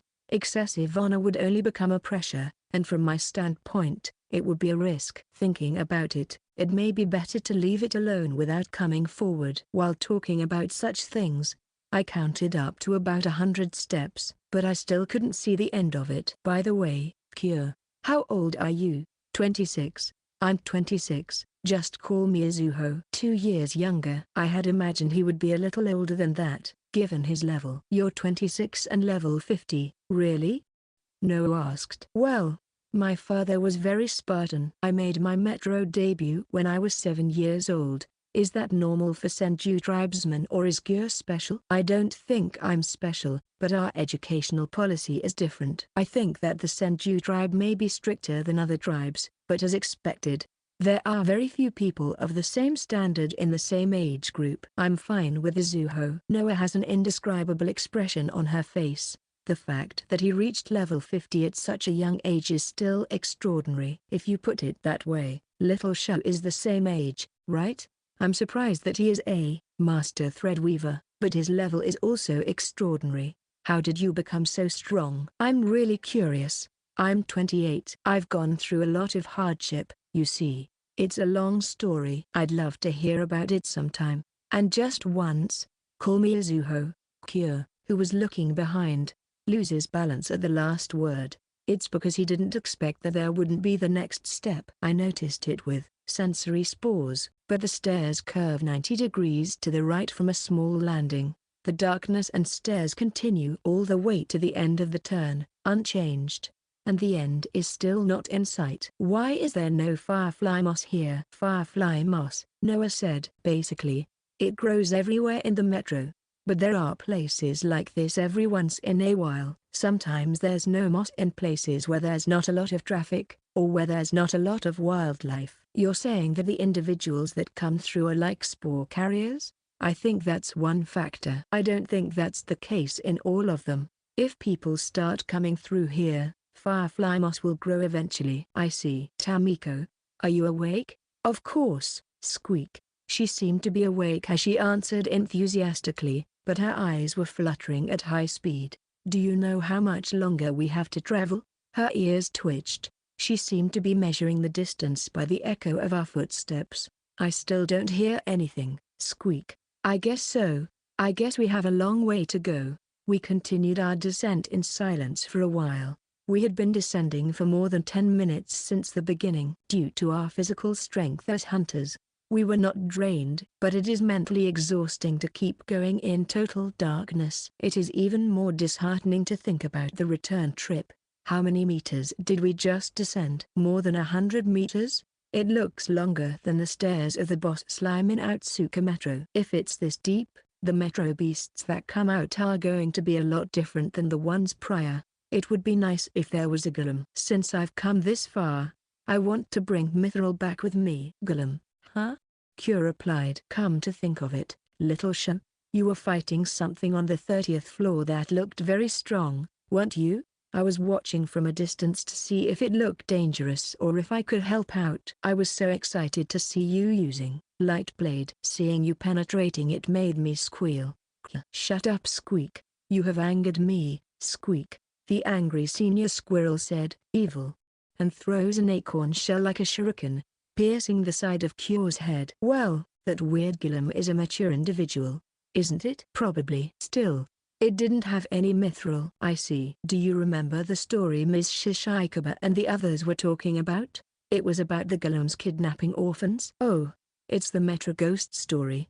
The story is about a gillum, a mature individual, that kidnaps child minors and imprisons them as preserved food. In the first place, have you guys ever seen a newborn gillum? No, Squeak. I haven't either, but the smallest one I've ever found was only about the size of my fist. It preys on microorganisms and insects in the ground, climbing up the ladder to adulthood while inflating their sandbags.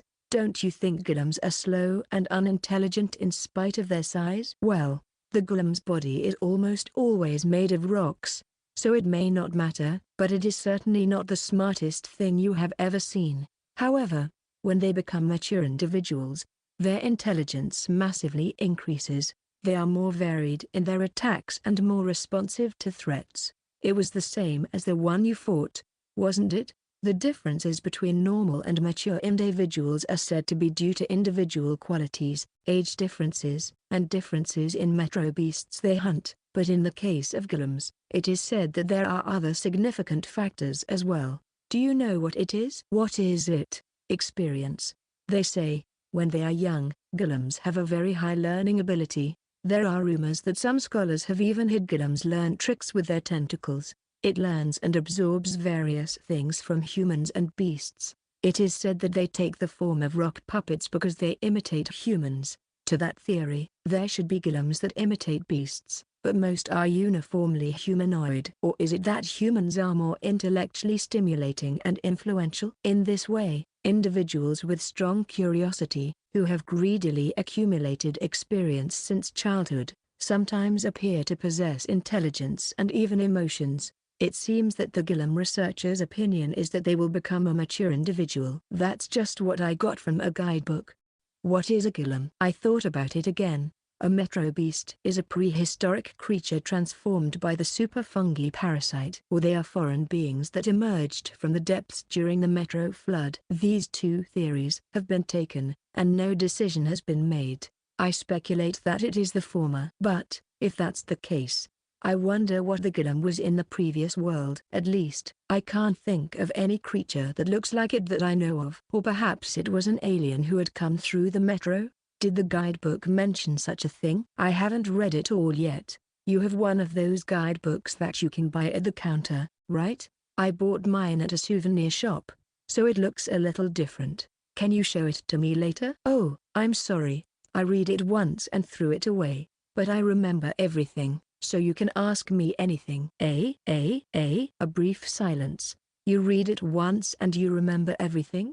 Yeah, I guess. Seriously? Well, I'm not bragging, but I haven't given it a second look. The pervert who is looking behind crashes into the wall around the corner. The biggest part is that he's handsome and talented. I wonder if the sense of disappointment is inversely proportional to that. This might be some divine prank. Noah has an indescribable expression on her face during this exchange. After turning there and advancing a little, the steps end and turn into a horizontal passage, and then, a wall is blocking the way. It almost feels as if we've come to a dead end, but when I bend down a little to take a peek, I see a tiny bit of light leaking through the cracks. There is something on the other side. Tamiko, get down. Light blade, on there. Warhammer, looks even better in the darkness. The rest of the time, it's all digging. But the rock wall is clearly more fragile than it was on the 30th floor. Cure picks up the broken pieces and threw them to the edge. While picking things up, he tries to brush against my butt, so I swung my warhammer behind strong enough to smash his head. The two girls are watching the silent exchange between the two with white-out eyes. Before long, their warhammer punched a hole, and the streaks of light that came in lit up the dust. Good. A single full-powered blow shatters the wall. The flood of light that poured in involuntarily made me cover my eyes. A new world is spreading ahead. The chirping of birds can be heard. The ceiling is high, as we have been descending for tens of minutes. And it is very bright. It was as if the sky was real. Whoa! I was at a loss for words. The three with me are also stunned speechless. We are in the metro, right? I remember the time when I came out of the Ootsuka Metro. It feels similar to that. Beyond the darkness is a dense forest. Fog rolls in, and the sounds of beasts come and go. Among them, there is a low, rumbling roar, reminiscent of that of a predator. Chapter 65 Underground Labyrinth Jungle. Amazing. Squeak. Both of us that grew up in the Ootsuka Metro were made to recognize again the insanity of metros, and our mouths were left hanging. Spread out before us is a jungle of mycelial plants reminiscent of the bizarre flora of the subtropics. Behind us, however, is a huge rock wall hundreds of meters high, and the light pouring down from the ceiling is that of firefly moss. It is almost certain that we are in the metro. I feel like Alice in Wonderland, but at least it doesn't seem to have led us to a completely different world. This is a little unexpected, a pseudo-outdoor floor. I've heard the Nerima tribe has something like that, as one would expect, even with Noah and Cure. These scenes do not seem to be commonplace. The ogre's territory on the 50th floor of the Ootsuka Metro was also a spacious grassland area, but the openness of this space is incomparable. This was definitely several hundred meters down from the 30th floor, and it seemed to be more than 100 meters from the ceiling. I took off my cloak and jacket and used, leaping, on the spot with Tamiko on my head. I stuck to the rock wall with my Ashura arms. I climbed up to the height where I can grab hold of. I don't have much tolerance for heights, so I don't look down. It's quite wide. I look around while hanging from Ashura. The jungle with a slight mist over it is eerie and mysterious at the same time. There are many ups and downs, hills and hollows. It is a strenuous walk. The distance to the other side, or to the rock walls on either side, indicates that the floor is almost circular. It is quite wide, and I wonder how many kilometers it is to the other side. I am not high enough to see the entire jungle, but I can see something white and grey peeking out from between the dense growth of green, blue, purple, and other colorful mycelial plants. Stone structures. There seem to some scattered here and there in the dense forest. There's a forest in the metro, and there are even structures in it. Someone didn't build them, did they? It's some kind of metro structure, right? That's a bit of an absurdity, isn't it? Seriously, what is metro? What does it want to do? I can't get answers to those kinds of questions in the first place by mulling them around in my head. I put them to the back of my mind and continued to observe. A bird is flying in the distant sky. I think I catch a glimpse of a large creature peeking out between the trees, but it disappears before my eyes can focus on it. Even though the metro has created this environment, the area is so rich in nature that you would expect to see metro beasts roaming all over the place. There's a big one over there, squeak. Tamiko was jumping up and down on top of my head. I use Ashura to lift my body and raise my head. An altar? I can faintly see what looks like a stone altar. It is much taller than the other structures. This view, in general, reminds me of something. A group of ruins in the jungle around Central America. Was this the Mayan civilization? Ancient ruins lying in the jungle, a ruined prehistoric temple city. That kind of thing? Did the metro make this? Squeak. No. It's nothing. I'm about to go down. Hold on to me so you don't fall off. It was a little chilly with my jacket off. I carefully descended along the rock wall. I returned to Noah and Cure and explained what we had seen. I saw birds flying around, but no other beasts. What about you, Tamiko? I didn't see anything either. Squeak. I hate birds. Squeak. The trauma of the attempted abduction comes back to life. It's a completely different world from the one we've been in, said Cure. Little Show and the others are looking for Mithril, right? This place doesn't look like a gillum's habitat, does it? I was at a loss for words. What he says is true. The field has transformed so much that it looks like a different place altogether. There is no atmosphere of rock dolls roaming around, no gillums. Here, a 130-year-old sulked, remembering the pain of not gaining what I wanted from the scorpion gillum. I was patted on the head by Noah and patted on the cheek by Tamiko. Mr. Cure, please read the atmosphere. I'm sorry, Little Show. The virgin is delicate. Squeak. Stop stabbing me in the back. I regained my composure and thought calmly. Cure had a point. We need to keep that possibility in mind.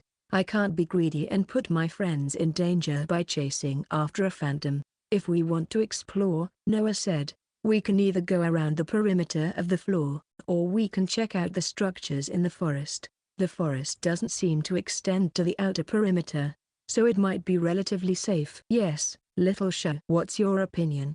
Let's go please. If you think about it, if there is something, it's in the forest, isn't it? If we are going to explore anyway, why don't we try to get to the nearest structure from here? I had no objection. I was thinking the same thing. If the metro beasts are living in the forest, it is a safe option to go around the perimeter to see what's going on. But this place is too big, and if we were to go to the other side of the river, it might take half a day. If we want to get some results, we can't avoid going into the forest anyway. It would be better to explore with the stairs behind us. If the need arises, we can escape straight up to the 30th floor. Then, let's go in the same line as we did on the stairway. We'll be relying on Tamiko's ears, so please take care of us. Leave it to me, Skiwak. After quickly making preparations, our party finally entered the forest. The fog was deeper than expected and visibility was poor. The feedback from their sensory spores is like a noise, although not as bad as on a rainy day. The distance that can be sensed also shrinks, and the precision that allows me to accurately grasp the shape of things can only be maintained within a radius of a few meters. Their beast repellent is always activated, but it is unknown how effective it will be on the metro beasts on this floor. Tamiko's ears are the key to spotting beasts. She is constantly twitching on top of my head. Birdsong, high-pitched voices like those of monkeys, the rustling of leaves, the sound of something falling, the sound of our own footsteps. the rustling of bushes as we passed. To my ears, these noises sound like small, ominous cries, but Tamiko's experience has made it possible for her to discern them to a certain extent. She is a reliable companion. There seem to be no dangerous-looking individuals nearby. Squeak. Hearing, huh? Miss Tamiko is an excellent scout. One girl like her makes all the difference in the team's chances of survival, doesn't it? You get nothing if you praise me. I only give acorns. Squeak. Here, Squeak. Thank you, boss. Munch, munch. The foothold was soft and the bushes were deep. Even Cure, the most experienced of the group, is having a hard time. The reliable Noah scratched the trunk of a tree. It is a marker towards the stairs. Little Shun, do you think we are going in the right direction? Probably. We are heading toward the nearest structure we could see when we scrambled up the wall. It didn't look that far away, so if nothing happened, we would be there soon. As I had expected, I see a gray outer wall ahead of me. Up to this point, there had been no disturbing presence in there, sensory spores, and Tamiko did not detect any suspicious noises. It's a tricky thing to do, but it's going so well that it's almost scary. It's pretty big. Up close, it is a vertical stone pillar about 3 stories high, with a carved relief to resemble a human face. The religious motifs are reproduced in a very artistic way, although they seem to be in somewhat poor taste. Surrounding the column is an open space with no trees, where rotting and crumbling stone statues and crushed cobblestones lie randomly. Moss and blackening are noticeable, giving the place the appearance of considerable age. What's that strange smell? Like it's rotting? What do you think, Noah? Why are you asking me? Well, you have a good sense of smell. It certainly smells like it's rotting. But even I don't have expertise over the smell of decay. I'm not a cheap girl who's willing to go along with anything that smells bad. Noah, perhaps feeling a little offended, is a little upset. I'm wondering how much of this is within my jurisdiction, but I'll leave that for later. Little Shun, this is. I thought it was just a mossy rock, but it looked like it was cowering with its arms and legs. It is a gillum.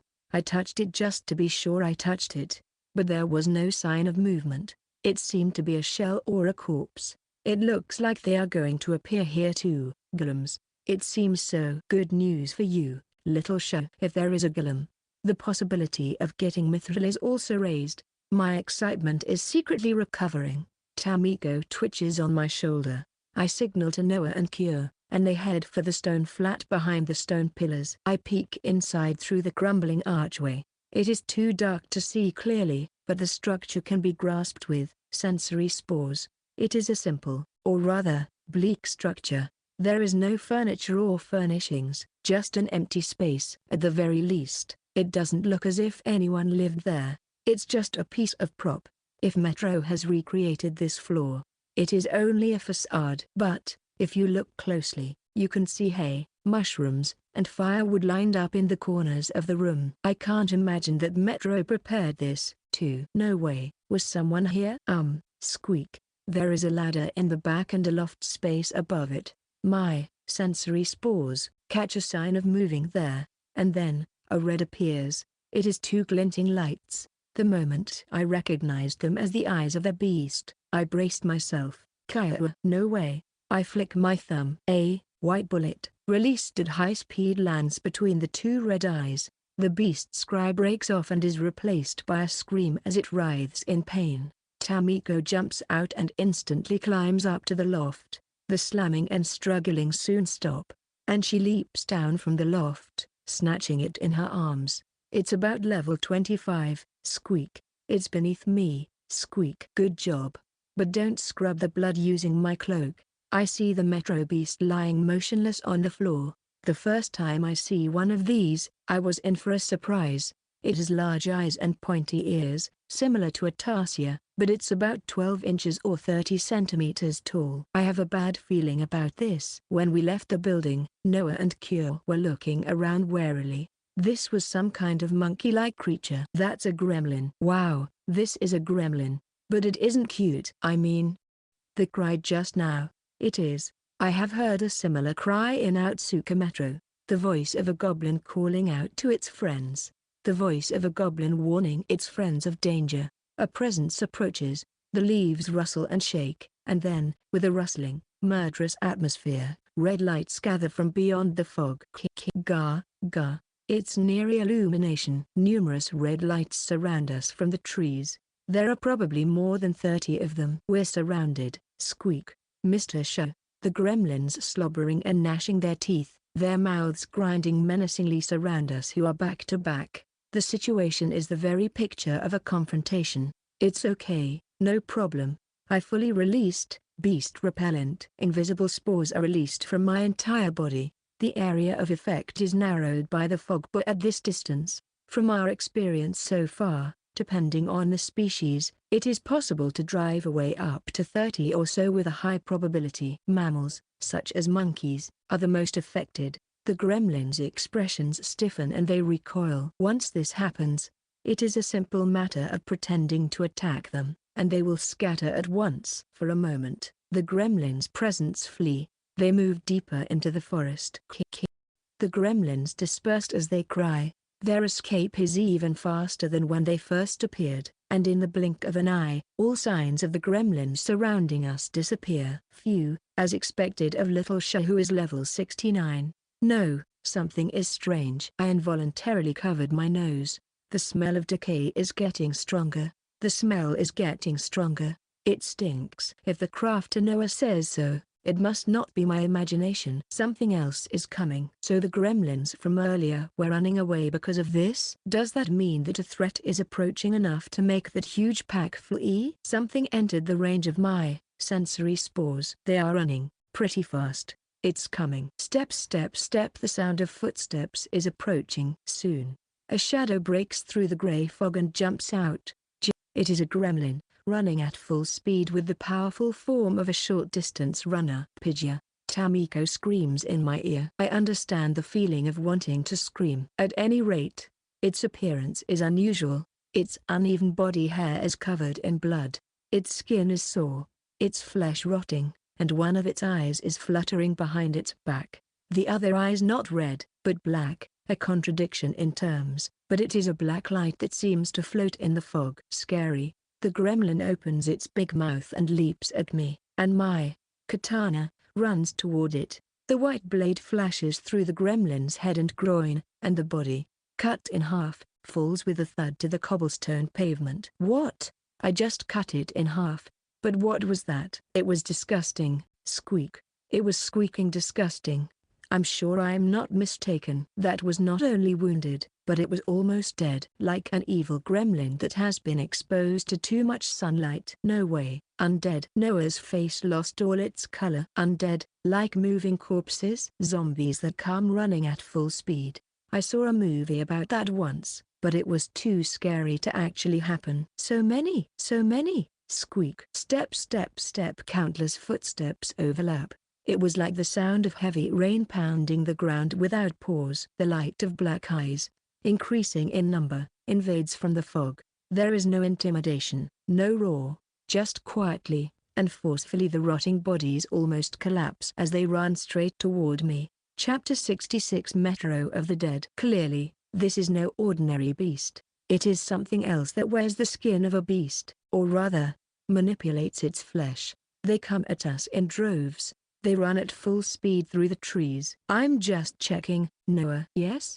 If you get bitten, will you be infected and become a zombie? Infected? More poisonous? Some might be. So, zombies themselves are not contagious. Okay. That's all I need to know for now. In short, just think of it as a metro beast in all its creepy glory. The zombies responded with deformation. One of the formations that had been roughly planned out last night. The three of us, me and the others, would be back to back, one on each side. What the? The flesh of the gremlin zombies, emitting a stench of decay, is soft. Neither the slash that severed the arm nor the thrust that pierced through the chest received much resistance against the zombies' bodies. But the zombies are neither frightened nor do they show any signs of feeling pain. They attack, while the corpse dangle. They are so gross. Target the head. This is the typical zombie weakness. If not the heart, why not the head? Cut off the head, or shoot the head with white bullet. After that, the enemies will stop moving. The headless, head-exploded corpses continue onward without regard to their situation. If this were a movie theater, I would shout Pygia, it's the Sporangium, we have to destroy the lower abdomen. Hearing Noah's voice, I grasped my warhammer in my left hand. Please, just fucking die already. With my warhammer wrapped in light blade, I bludgeoned their waist. The lower abdomen bursts open and splits into upper and lower sections. This time, they are completely silenced. Mr. Shuu. One for me too. A katana lands on Noah's feet, who was standing with Kyo behind her. HMPH. The three zombies that were moving in a group were stopped by Kyo. He quickly takes off his jersey, and his naked body is clad in white armor. From beside him, Noah says, "Yeah," and cuts the body in two with the katana. The upper half of its body falls down powerlessly, and the lower half is still trying to get up. Will it die soon even if it is not completely destroyed? Mizukari. Get down. Q threw down one of the zombies with a bam, then held its legs on both sides and spun around. Take this. Q typhoon. In other words, a giant swing.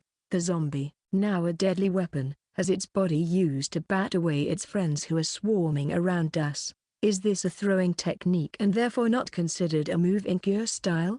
I don't understand the criteria. Still, the zombies are not intimidated, and Q throws his weapon like a wrecking ball at them, taking advantage of the opportunity to get behind one of them. Take this. The suplex, which had been a dud at his duel with me. With an impact so strong that it sounded like a bomb, the zombie's upper body is ground as it slams into the floor. It's a powerful attack that should never be done to a human being. Mr. Q. A white line runs through the zombie's head and arm. It was a white bullet that Noah released. I had given it to Noah before entering the jungle in case of an emergency. During the 10 days of questing before coming to Uchi, she had been trained to fire their white bullet at her own request. It is not something that can be produced indefinitely, and like other mycelial weapons, their white bullet will also decay after an hour or so, but it is useful in times like these. Perhaps because of her weak explosive strength, the speed and power of the bullet is inferior to those of mine, but she may have a better sense of control than me. I am a bit jealous that someone younger than me can take better action. Noah. You're right, squeak. Yes, Tamiko is giving precise instructions over Noah's head. As Noah moves, Kyo stand around to compensate for each other's blind spots. After realizing that breaking their joints is not very effective, he concentrates on power fighting, using a front choke to smash the neck and a back breaker to crush the torso. He does this while dealing with the zombies in front of him. I couldn't help but be impressed. Kyo's fighting style, which dared to seal all attacks other than throwing, choking, and grappling, are clearly only suitable for one-on-one battles. However, his strangle and grapple are quick, and his throws are positioned to check a large number of opponents. It cannot be dismissed as being a talent man, but experience and training accumulated over a long period of time in order to maintain his self-possession in a harsh environment. Hiring him was a good decision, at least from a practical standpoint. Whoa! I cut down a zombie that was grabbing at me. It sounds bad to say I'm off my guard, but I have enough time to worry about the others and think about this and that. For the moment, the zombies are energetic, abandoning the exhaustion a moving corpse should have, instead dashing with all their might, grappling with all their might, and biting with all their might. However, if you observe them calmly, you can see that they have one advantage and one glaring disadvantage. First of all, their movements are monotonous. There is no thought, no coordination, and the me-first mentality is so strong that the zombies even collide with each other. They are too strong in their own headlong rush to the point of stupidity. They seem to have lost even the intelligence of an animal. The fact that they have no fear of pain or injury is a threat, but many of them are unable to display their endurance and power to the fullest because of their rotting bodies. The fact that the head and chest are not their kryptonite was initially disconcerting, but once the weak points were cracked, it didn't matter. Will I dare to try it? Running the katana horizontally, I split the upper and lower body of the one closest to him. The upper body falls and stops moving, but the lower body still tries to run, losing its balance, and falls down. The legs are unable to get back up and flaps its legs like a spoiled child. It was so horrifying that I regretted it a little.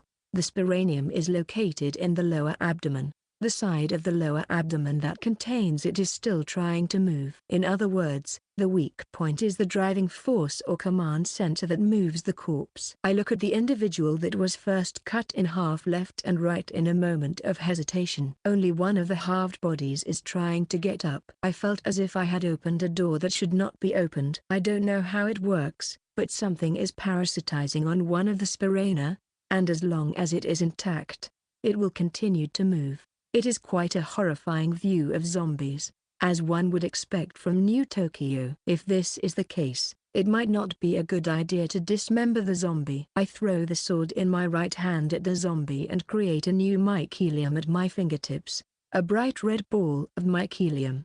How about this then? Fireball. The zombie that takes a direct hit burns up with a pillar of fire. The classic undead are usually afraid of fire. So how about the New Tokyo version?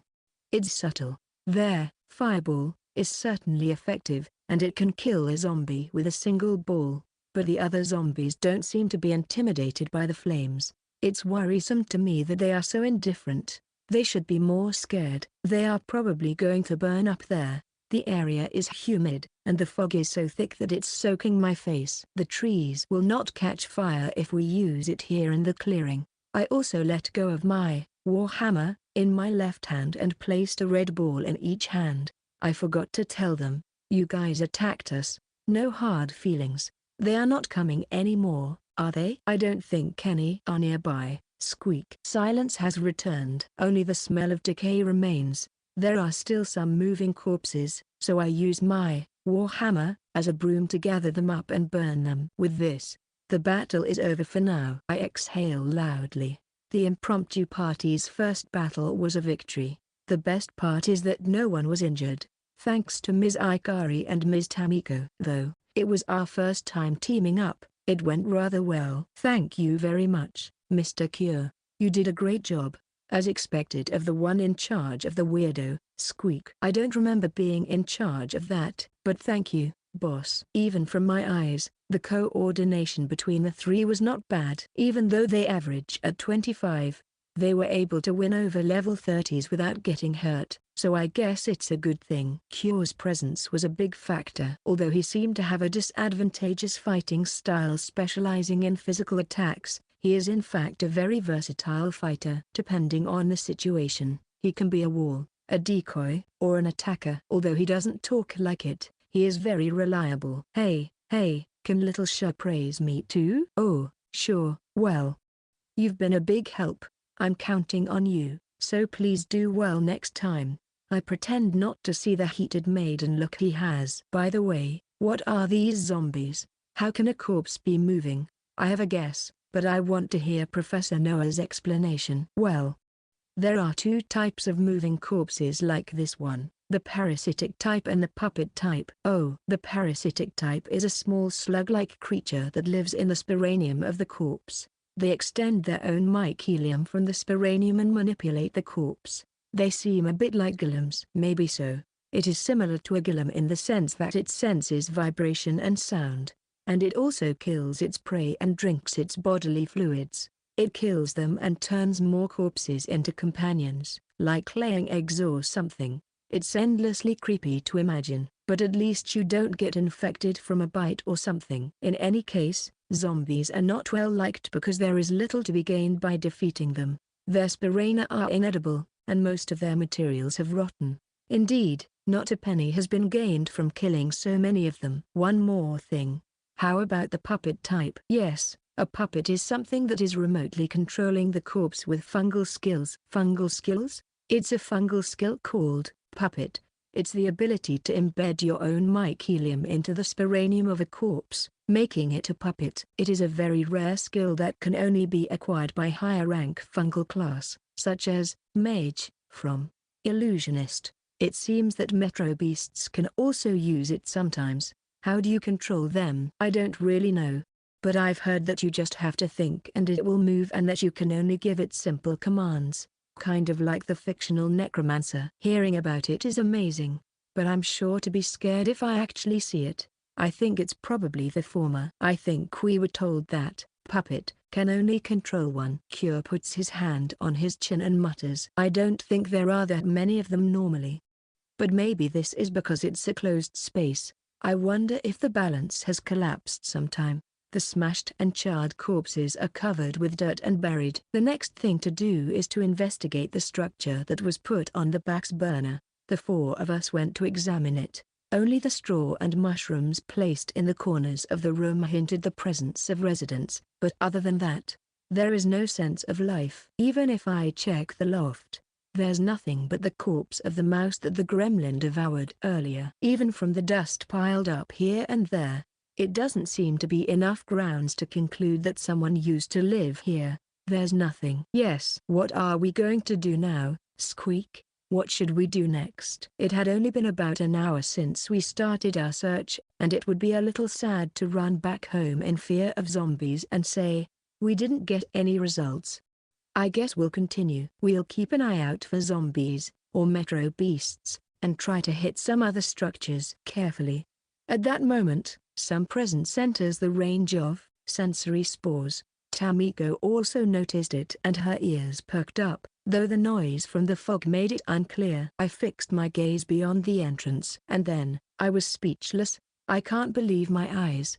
There is a shadow hiding in the shade. Standing on his hind legs, he rests his front feet on the trunk and peers at us fearfully. It is small, probably less than a meter tall. Its ears are pointed. Its nose is pointed. They sway up and down with each shallow breath.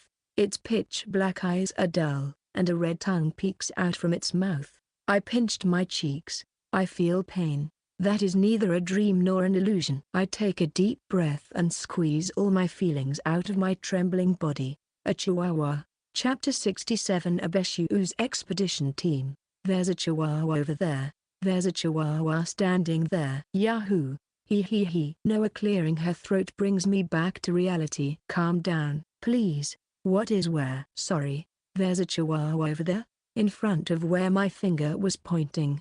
There was nothing. I can't even feel any presence in the area within sensory spores. You saw it too, Tamiko, right? I wasn't mistaken, right? I was worried that I might have seen a hallucination. That there was a chihuahua. There was something there, Squeak, but I didn't know what it was. Squeak. I guess it ran away when Mr. Shuu suddenly screamed at it. I see. There was no doubt that there was something there, but I seem to have alarmed them. I'm a cat person by my own admission, and dogs are the counterpart of them. However, I am not the kind of person who believes dogs are unlikable. Both fluffs are the perpetual peacemakers and the universal happiness creator of mankind. I will never forget the debt of gratitude I owe to the cats, Shiba Inus, and Chihuahuas I watched before going to bed, as they provided a small comfort to my tired body and soul after working overtime. Well, little Shuu, what is a Chihuahua? This is my first time hearing about it too. Is it a metro beast? Neither of them had ever heard of a Chihuahua. I guess they have missed out on a percentage of their life. They are tiny dogs. It's about this big, fluffy, with short legs, and big eyes. They are very popular as pet dogs all over the world. They are friendly, but they are easily scared and don't like the cold, so they wear clothes when they go for a walk during winter. Mr. Shuu, I am sorry. There might not even be dogs anymore. What kind of dog is it? Asked Cure. There is a breed of dog called the Senju Inu. They are big and strong, perfect as guard dogs and popular as hunting partners. They are a breed that did not exist in the original world. So, taking a hunting dog with you was a natural choice. I was blindsided. We have pet dogs at Ikebukuro, but I've never heard of a Chihuahua. Maybe other tribes have pet dogs. I mean, Mr. Shuu is surprisingly fond of animals, aren't you? You even kept glancing at Mizuo. I was found out. Abe Shuu is just some virgin, but still quite the man-whore. Squeak. Such a cheater. Squeak. Tamiko puffs up her cheek pouches cutely. I had no intention of ignoring her, so I apologized for making her feel that way. Even if you do this, Squeak, I won't be deceived. Squeak.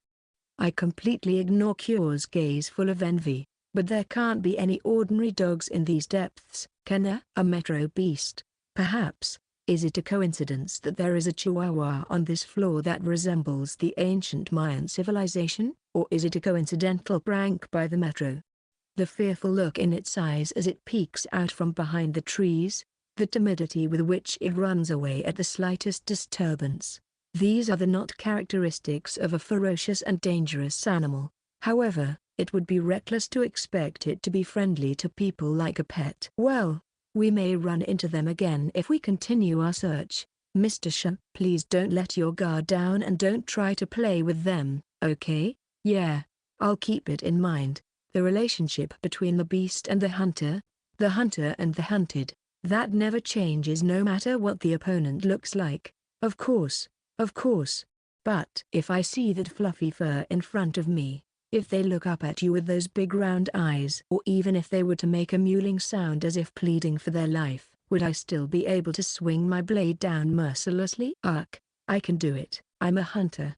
Even if my opponent is a chihuahua. I made up my mind even if I have to vomit blood, but clearly Noah and Tamiko's eyes show distrust from their expressions. The Abe Shuu expedition team is ready to start over again. The goal is to find the next structure. I don't think we'll have much trouble finding anything, zombie or alive, maybe more of the gremlins we saw earlier. I have a feeling it won't work out that way. It's a hidden flaw. Just as Noah had foreseen, a new monster appears before the group's eyes. Thud. With a heavy crash, a large tree falls. The tree creaks and swings down, its branches creaking. The force of the swing is so powerful that the ground explodes. Our party scatters and regains our positions, but the heavy sound of falling trees continues to echo around us.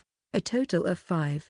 Those are giants, and they are huge. Are they the tree monsters from the video games? It is true that at a glance they look like moving trees, but in reality they are giant insects, stick insects, to be exact. Even the branches and leaves have been perfectly reproduced. Without a moment's hesitation, I threw a fireball. Fire is the standard weakness of the wood element when it comes to games. However, although the fireball exploded after the direct hit, the surface was only slightly scorched. It was not a one-hit kill as the fire spread to the entire body. It is indeed a living creature with blood and water in it, and it does not burn up easily. Mr. Shuu, just saving one is fine, let's defeat it without burning it. It will be a good souvenir. Seriously? Let us do our best. I was feeling quite enthused.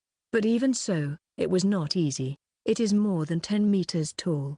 The limbs that swing down are like those of a pendulum in an amusement park. Behind its tree-like outer skin, it is an exoskeleton that a bear, katana, would not be able to cut down in a single swing. According to the risk counter, it is level 45, which is stronger than a golem on the 30th floor. Then 5 of them at the same time. Cure. Take 1. Tamiko and Noah, you are supporting. With a katana in my right hand and a great shield in my left. Looking up at them are 4 giant insects that look like something out of a monster movie. I can't help but feel a little uneasy. In the end, this is normal, everyday life.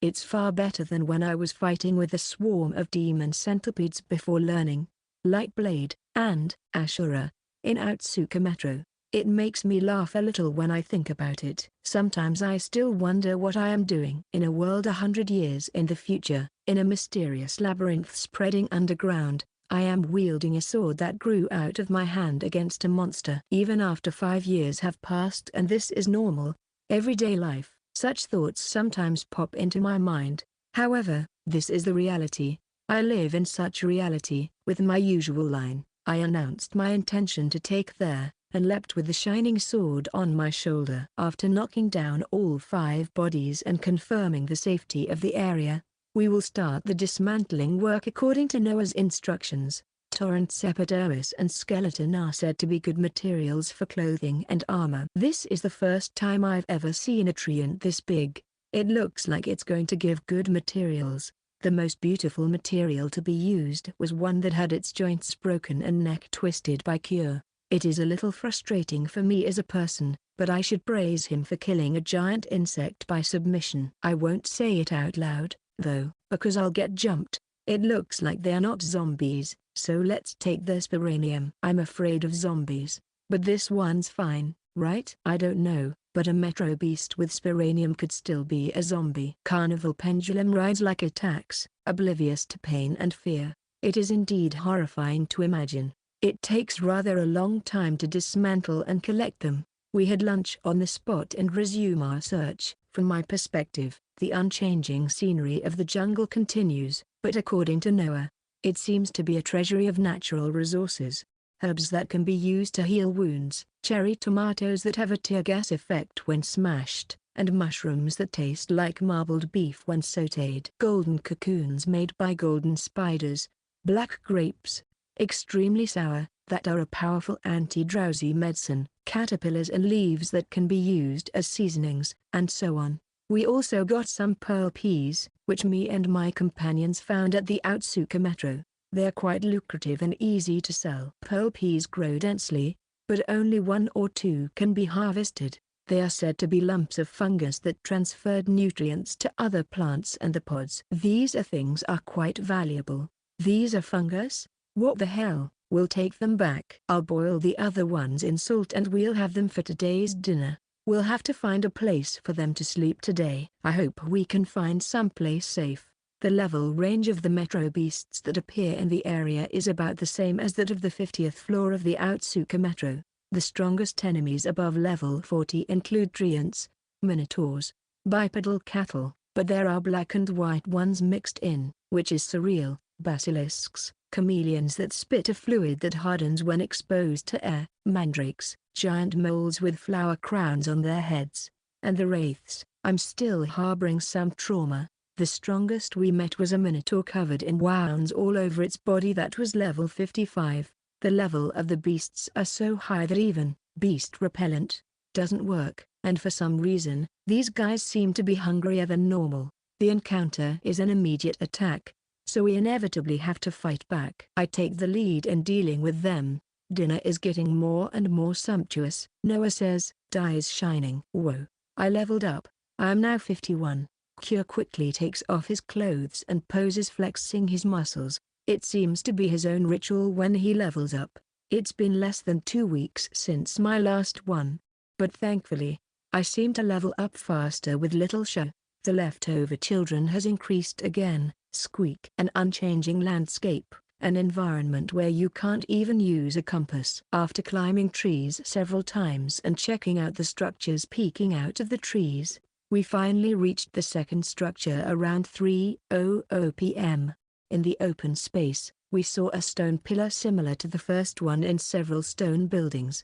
There is also a fountain in the corner of the square. Noah's suggestion, if it's safe enough, I guess this is our campsite for tonight, is unanimously agreed upon. We rummage around inside the buildings. As in the first building, there are hay, mushrooms, and other supplies left behind, and in the loft, there is a space that looks like a sleeping area made of straw. Little Shuu. This is, what Cure picked up was a piece of cloth. It was about the size of a handkerchief, and looked like a tattered, frayed animal skin or something. In addition, from another building, we found what looks like a stone knife and the remnants of a clay water bottle. It was hard to believe that the decorations had been prepared by Metro. As expected, there was someone who used to live here, but it looks like it's been abandoned for a long time. It could have been a magic beast that lived here, or it could have been a human being. The image of the chihuahua flashed through my mind. I haven't seen it since then, but maybe it's not a metro beast, but a magic beast. This place may have been used by them as a home. If that is the case, it might be possible for us to communicate with each other. Abe Shuu, your face is so weird. Squeak. I bet you're thinking of something strange, aren't you? Chapter 68. Run. Noah draws a rough map on the last page of her guidebook. Using the staircase on the 30th floor as the southern end, we are on the southwest side of the huge altar in the center. We must have gone about halfway round the radius. So that's it for today. We are tired but we have a lot of loot. If all goes well, I should be able to reach the temple-like building by noon tomorrow. At Noah's request, we decided to use the waterfall bath mushrooms. It's a mushroom that turns water into hot water. I really want to wash all my clothes, 2, but I want to at least wash my body. The smell of decay that had seeped into the bodies of both Noah and Tamiko since the zombie battle had been bothering them. The water from the fountain fills a water bottle that can be sealed, and then the mushrooms are popped into the water bottle. That's it. Hot water is ready. Ladies first. We'll keep an eye on things. Thank you, sis. Let me wash your back. Squeak. I can hear the fabric sliding against skin from behind me. I have no intention of peeping on their nakedness, but I at least allowed myself to use sensory spores to keep an eye on their surroundings as a noble act. Little let me wash you too. Denied. The ceiling changes to the color of the night, and a foggy night falls. In the middle of dinner, Tamiko suddenly stands up. Something is coming. Squeak. The others and I quickly extinguish the fire and hide in the building close by to quiet our breath. A gremlin, a minotaur, and a wraith appeared. They all approached with lazy steps, bringing the smell of decay. Zombies. The zombies are not moving as quickly as before, perhaps because they have lost sight of their prey. They just wander around the plaza while rummaging, and eventually leaves into the forest. They are still here, the zombies. While Tamiko and Noah were bathing, Kira and I took care of a few of the zombies that were wandering around the area. I had been wary that another one might come by after a while, but it turned out to be as I expected, as was the case the first time. The area around the plaza seemed to attract zombies, and their prey, I suppose. Kira puts his hand on his chin and looked thoughtful. What's the matter? No, it's just, how can I say it? It feels a little strange. Noah nods her head. I also feel something is not quite right. What do you think happens to zombies if they are left alone? Wouldn't their flesh eventually rot away and they will return to the earth? That's right. The ones we killed today have their Sporangium removed, so they don't turn into zombies. I mean, even when Metro Beasts hunt Metro Beasts, they usually don't leave behind the Sporangium. I see. So, they basically don't multiply uncontrollably as long as they don't fall prey to the Metro Beasts themselves. No wonder the gremlins were so afraid of zombies. So, normally, even if zombies suddenly sprang up somewhere in the metro area, the number would not exceed a certain number and would naturally settle down over time. But I don't know. I guess you can't really ask for common sense in Metro. The zombie hazard that is currently raging on this floor may be caused by something other than nature. That's what Gür seems to be trying to say. I wonder if we will be able to solve this mystery as we move forward. I'm not sure I want to know, and I really don't want to know. After dinner, we'll try not to go out of the house, and I'll block the entrance with some stones. Tamiko, go pee before going to bed. I am a lady. Squeak. Ladies don't pee on other people. The next day, as we approached the center of the forest, the fog grew thicker. The usual encounters with Metro Beasts are few and far between, and instead encounter with zombies become more prevalent. The smell of decay also seems to be getting thicker and thicker. Undead suddenly appearing from the depths of the fog even through the TV. Tamiko goes Pidgeot. As a punishment for luring the zombies around, everyone will rub her. Ah, that's no good. Squeak. Punish me more. Squeak. Before long, when the surroundings became as dim as dusk, the soles of my shoes that were stepping grass changed to stone pavements. The altar was now becoming visible through the slightly opening grey veil.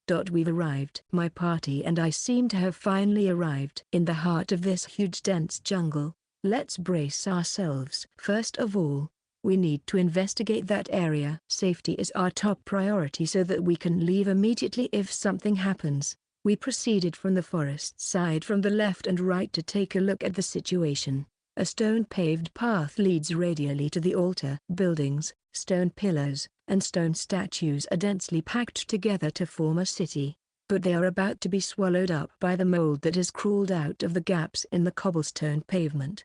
My party and I moved forward, hiding in the shadows of the buildings. Only if there are zombies along our path, we sneak up behind them and dispose of them quickly. Stop, Squeak. At Tamiko's muffled whisper, we stopped and peered out from behind the alley toward the main street. We can't see zombies or Metro Beasts either visually or with sensory spores. What's wrong? Is something wrong? I heard something. Squeak. I heard. Down? Under?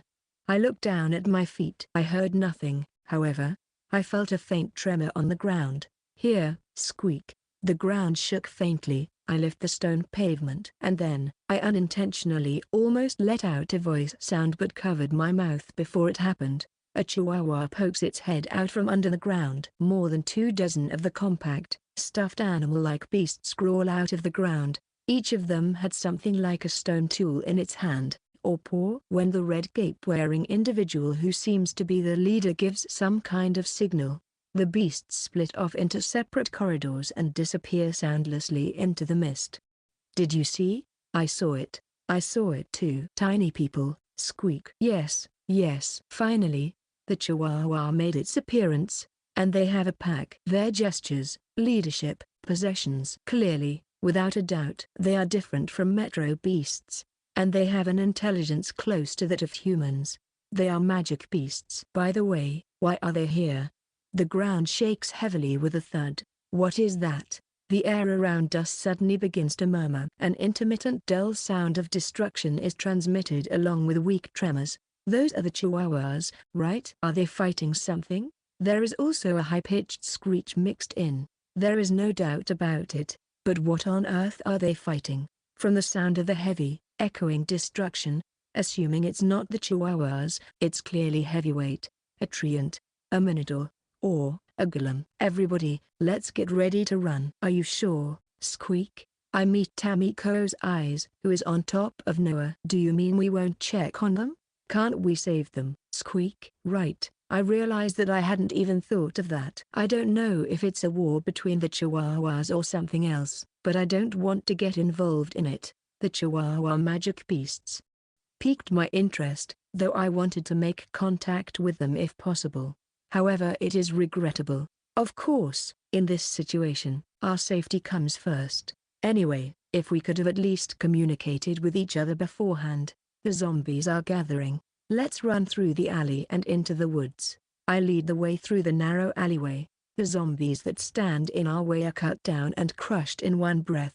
The sounds of battle are closing in. The fog is annoying, and their sensory spores are getting narrower here. I can't see what's going on around me. To get out to the forest, you need to go out to the main road. We are almost there, and then we paused. I can hear the voices of the chihuahuas. They're quite close. Bow, bow, of. The intonation is too precise for a mere bark, as if it were a language. The sound of heavy footsteps grows louder. I peeked out from behind the building. A gillum. Huh? It's not the misshapen rock dolls we've seen before. It is almost a stone statue.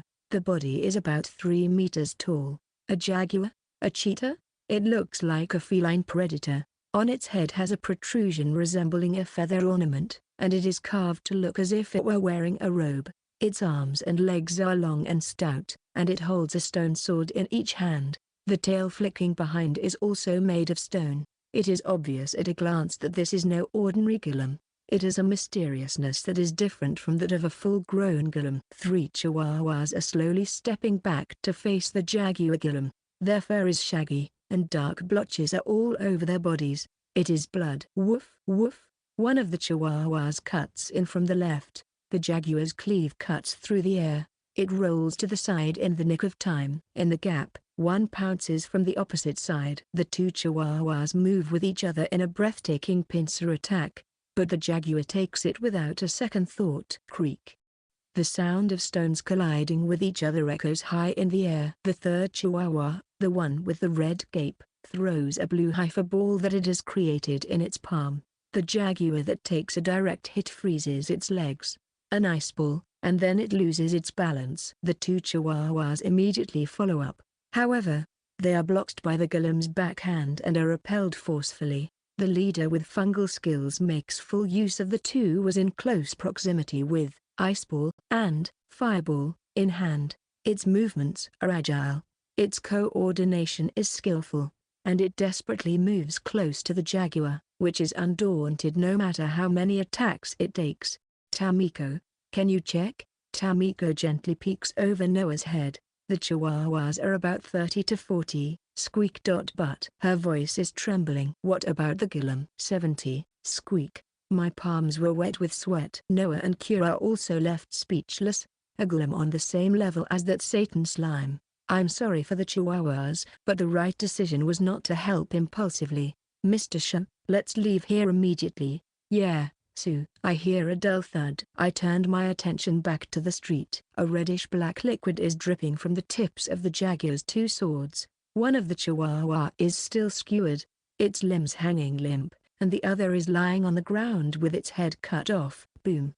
The stone sword growls. A skewered chihuahua is thrown and hits the leader. He is blown backward and skids on the ground. With a small groan, the leader tries to get up, its eyes meeting mine. A moment of silence, a moment of frozen in time. Its pitch-black eyes are wide open, as if they are about to cry.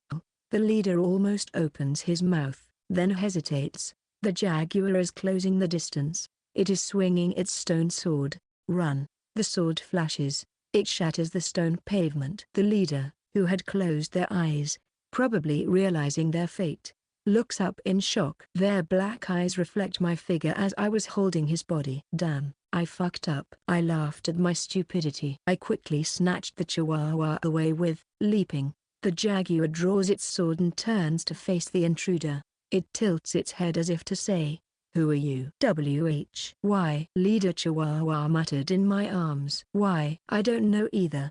At first, they tried to say help, but they swallowed their plea to live, and said, run." To me who were not of the same species, not allies, not even acquaintances. The moment I understood this, my body moved unconsciously. I noticed that my arms were moving. I was very selfish. On the other side, Tamiko, Noah, and Kira had their mouths agape. Of course, the team leader had taken off on his own accord. No matter how much the two girls scolded me, it will not be enough. I could at least give my pants to our temporary member as an apology. So much for regrets. I will do everything in my power to get through this situation safely. 3 humans, 1 squirrel, and 1 dog if possible. The jaguar with twin swords stood there. I put the chihuahua down on the ground and gripped my katana, that glowed in both hands. I'm sorry for jumping in, but if I am going to do this, let's make sure there are no hard feelings. Saying that, I kicked the ground. Chapter 69 Jaguar Golem vs Master Threadweaver. A stone sword and a white sword with a bluish-white light clashed. The opponent was a jaguar golem nearly 3 meters tall. The difference in size between the two is about the same as that between an adult and a child, and I caught the swing from above. Goo! Woo! It pushed down with a force that crushed the cobblestone pavement. I flicked off the stone sword, using the recoil to push my body, pulling both my knees up to my stomach, and launching myself like an arrow. A drop kick came down, but I used, leaping, at the moment of impact. A direct hit to the chest pushes the jaguar back, but it holds on and avoids falling as it thrusts its stone swords and scrapes the cobblestone pavement. Noah, take him, the chihuahua, and run away to the forest. I yelled without looking back, and throwing off my cloak as I shouted, I will catch up with you. Go ahead. Yes, little Shuu. I glanced back at him. He seemed to be trying to join me, but the jaguar was already in a fighting stance again. I'll take care of this. Take care of Tamiko and Noah. Oh, leave it to me. Carry them to safety and I'm going back to your butt. Is my butt a place to return to? The jaguar comes up to me, stomping its feet. No time to take off my jersey, as I expected.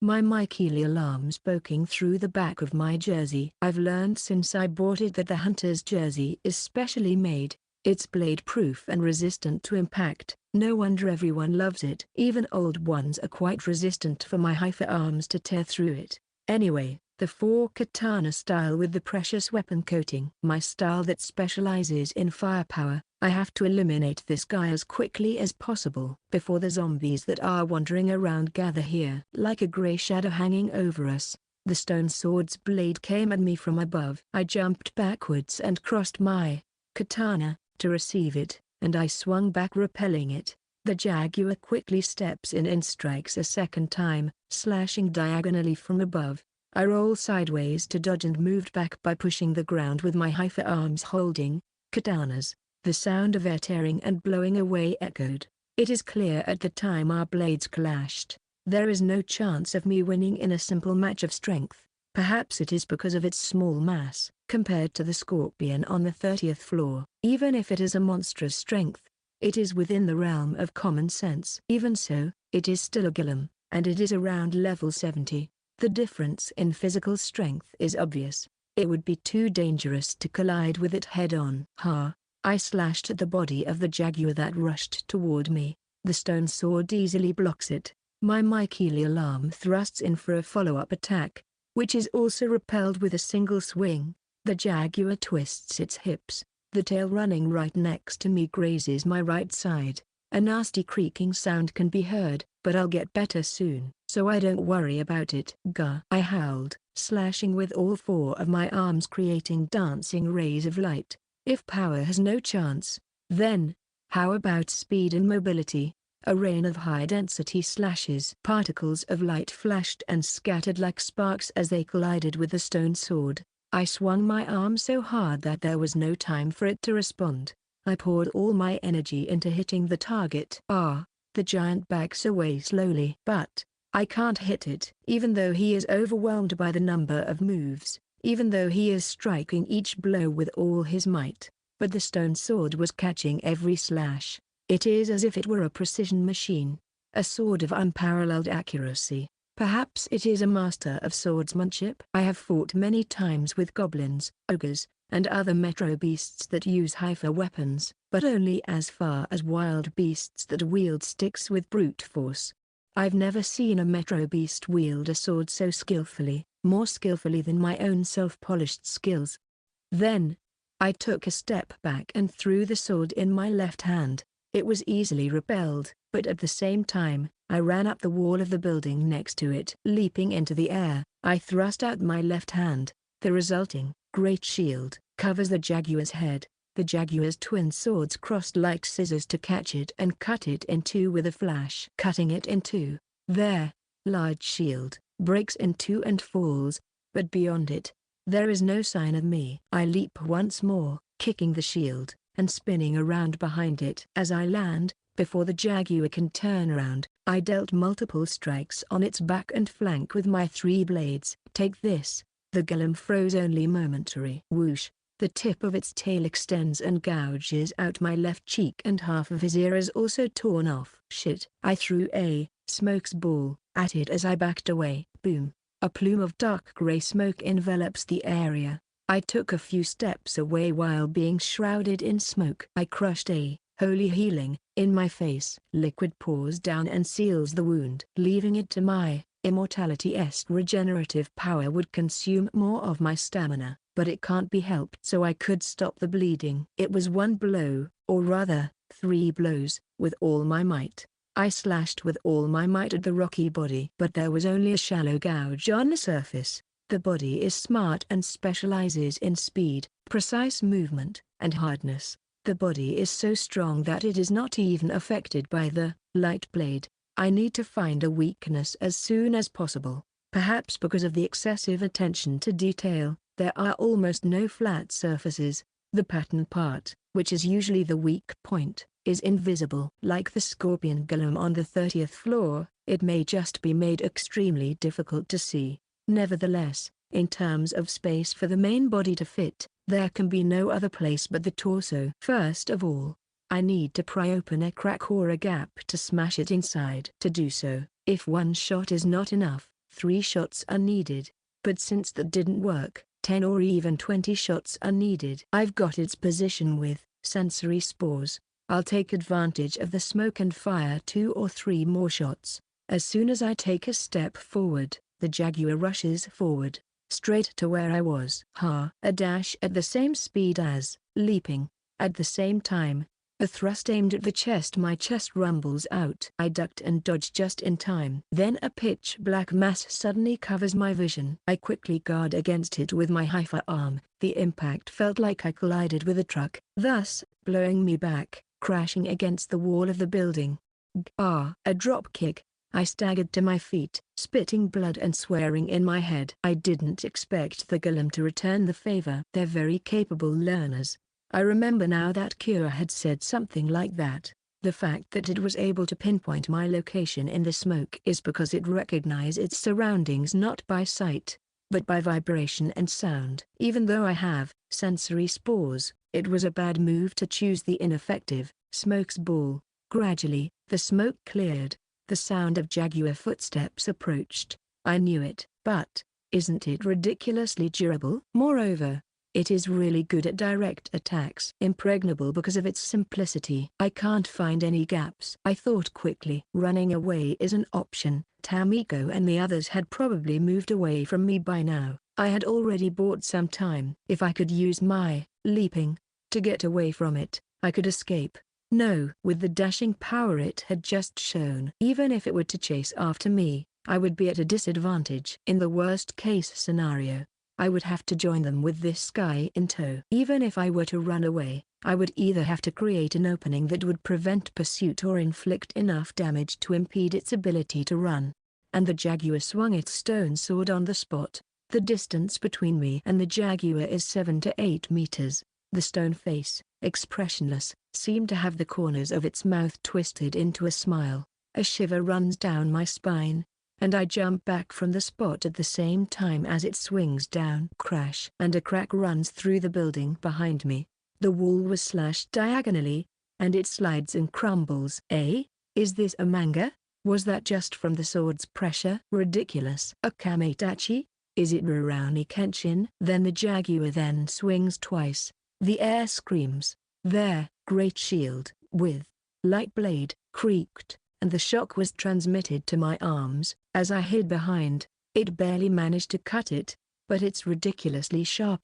A thread, huh? A fine thread has fallen under my feet. It was mycelium. A sharp mycelium, like a steel wire, had flown from the stone sword. I didn't know this kind of fungal skill existed. I can't retreat, can I? As soon as I turn my back, I can only expect to be chopped to pieces. The jaguar swung its twin swords again.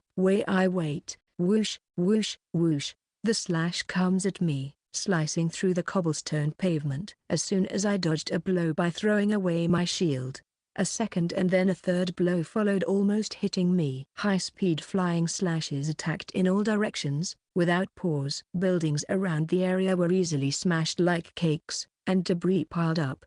Dust mingled with the fog clouded my vision. It's not enough to prevent them. All I can do to avoid them. The direction and timing can be measured from the movement of the sword and arm, but the speed and power are tremendous. A direct hit to my body would cut me in two. Whoa! Oh! The flying slashes jump over the side, cleave, and slide into the ground. I sprawled, dodged, and fell back, literally desperately holding on for dear life. A smile forms at the corners of my mouth because I can't help but laugh. The power of the sword is so great that it easily surpasses my own swordsmanship that can match the 4-katana style without difficulty, a defense that even their light blade can't penetrate. Dashing ability to keep pace with leaping, and then there is the cheat skill, flying slash. When it's this clear, you have to admit it. This jaguar gillum is like a rival stronger than me. Is it any wonder that I have no chance of winning in a head-on collision? However, it is super compatible with the Holy Knight, Abe Shuu, and that is not my true form. I am an master threadweaver. Muttering to myself, I smiled while facing death. Even while desperately dodging the attacks, I was slowly being cornered behind. I was being pursued back toward the altar in the back, directly opposite to the forest side where my companions fled. As expected, I am short of breath. My body is being torn and gouged here and there, and I am desperately trying to get air through my mouth and nose. The jaguar seems to be exhausted as well. I doubt if the gillum has a system for running out of breath, but at the very least, there is no way it can carry out that many attacks indefinitely and forever.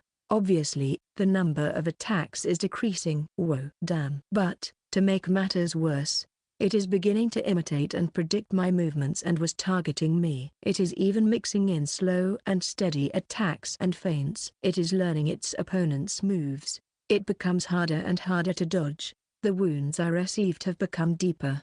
Thanks to immorality, the wounds will eventually heal. But how much blood have I shed? I backed away. The jaguar closes the gap immediately. After all this time of observation, Even I am aware of the nature of the attack. The range of the tentatively named Haifa Kametachi is about 10 to 15 meters. At a distance of more than that, the threads lose momentum and sharpness. The ones that fall to the ground are likewise just a weak thread that can be snapped off by stepping on it with my foot. The jaguar measures its range precisely. If I am too close to the target, it will move forward, and if I am too far away, it will shoot from a safe distance. It is torturing me from a safe distance like a machine. The jaguar is calmly and coolly devoted to this task. That's why, if I dared to retreat, the jaguar would follow me mechanically, completely unaware of the trap. Here I rolled to the side to dodge the slash, and while I was on one knee, I flicked my thumb. I flicked off 2 white bullets, with precise shots. The other one explodes at the jaguar. The other one explodes just before its feet. Jaguar does not recognize the red Haifa balls mixed in with the shattered cobblestone pavement. When I was at Ootsuka Metro, there was a time when I was enthusiastic about the burning mycelium mine operation. As it turned out, it did not produce good results. Red, suspicious, too small. Even if I scattered them haphazardly on the ground, they would easily be avoided, and even if I lightly buried them in the ground, I would not know if I stepped on them, or I would forget where I had buried them. I tried many other ways, but in the end, I came to the conclusion that it is still better to use them directly. I had no idea that this strategy, which did not even work against ghost wolves and goblins, would be useful against such high-level opponents. While rolling on the ground from the constant slashing attacks, I diligently scattered the red Haifa balls to something who perceives the world through sound and air vibrations. They were so tiny that it could not distinguish them from a pebble. There was a fear that it might have exploded during the scattering, but it seems that I was lucky that I have been practicing this before. Burn. There, fireball, that was hit by the white bullet, created a small explosion and a pillar of fire appeared. It burned and destroys the surrounding fireballs and thunderballs, causing a chain reaction. The balls turned into a huge pillar of fire with the jaguar at its center, creating a blast so powerful that it blew me away. Fog literally dissipates and a cloud of dust settles in the air. At the center of it all, the jaguar with its arms crossed in front of its chest, still standing. I focused on it. So I'm already kicking off the ground. The jaguar tries to move, but its limbs have slowed down as if they've run out of fuel. It swings its stone sword to release the Haifa Kametachi. At the same time, I jumped close range. Yo! I'm back. I'm finally back, at a distance where I can ignore the Kametachi, and at a distance where I can strike with my most hard-hitting attack. My clenched fist glowed silver and is covered in light. Iron fist, plus, light blade, kaboom. The stone body, which had boasted of its durability, screamed as I slammed my fist into it with all my force. Chapter 70. All the actors are here. Like an insane fighter, I swing my fist in close range with my opponent. Height-wise, I punched straight near the navel of the opponent. I don't know if the vital point is near, but first I need to break through this guy's shell. This is my only chance to win. If I get out of range again, I will be tortured to death by the Haifa Kametachi. Iron fist, with the highest hardness, I unknowingly broke the strongest material for weapons called magic steel frame. My fists were wrapped in light and fired one by one, putting my soul into it. 4 shots. 5 shots. 6 shots. I didn't miss the slight cracks running through the stone's outer shell, which was only scratched by the katana. The jaguar slams the pommel of its stone sword in an attempt to push me away. My Haifa arms now equipped with the round shield, are strong. I then repel the attack to the side. 8 shots, 9 shots, 10 shots. The cracks spread out. The jaguar's huge body moves backward. The attacks are now taking effect. Boom. And its knees swung up and clashed with my fist. I was thrown back, and a gap appeared. The stone sword falls from above. I ducked and slipped through. I smashed the crack with the round shield on my Haifa arm. In return, it stabbed with its tail and swung around. My cheek is torn and my side is gouged out while throwing me to the side. Enough. The twin swords swung at an unabated speed. I dodged and flicked it with my Iron fist. Then my right hypha arm is cut off. I plunged forward with all my courage. My left mycelial arm strikes with my round shield. Punch, it is cut off just in time and I fly backward. This is fucking annoying. At a distance, I was gripping my warhammer with both hands. Die. The stone sword gouges off my right ear and shoulder. At the same time, a light-clad warhammer slams into the crack. The jaguar's body is bent over, and the stone sword falls out of its left hand. Staggering, the jaguar's hands hold the crack as it crumbles into pieces. Diala. As I swung there, warhammer, once more, countless white threads spread across my field of vision.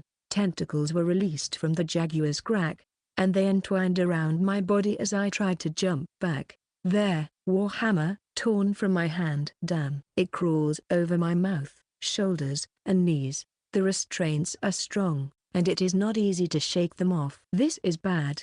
I stay like this, my blood will be sucked. A new hypha arm. The body is lifted above the jaguar's head like a princess being carried by a king bug. Like in the anime Valley of the Wind. However, what awaits is not a miracle of healing, but a stone sword thrusting toward me.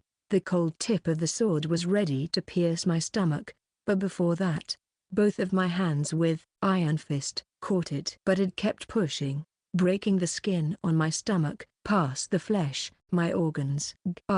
There, katana, held by my hypha arms draws an arc. The tentacles clinging to me are cut off. The tentacles are pulled out of my wound, and I kicked the jaguar's head, before landing on the ground. My thighs are bursting with power as I lunged low and sharp tentacles and a stone sword intercept me. The jaguar's flying slash met my hypha arms along with my katana, is cut in two. My hand plunged into the wound without care, pierces through the bundle of tentacles, and reaches the depths of the crack. Damn it, I think. I wish I could have done this with the hypha arm. It was a bad turn of events. I had to do it with my real hand. But I had no choice. I am already prepared. It's been a long time since I've said this. I don't plan of reusing the same line, but just in case. Eat my balls. I clenched the 5 fireballs I had created in my hands. The light was blindingly bright and exploded in front of my eyes. My right arm is missing from the elbow down. Flesh and bone are exposed, and blood is dripping continuously from there.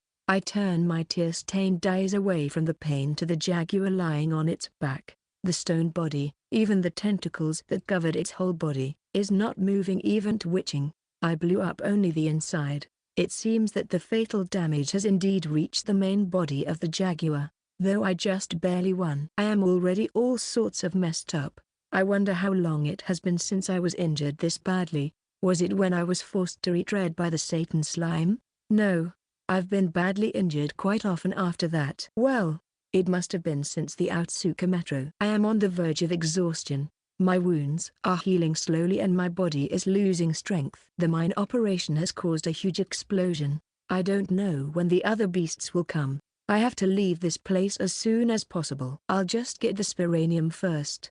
I pick up the warhammer, smash the body, and pull out the filamentous body from around the chest. The lower half of the body is charred, and its fluid is spilling out from where a piece of stone had pierced through.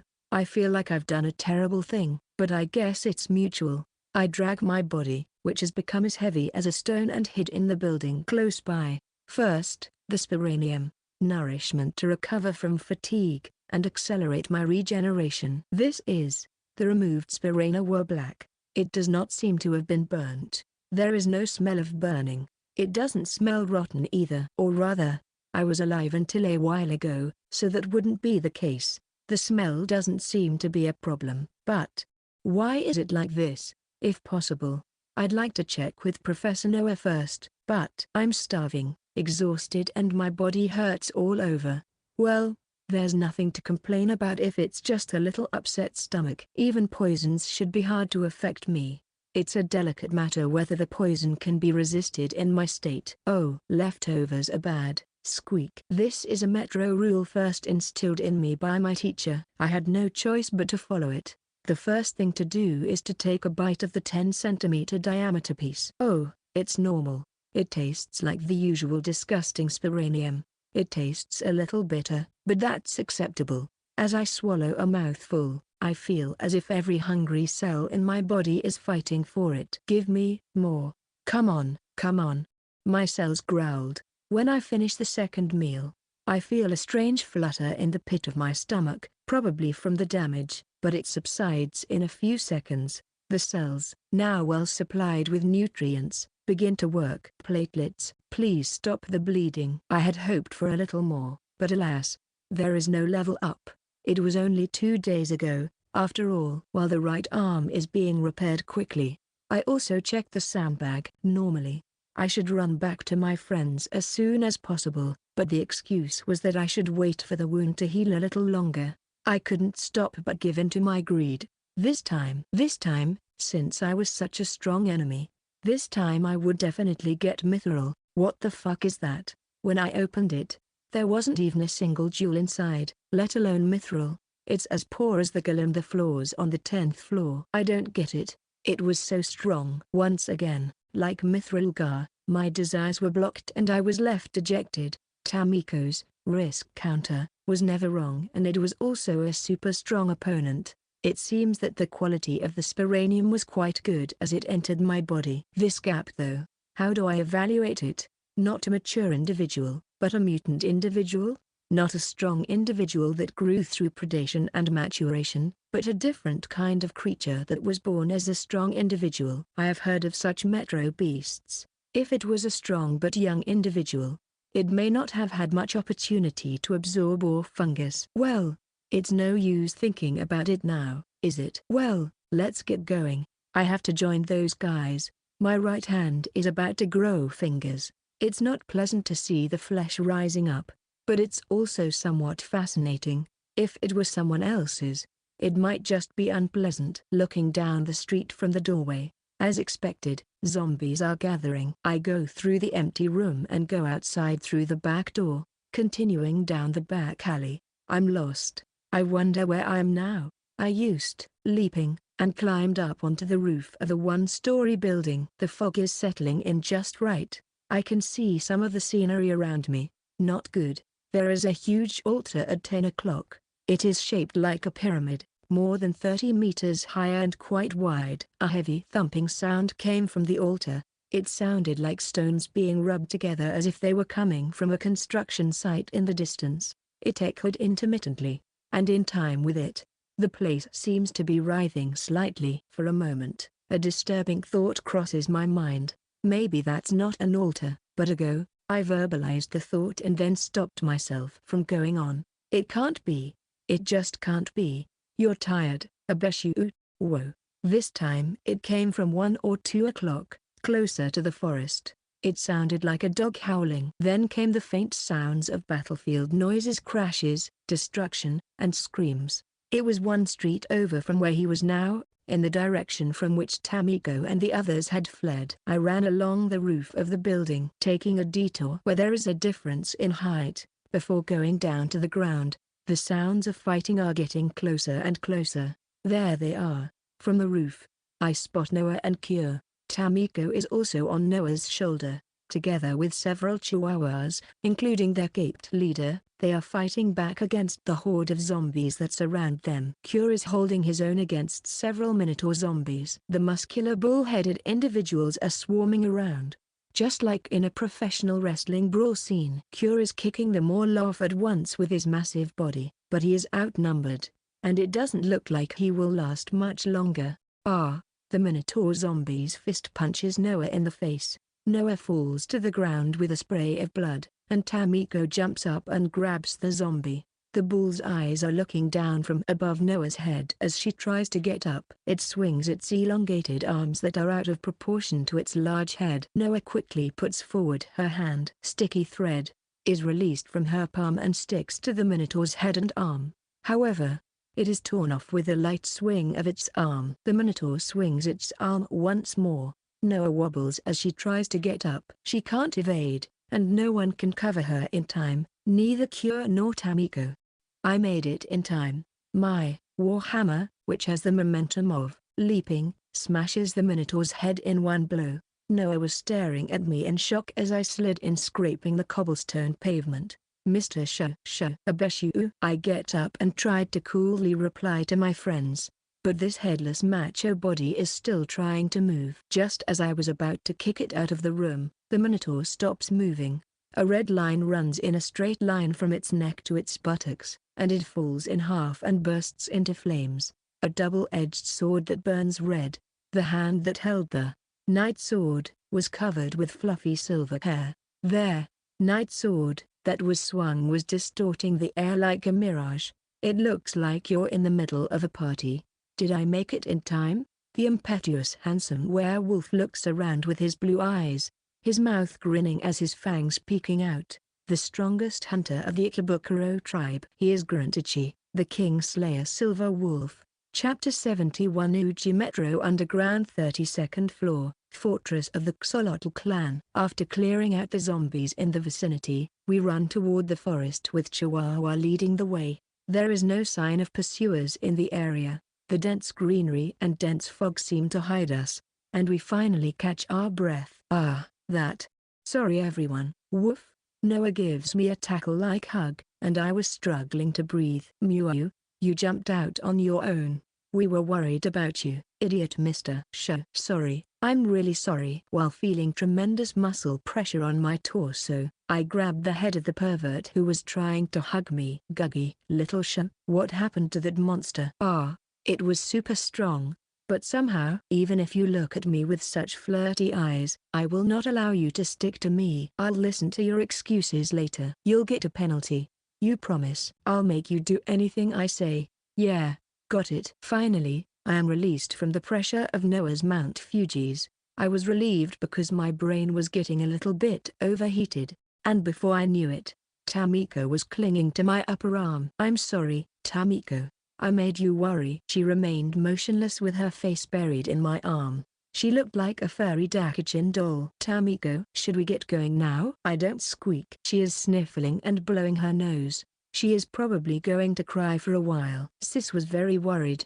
Mr. Shuu was in danger. So, she plans on running to where Mr. Shuu was. I am frustrated. Squeak. We promised to be together always. Squeak. Yeah. I'm sorry, partner. I grab her from behind, gently prying her away from me. Tamiko's snot stretches like mozzarella. Finally, I put her back on my shoulder. This time she rubbed against my cheek. Squish. It looks like she'll be on runny nose mode for a while. Well, Gurren was the next to open his mouth. If you guys are here, does that mean you are the ones who found the way to this floor? Yes, that's right. Or rather, why are you here? Well, I think we have a lot to talk about. Somewhere we can relax more. The Chihuahua was barking. It was the Chihuahua leader wearing the hood. They wagged their tail and looked up at me. Thank you. You helped. It's broken, but it's decent Japanese. But how can they speak it? I'm glad you're okay now. However, I couldn't save your friends. For a moment, they looked down sadly, but the leader shook their head as if to say, don't worry about it. You, Threadweaver, huh? I was startled. Don't tell me they know I'm an Master Threadweaver. Do you mean one of the people of the thread? Noah added. Oh, I see. Yeah, that's right. I'm Abe Shuu, one of the people of the thread. Abe? Mako. Mako, huh? What a cute name. It was their first time saying I, though I couldn't tell whether they are male or female. Would they be sexually harassed if I asked? I have, safe place, understand? Yes, I understand. Is it safe at your place? I mean, can we go there? More. The other three Chihuahuas were nodding their heads in agreement.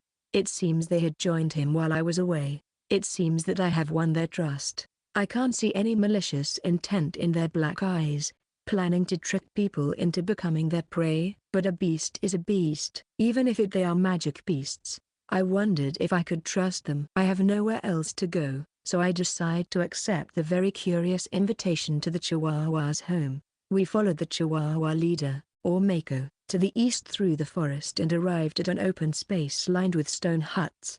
There is a well on the outskirts of the well, and when the wooden lid is removed, there is a ladder inside. The wooden ladder is sturdy enough to hold a person, but the steps are spaced to accommodate the short legs of the Chihuahuas, making it quite difficult to climb down. At the end of the rungs, There was a hole in the ground where an adult could bend down and pass through, and the light from the firefly moss continued dimly to the far end of the rungs. Garen, who is taller than me, is curled up on his back, looking cramped. After passing through the staircase, we came to a staircase. There are many twists and turns, spirals, and mazes. Perhaps one of them leads to the place where Chihuahua and his friends came out of the ruins of the city. After a long, narrow flight of stairs, you suddenly come to a stairwell, or rather, a cliff on one side. Whoa! Squeak! Uchi Metro, 32nd underground floor. The floor is not as large as the 31st floor, but it is considerably wider. Below us,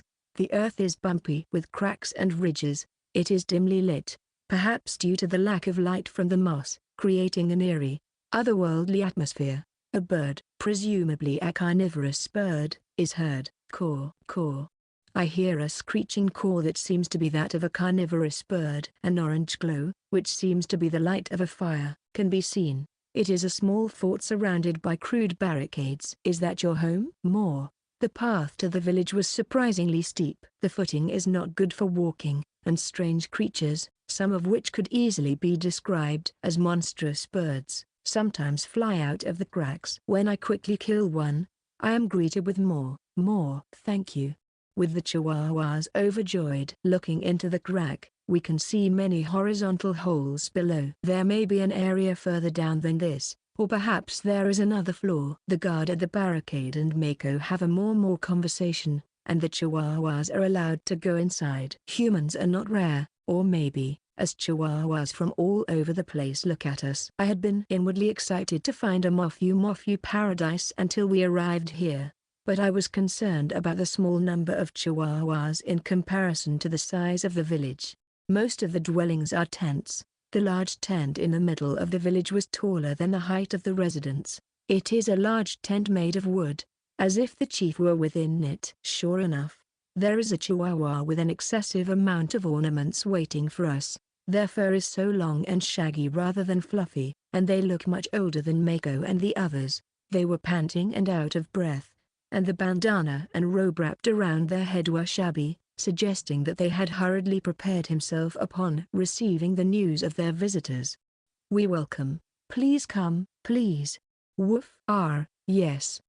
Woof. I am the leader of this place. My name is Nei. Woof. Oh, yes, thank you very much. My name is Abe Shuu. Woof. They spoke more fluently than Mako and the others, but I was worried about the end of their words. This chihuahua has a strange way of talking. Squeak. Ha. Nei suddenly became very angry and bared their fangs toward Tamiko, barking, more. Who's a chihuahua? We are the proud Xolotl. Pidgeot. Oh, sorry. How do you know what a chihuahua is? Nei's shoulders heave as they breathe hard. Are they really as old as they look? Nei then said, Q, and sat down flat on the spot. So we followed suit. The floor is wooden. Xolotl is known to be the name of the dog-headed Aztec god of fire and lightning, guide of the dead, and the evil twin brother of Kukulkan. I'm sorry, Woof, even though you're our benefactor who helped our Mako. Woof, no, it's this little one who's sorry. Squeaky. I heard that chihuahuas are canine creatures much like us. Woof, they are lowly creatures that sell their charms like slaves, wag their tails like whores, and have not a shred of pride. Woof. That's some extreme prejudice. Is chihuahua a derogatory term for them? I mean, where did they hear that? From whom? So, we got another name. Woof. Xolotl. Woof. Who? The people of the thread. Woof. They appeared when I was a little furball and taught us language. Woof. So, as soon as Mako spoke Japanese, I thought of this possibility. Whether human or magical beast, language must be learned before it can be used. Language and communication are required. In other words, someone had taught it to them. Perhaps even the ending of the sentences. Oh, yes. The people of the thread like this kind of thing. Woof. But I haven't used it since the previous chief taught it to me, so I'm not very familiar with it. Woof. It's a healthy effort to increase their sensitivity to humans, but I can't help but feel a sense of mischievousness, like teaching a foreigner strange Japanese. Even those chihuahuas probably do not normally use Japanese. Perhaps the chief's fluency and vocabulary are for negotiating with the visitors who will one day come. Gurren quickly raises his hand. Excuse me. I would like to confirm first that this is not the first time that the people of the thread have appeared in this village, or rather, in front of you? Oh, yes. Nei looked doubtful as if they could not tell whether he was a human or on our side, but Nei continued. That's right. According to the Earth calendar, it was more than 70 years ago. Masuo Oyama visited this place. Language, construction technology, life wisdom, and that kind of thing. Those are everything he gave us. Kyo stumbles to the floor and puts his hands on the floor. Gurren's eyes widened in surprise. Ha. I never thought that Oyama's 7 years of blank space would be filled in by this place. Kyo, do you know them? For someone from Senju like me, he's a senior, or rather, a figure of reverence. Oyama Masuo, the first chief of the Senju tribe, said Gurren. Oyama Masuo was one of the founders who lost his life in the Demon War 50 years ago, but his life after handing over the position of chief to his own son has been recorded in a biography called Oyama's Mysterious Journey Diary. The story is that he had retired and was traveling around New Tokyo. There existed a period of 7 years of blank space in his life. So, there was a piece here to fill in the blank. For the Senju leaders, this information is worth as much as this undiscovered flaw. I put their hands on the floor and bowed reverently. Please help us to defeat the Grand Gillum and take back Kukulkan's eggs and that land. Kukulkan is the name of an ancient Mayan feathered serpent deity. Grand Gillum, Kukulkan's egg. New words have appeared. When that is accomplished, we will give you our hidden treasures. So, please. At the mention of hidden treasures, my party's ears perked up. Chapter 72 Xolotl Kukulkan. The line 5 years ago at the end of this story has been corrected to 3 years ago. According to Chief Nei, the Xolotl tribe began with only 10 beasts. More than 100 years ago, after the Tokyo Judgment, they are not sure how they found themselves on the 31st underground floor of the Uchi Metro. I guess you could say they developed an ego. Did a normal chihuahua become a magical beast because of the super fungi, and then they grew an ego? Or did they come to this world from somewhere and just lost their previous memories? Anyway, the Xolotls built a modest base in that ruined city, and gradually increased the number of individuals to form a pack. Fortunately, at that time, gremlins and minotaurs were neither as strong nor as large as they are now.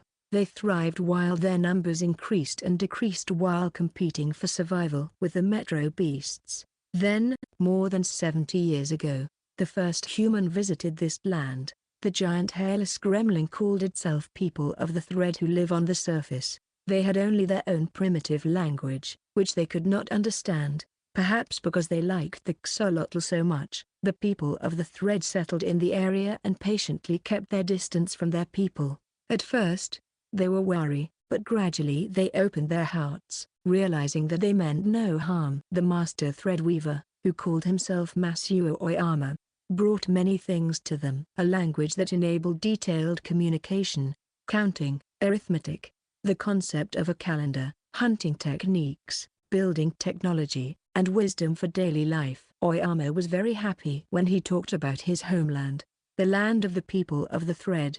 Karate, the unarmed martial art, was also taught with great enthusiasm, but it was difficult for short-limbed people to master it. Unfortunately, it is now almost extinct. Oyama Masuo was a languages teacher at a school in the ancient world. He also taught karate to volunteer students, adds Kyo. So he is both a Japanese languages teacher and a karate club advisor? It was with Oyama's advice and cooperation that they were able to discover the 32nd floor and build this fortress. They and Oyama formed a deep bond, and Oyama remained in this underground world for 7 years.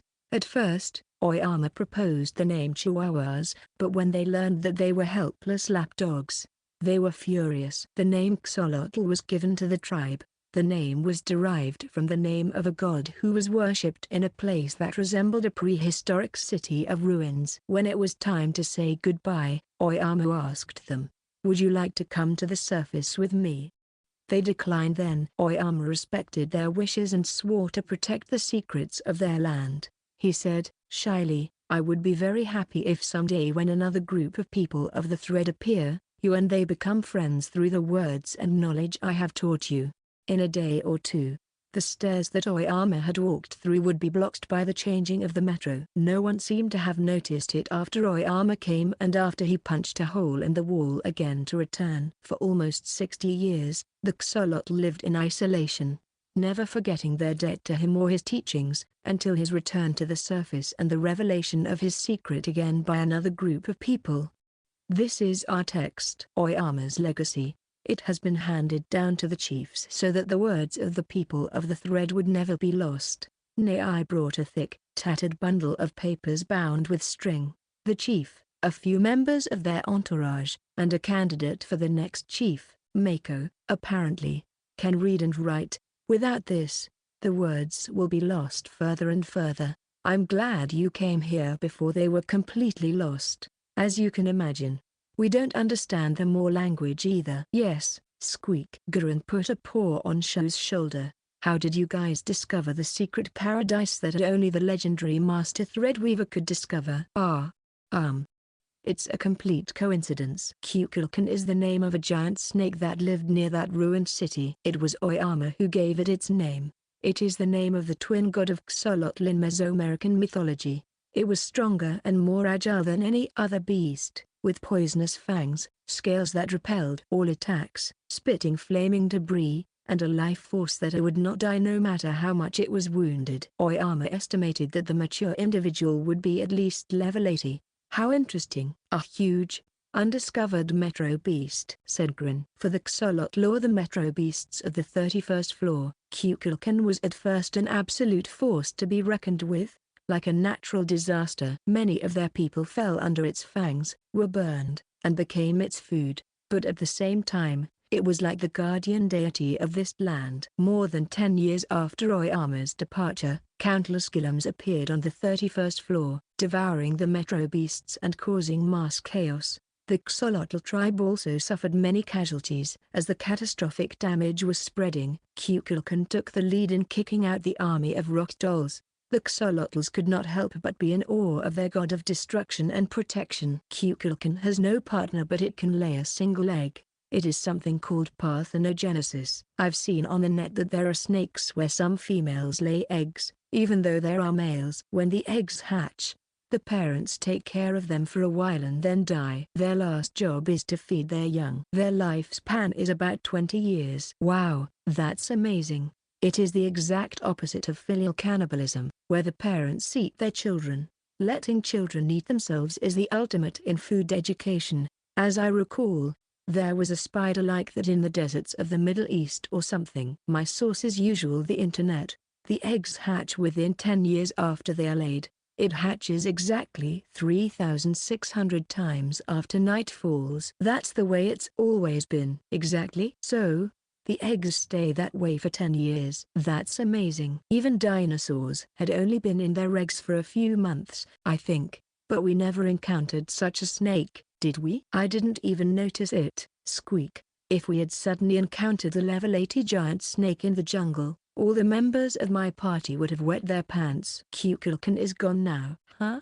I stared blankly and shook his head. He was killed 3 years ago by a second individual who came here. The others and I were at a loss for words. A second individual, 3 years ago, killed that? A level 80 monster? There are only 7 days left until the next Kukulkan is born from the egg left behind. We must do whatever it takes to retrieve the egg trapped in that altar before then. Chapter 73 Return of the People of the Thread. The line 5 years ago at the end of this story has been corrected to 3 years ago. According to Chief Nei, the Xolotl tribe began with only 10 beasts more than 100 years ago, after the Tokyo Judgment.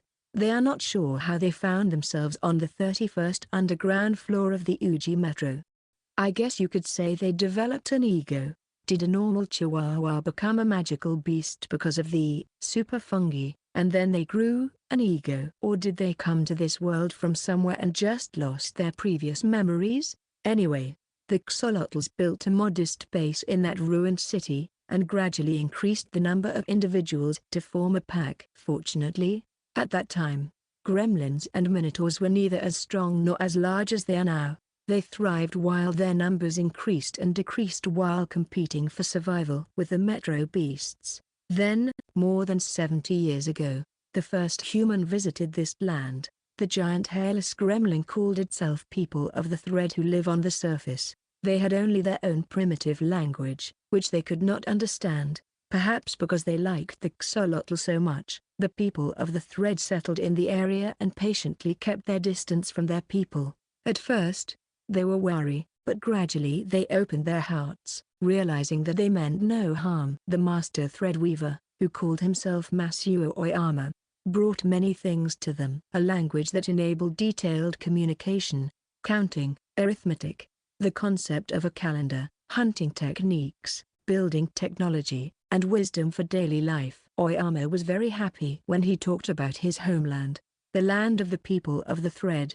Karate, the unarmed martial art, was also taught with great enthusiasm, but it was difficult for short-limbed people to master it.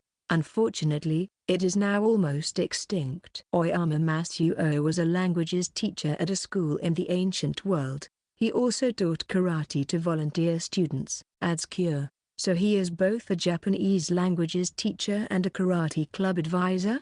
It was with Oyama's advice and cooperation that they were able to discover the 32nd floor and build this fortress. They and Oyama formed a deep bond, and Oyama remained in this underground world for 7 years. At first, Oyama proposed the name Chihuahuas, but when they learned that they were helpless lapdogs, they were furious. The name Axolotl was given to the tribe. The name was derived from the name of a god who was worshipped in a place that resembled a prehistoric city of ruins. When it was time to say goodbye, Oyama asked them, "Would you like to come to the surface with me?"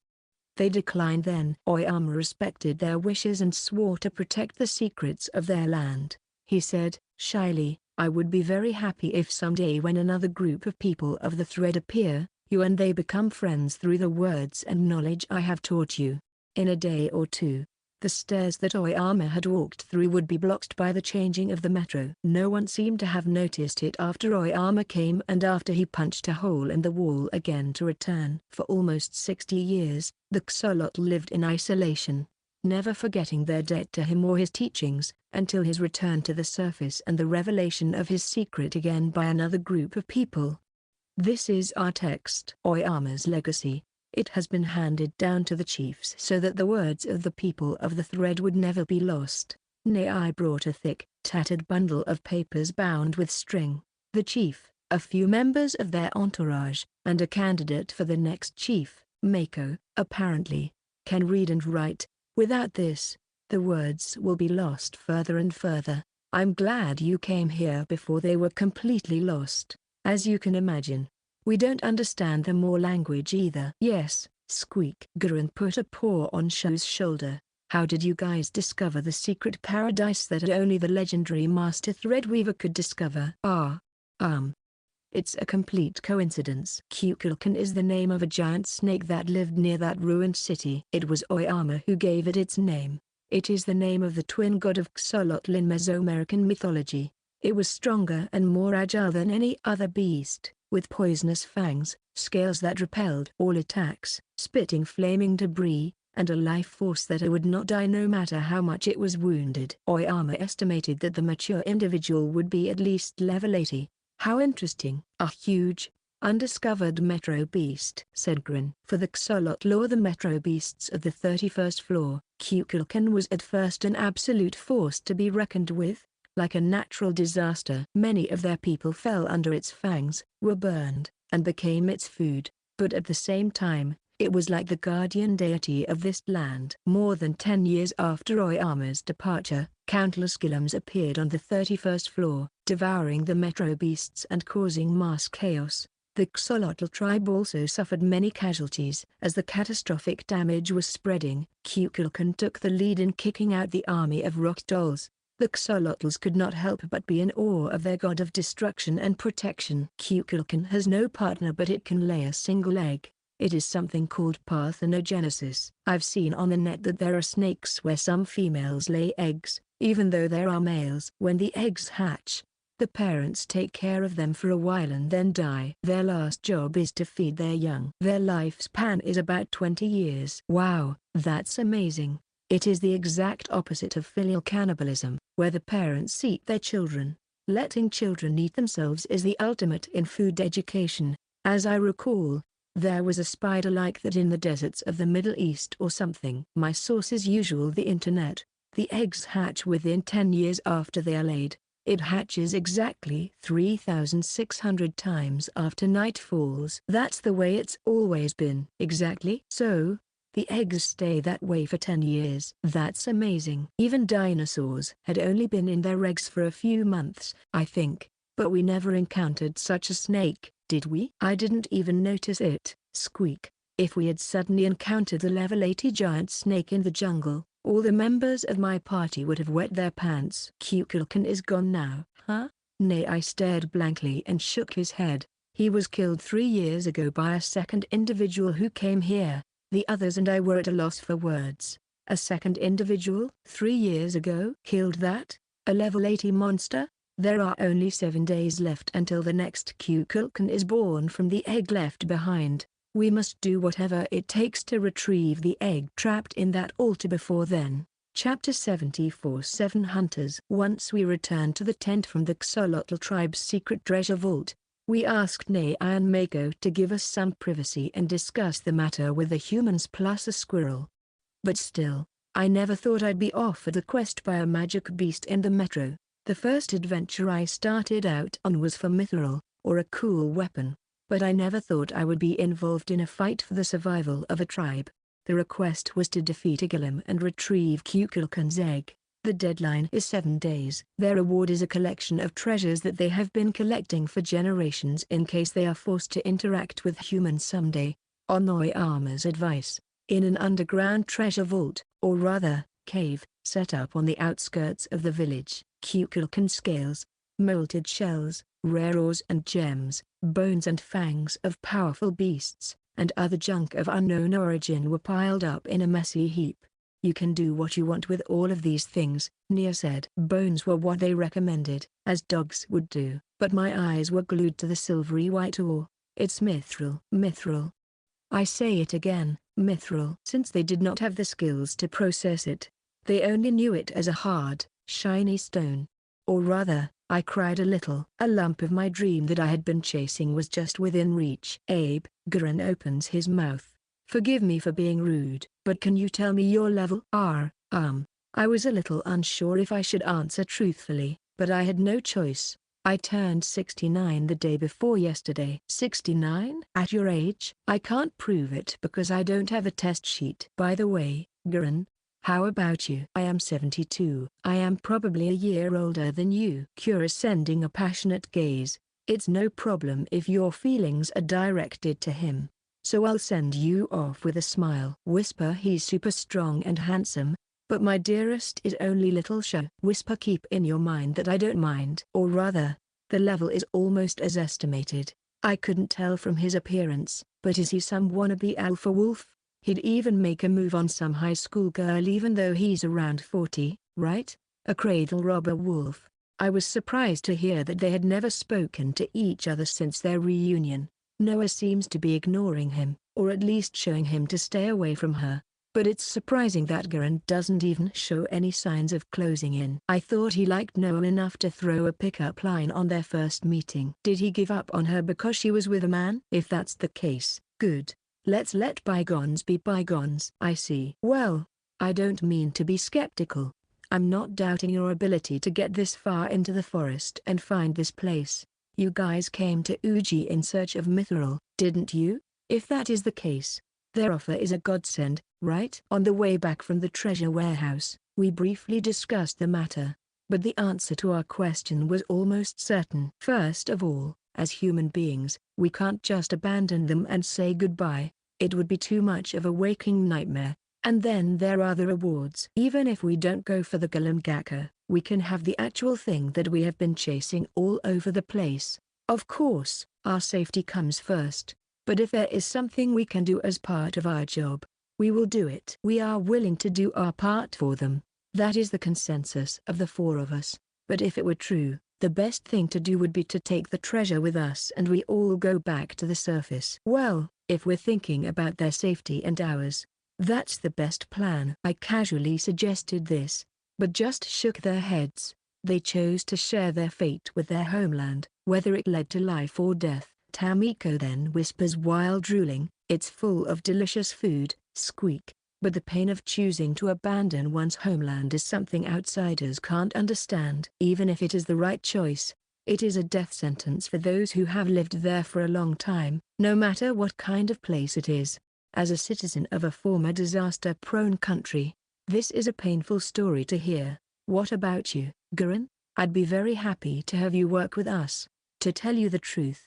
As for me, the risk of being exposed as an Master Threadweaver would be higher, but the presence of a level 72 would more than make up for it. The name Kingslayer is a bit of a risk, but he is a great man who has risen to the highest level in one of the tribes. Well, their treasures notwithstanding, I have my own thoughts on the matter. If you and the others are willing to take on the task, I'll be happy to accompany you, if only in a small way. Thank you. This is big. There is even a sense of wrongness, as if the god of thunder who broke the game balance was on your side. For a split second, I think he glanced at Noah. Noah, however, didn't seem to notice. 3 boss-class gillums. Since you defeated one of them, then if we and the Xolotl can cooperate well, or if we can get a little more help, if we have 7 days, it might not be too difficult to finish off the other 2.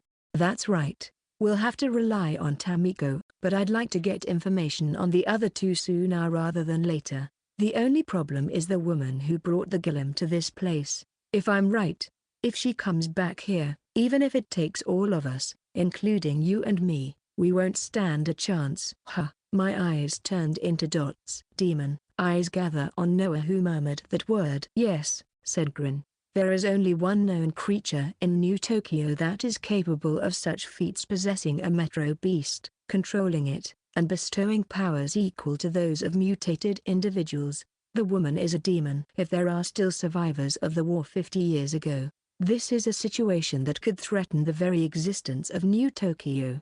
The Hunters Guild has set the extermination of demons as one of the organization's missions. If the woman who appeared before the Xolotl was a real demon, it would be a matter of national importance and an opportunity for the Hunters Guild and the Tokyo Metropolitan Government to deploy their forces. However, if the only witness is a member of the Xolotl clan, who has no contact with the government, it would be impossible to mobilize them within 7 days without any verification. Gurren, on the other hand, has an unrivaled position in Ikebukuro. He says that he has a subordinate or a private army that can be used somewhat freely, but he needs the chief's permission to move it. But it is difficult to bring them here before the time limit.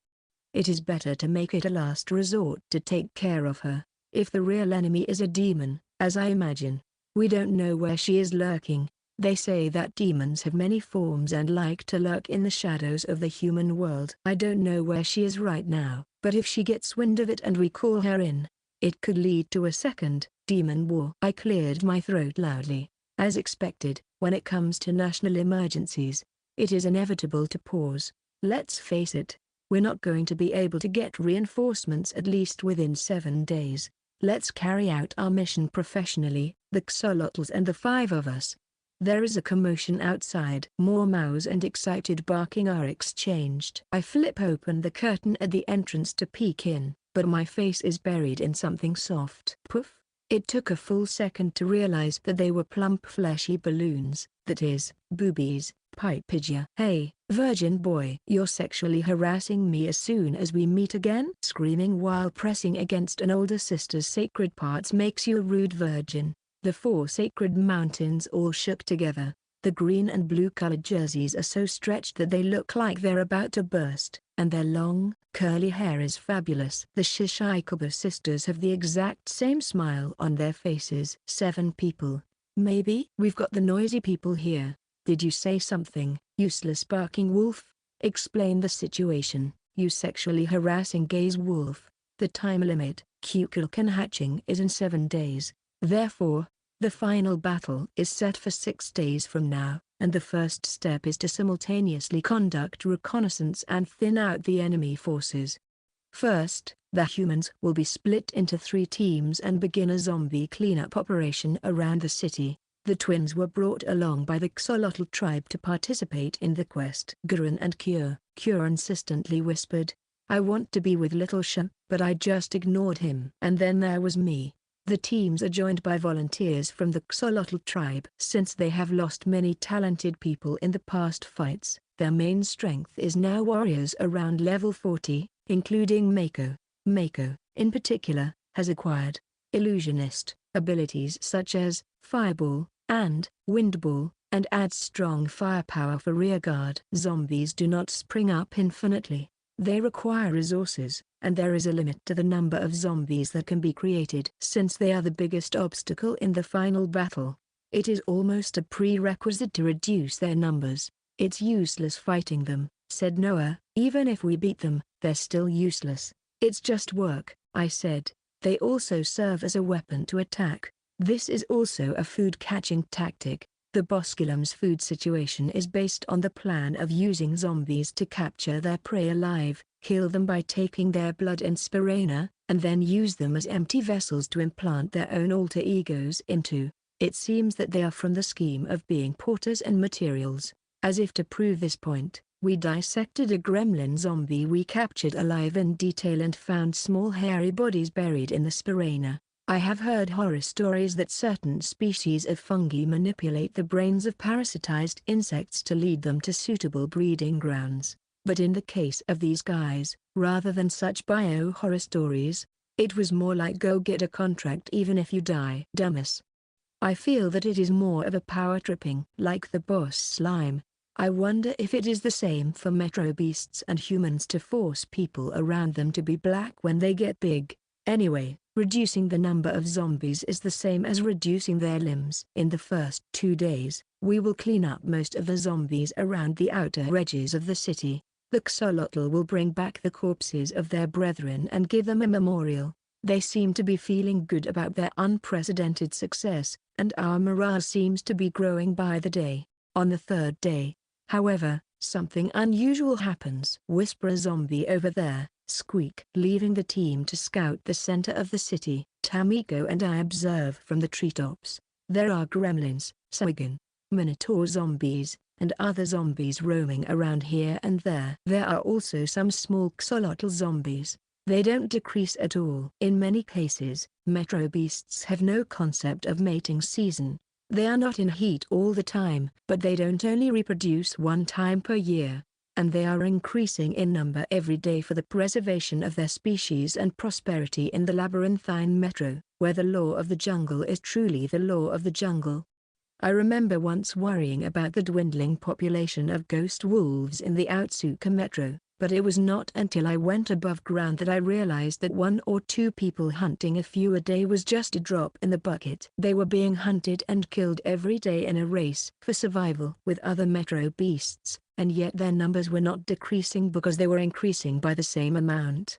It would be possible to cull them over the years if they were on a smaller floor, like the Uchi's shallow floors, but on this lush, green 31st floor, they would have no trouble finding food and zombie material. It's not going to be endless, though. Some people might think so. But the zombies have changed in their area, or rather, their movements. Many of them are huddled together in the center of the city. It is as if they are on the lookout for an attack and are putting up a defense. Is this the bishop's team's response to the thinning out of the zombie population? What should we do when we see the changes that are beginning to appear on this battlefield? Tamiko, is it there? I can't find it, squeak. The original goal of the 2 of us was searching for Bishop and Rook and to measure their level for the coming battle. But for the past 3 days, neither of them has made a single appearance. Bishop may be busy making a more wandering corpses somewhere, but the altar, Rook's main body, is still sitting there.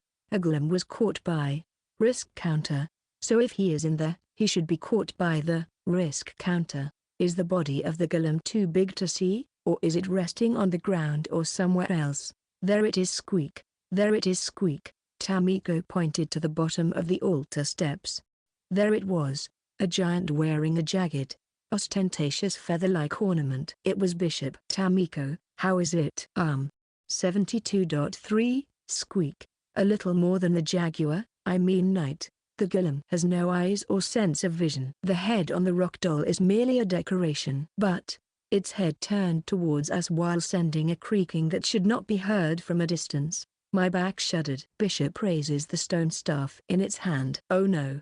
Let's run away. Squeak. Something is flying through the range of my sensory spores. Just before I used leaping, I looked back for a moment. There is a dozen or so red mycelium balls. Seriously? Without a moment to decide where to land, I leapt. A rumbling explosion sounds behind me, and my back is pushed by the hot wind. Losing my balance, the two of us land hard on the street. We rushed into a melee with the zombies that were nearby. 5 minotaurs surrounded us. They are powerful and tough, like ogres. Damn, you're all fucking annoying. If any more reinforcements arrive, we'll have to make a run for it. But before that happens, we'll blow them all up. And then, another unusual thing happens. A few minutes later, I jogged through the dense forest and arrive at the place where Noah and the others are hiding. Mr. Shuu, sis, I'm glad you're both safe. Amazing. You safe? You, okay? Noah and Mako greet us. They seem to be worried that the sound of battle had reached here. Tamiko and I looked at each other. A frustrated expression must be visible on our faces. What's wrong, both of you? Well, it's a long story. I picked up Tamiko and put her on Noah's head. Then I straightened my back in front of the three of them and cleared my throat. Grabbing my right hand, my palm facing forward to my right ear. I concentrate as before. And a ball with a red cross, holy healing, is suddenly produced in the palm of my hand, but it was many times larger than before, about the size of a chura ball. Chura balls are ball-shaped containers with toys, candies inside. They vary in size from a golf ball to a small coconut. They are usually inside a dispenser where you can get random characters from a popular franchise. Wow, it's so big. All three of them have blank stares. It seems that the story of the strongest mage in the Heisei era had not been passed after another 100 years. Chapter 75 Verification of Abilities. Mr. Shuu. It's probably a fungal ability. A fungal skill. An ability, a rare ability that varies, rarely appears and is varied per person, separate from fungal skills. Ike's mind reading technique, Mind's Eye, is one of them. Seriously? Did I get a fungal ability? Squeak. What the? A fungal ability that makes hypha balls big? Can you create a normal-sized hypha ball? I try it out as usual. I'll use detoxification, since holy healing is very consuming. It's the usual tiny size. Tamiko takes it and puts it in her cheek pouch. Then, the next one, I'll makes big. Okay, I was about to say, big balls, but I stopped myself from doing so, being aware of the possibility of sexual harassment. When the zombies were approaching earlier, I created a fireball as a distraction. I had a wicked thought. It would be so nice if I could kill them all with one shot, but then I realized that their fireball had exceeded its usual size and was quickly swelling up. Here, in my hand, a cherubal-sized detoxification appeared. My fireball, before, literally blew Minotaur to pieces with a single ball. It was several times the firepower of a normal fireball. I feel like I could do as long as I think about it. I didn't even know I was doing it at first. I think it's the fungal ability of accumulation. Noah said, it's the kind that builds up power to increase the effect of a fungal skill. Ooh, like charging up? The number of cases of fungal abilities have been very small, and the actual nature of fungal abilities has not yet been understood or tested. But if Noah knows, does that mean that there was a past instance of accumulation in an encyclopedia of fungal abilities? So, it's not that rare? I don't mind that. No, it is not. But it is a very useful fungal ability. You said you used it with fireball, but for an illusionist, it is a fungal ability that will make them cry from happiness. Fireball gains the same power as Great Fireball. Moreover, Great Fireball is like an ancient weapon. So, it's an ability for rearguard firepower-focused support characters. It's like having your friends protect you while you chant magic for a long time and then kaboom. I think it might be clearer if you ask him, Mr. Garin. He's a veteran. Well, This isn't the time to hide, right? So, end of the day. I'll ask Grin at the 32nd floor fortress. Oh. It certainly resembles accumulation. Resemble? Accumulation is one of the well-known fungal abilities, but its effect may vary from person to person. How much of a fungal skill can be enhanced and expanded, which fungability can and cannot be enhanced, the degree of fatigue and continuous use per use. Or rather, the fungal ability itself is still a mystery because there are so few samples. By the way, what about yours, Mr. Gurin? There are some things that are not clear. It's not visible to the eye, so I am not sure, but I probably have the fungal ability, perseverance. What is it? It seems to have the effect of reducing physical exhaustion when moving and the use of fungal skills. I can't say for sure because I can't make an exact comparison with others, but I certainly feel less tired after learning it. It's a very modest power, but it's not bad, because it improves my ability to fight in succession and helps me to explore the metro. I see. Noah says that when you eat a Sporangium and your stomach flutters, it is a signal that you've learned a fungal ability. The only thing that comes to mind is that thing, the jaguar gillum known as night. Maybe it's because of that pitch black Sporangium. I'm glad I didn't throw them away even though they looked like crap. Then, I wonder why only that one had black Sporangium. Maybe it is unique to mutant individuals, or is it because a demon is involved? If anything, the latter seems more likely. If it is the former, Gurren and Noah must know that such a phenomenon exists. Is it an individual enhanced by a demon? Bishop's balls are probably black, too. What is a demon? Anyway, a monster from the other world who came from the depths of the metro? Noah is grinning a little. While looking at my expression, she brings her face closer, whispering, I was sure that since it was Mr. Shuu, you were going to get another broken, super rare fungal ability. But this time, you didn't get one, didn't you? I'm glad it was a usable ability. But you know, fungal abilities are not limited to just one, right? In the case of Master Threadweaver. When I said that with a mischievous grin, Noah's cheeks puffed up, and punched me in the face warmly, saying, Slisher, squeak. Ha ha, that was funny. On the 4th day, I asked Grin to take me off duty so that I can spend more time verifying and understanding my fungal skills. Noah, Mako, and the others join the twins team, and only Tamiko follows me. It seems that my actions yesterday are still in their mind. Okay, I'll try them one by one. Tamiko, please be vigilant of the surroundings. Squeak. Don't lie down right away. On the 32nd floor, a short distance away from the fort, the verification began. The monster birds were noisy and sometimes attacked us, so we asked them to be our test subjects for various experiments. They come from the other side, so there are no hard feelings. First, start with the Haifa weapon. While summoning my katana, I try to wish, grow big just like yesterday. There is a sensation of my strength being sucked up from my arm, which is different from the normal fungal skill. There, katana swells up quickly and becomes a huge sword with a curved blade like a kitchen knife.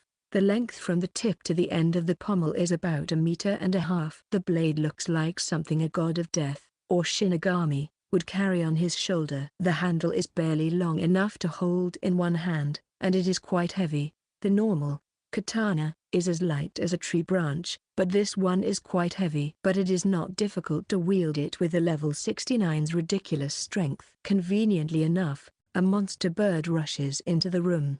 Tamiko estimates its level at 30, which is just right for a test cut. Ha! Shug. Cutting the bird felt more like a slap than a slash. The bird is torn in half from the head and falls. Tamiko's mouth is hanging. This light blade would become something else with this. I'll give it a try. It is actually a big deal. It cuts down a large rock with a single swing. Even a golem in the deepest layer could be smashed with a single blow. My observation on accumulation shows that it consumes a lot of energy and requires time to accumulate before it can be used. It took about 5 seconds for the katana to grow to this maximum size. In a real battle, I have to be careful how I use it. Next, Warhammer, the head has been enlarged, and its total length has also increased to about 1.5 meters. The head of the hammer is heavy to begin with, but now it is even heavier. I feel like I become a gorilla of some kind, but compared to the katana, it's just a bit more difficult to handle.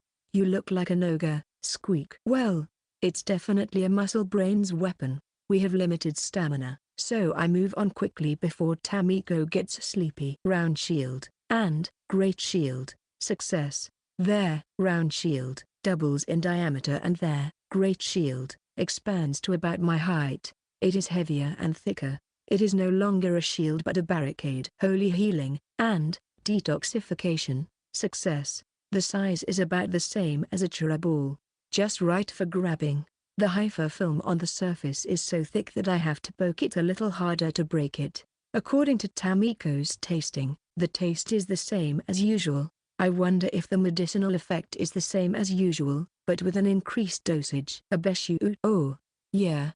It's a little tiring. Even normal, holy healing, consumes a lot of stamina, but when it comes to the giant, holy healing, it's quite the beast. I finally ran out of gas, partly because I had tried so many different things. I am starving, and my hands feel weak. I recovered by eating the Sporangium of the monster bird we just saw. Fireball, Thunderball, Smokes Ball, success. All of them swell up to the size of a cheruball, just like a holy healing, and are several times more powerful than normal. There, Smoke Ball's point of impact was too close to the target, resulting in a catastrophe. It's hard to release them from my fingertips because of their size. I have to throw them as if I were hitting a convenience store robber. It's helpful to know that Japan has giant paintball bullets to throw at thieves. It's relatively hard to remove and it's bright orange, so it's very visible. A convenience store? In the ancient world, there was a store that sold delicious food for 24 hours a day. Whoa. Are there any acorns? Sorry, but I doubt it. Iron Fist, success. Wow. I got thick, as if I had eaten spinach. My forearms and beyond became huge. This power knuckle feeling, the yawning squirrel wouldn't understand. Leaping, success. But because I jumped 50% higher than usual, my landing resulted in a huge sprain.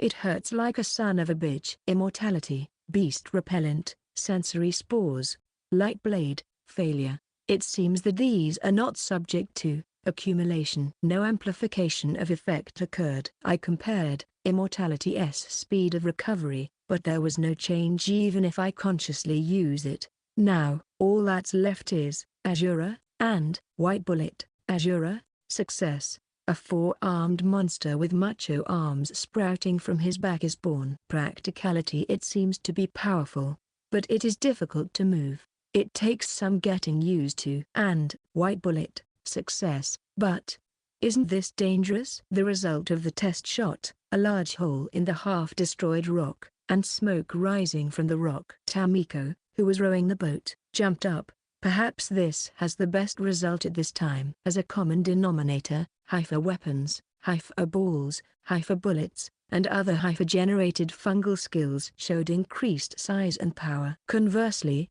fungal skills that disperse spores showed no increase in effect. Success, target fungal skills, katana, warhammer, round shields, great shield, and white bullet. Holy healing, detoxification, fireball, thunderball, Smokes Ball. Iron Fist, Leaping, Azura. Failure, atypical fungal skills. Immortality, Beast Repellent, Sensory Spores, Light Blade. Well, how far do I report to Gurren about my result? I see. At night, I reported to Gurren at the fort. My fungal abilities were already shared with him, who was the staff officer of the operation this time. Specifically, the 10 that were shared with the Shugamo branch, plus Fireball, and Thunderball. I could not divulge to him Azura, and White Bullet, not to mention Immortality, because it would destroy my Holy Knight setting as a key figure in their tribe. Whether or not I could keep from him me being Master Threadweaver,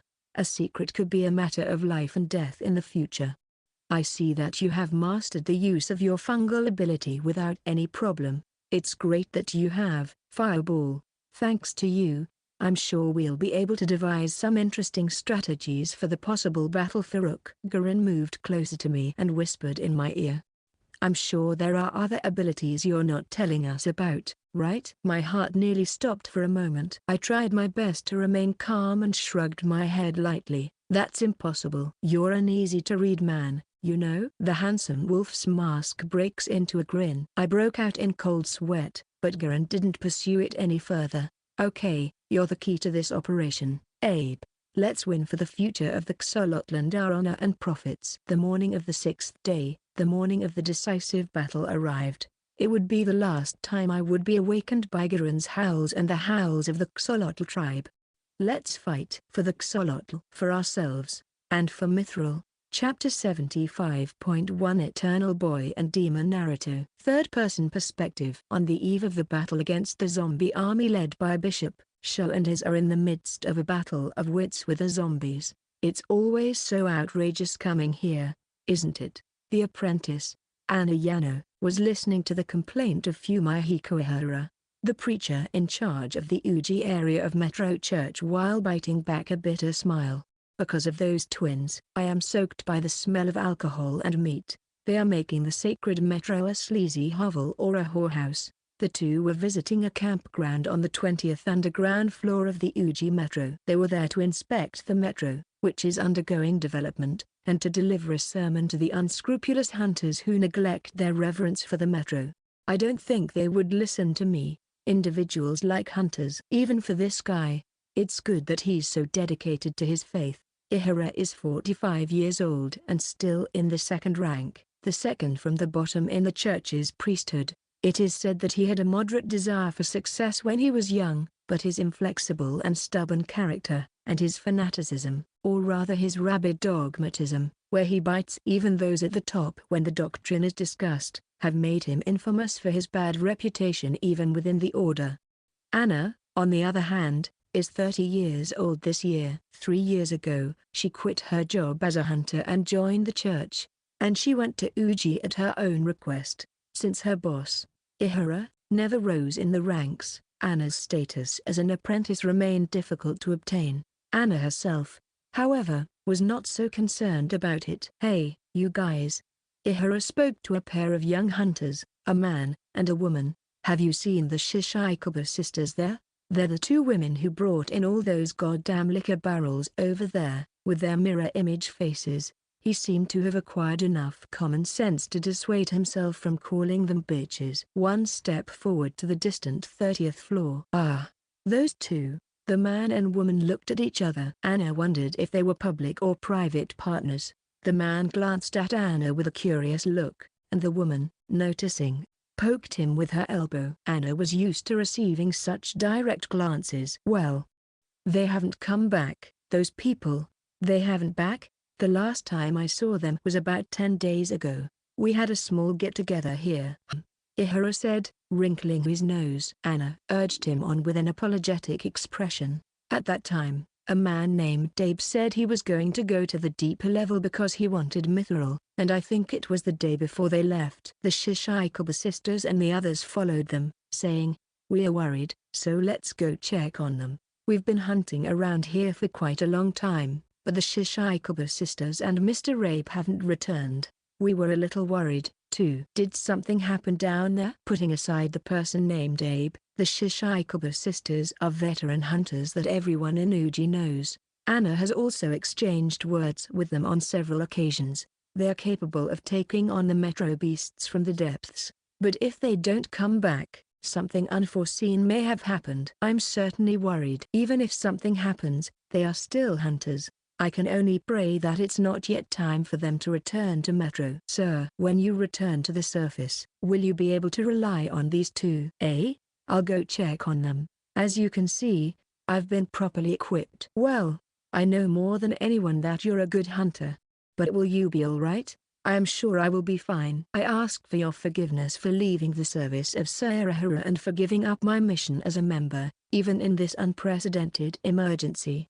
However, 3 years ago, Anna's predecessor had gone to the depths of Uchi and never returned. It was a deep emotional trauma for Fumihiko. "It's okay, sir. I'll definitely be back." Anna's smile would have made most men sigh, but even so, Ihara maintained the expression of a mentor. Be careful on your way. Never overdo it. Thank you very much. I will see you again on the surface. Anna's predecessor, Tatsui Jiru, was a man with strong ties to the Uchi area. 22 years ago, at the age of 9, he was working here as an apprentice miner. There, he was abducted by a gillum and locked up in a secret room. The gillum was hiding juveniles. Every child it saw, from one end to the other, are Miraj's children, Rock Wolf's children. Jiru was the only human child taken. How did the gillum come to this conclusion? The adults, who had never heard the words emergency rations or pantry, were horrified, but Jiru was different. At that moment, he felt as if he had seen the gillum praying. The changing of the metro is proceeding as if it were wool. The lives of the metro beasts are being weeded out in the process. At that time, the beasts up to the 10th floor, with the exception of the gillum, were rapidly disappearing. That room was the cradle of life that the gillum was trying to protect. It was the hunters, many of them, who destroyed it. The adults rushed to the gillum and pointed their white blades at it, shattering its rocky body and removing its innocent-like soul. As a child, Jiru desperately tried to hold off the attack, but the adults pulled him away and restrained him. The last thing he saw was a crumbling shell of rock. He had projected onto that gillum what he could never have, no matter how much he longed for it: a true parent. A few days later, Jiru ran away from his father and entered the orphanage of the church. He took the initiative in training his body and mind, and as soon as he turned 15, he became a certified hunter. With the foundation of learning and training for the future, in the next 10 years, he reached level 45 at an exceptionally fast pace. All in order to once again meet a gillum like the Furtherly one. No matter how much his body grew, Jiru's soul remained trapped in that room forever. When he reached a level where he could remain relatively safe in the depths of Uchi, he finally petitioned to be assigned to Uchi. It was fortunate that the difficult Ihara had been replacing his attendants one after another. While Jiru worked hard as a missionary under his new leader, he also went into the metro to study and observe the gillum. The strength he had been desperately honing was the strength to not kill a gillum and to not be killed by a gillum. Then, 3 years ago, in the Uchi Metro, on the 30th basement floor. 2 years had passed since he arrived in Uchi. He had still never met a gillum with the kind of intelligence from before. It was around this time that he was beginning to grow impatient and tired. But then, just by chance, after dispatching the metro beasts that had attacked in swarms, he detected a tiny bit of air flowing into a crack in the rock wall created by Fireball. He tapped on it and dug a little further. There was no doubt, it seemed to lead to some kind of space behind it. No way. A hidden room like that time? Is there a gillum like him? Beyond this? Jiru's eyes lit up at the unexpected discovery, but immediately after that, a chill ran down his spine. Hey, it's a hidden area. How did you find this place? Someone was standing behind him. He didn't even notice. He didn't hear any footsteps, didn't feel any presence. For some reason, he couldn't turn around. It was as if his body was immobile, as if his instincts refused to move. You're good, you're great. I'm going to reward myself with a good boy. A hand was placed on his head. Fingers and palms firmly grasped the cranium and moved. Jiru's neck rotated 180 degrees. The last thing he saw in his darkened vision was the smile of a beautiful woman. And now, Jiru had become part of Anna, or rather, part of the demon, human, Arato.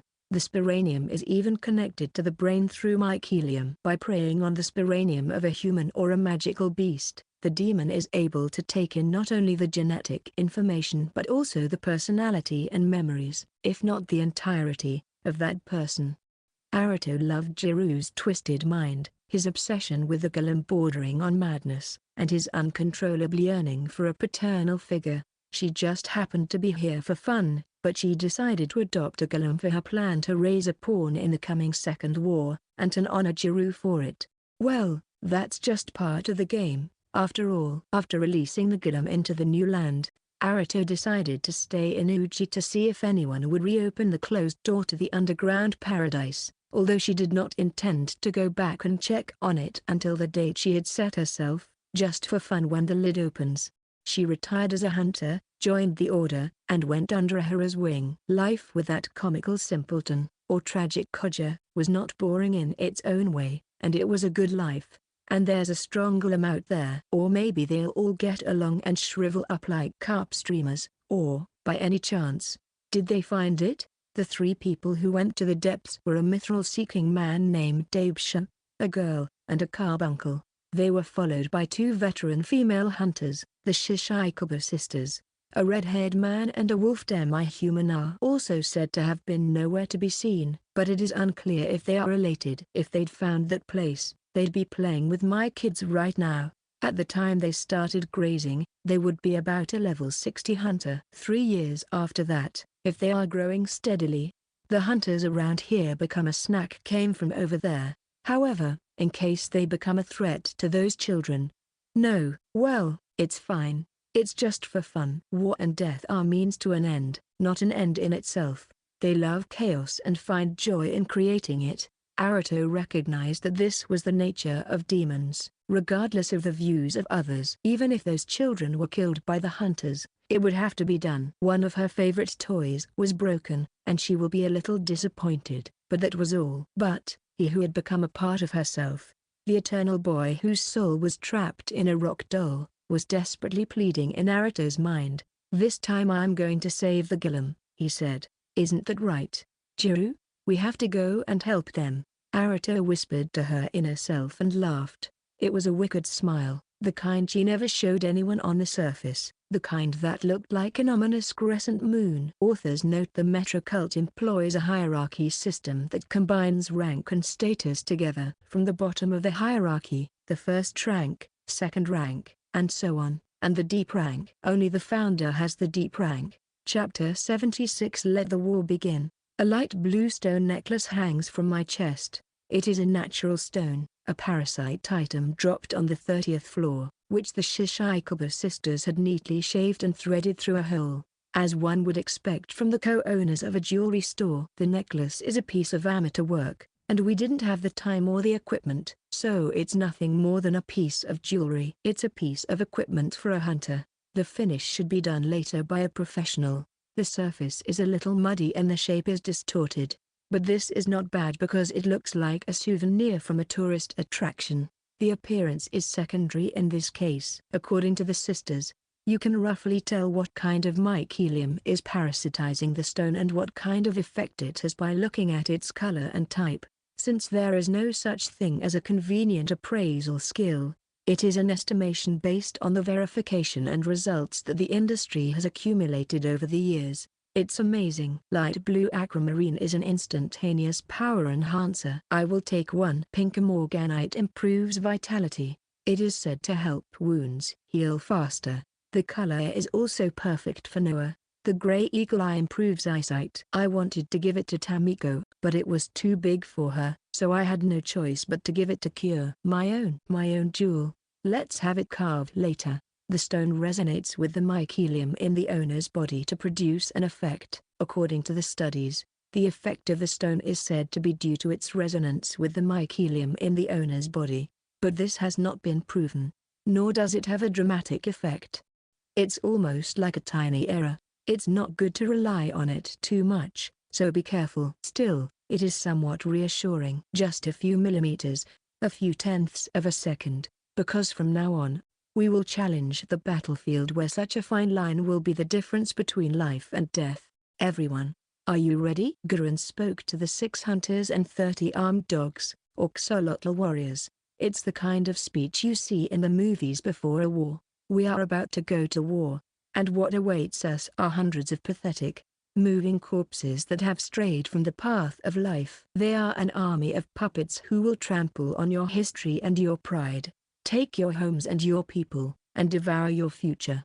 They are strong, their flesh knows no pain, their eyes know no fear, and they will devour our lives. The twin sisters complained of boredom with synchronized picking of their noses, an unbecoming behavior for a lady. Everyone, look at each other's tails. You're not the only ones shrinking. The fear is on us all equally, even me. Look at my tail, it seems to have shriveled up under the weight of this day. The Xolotl are listening with serious faces, but I wonder if that overqualified wolf remembers that most of them are not that proficient in the Japanese language.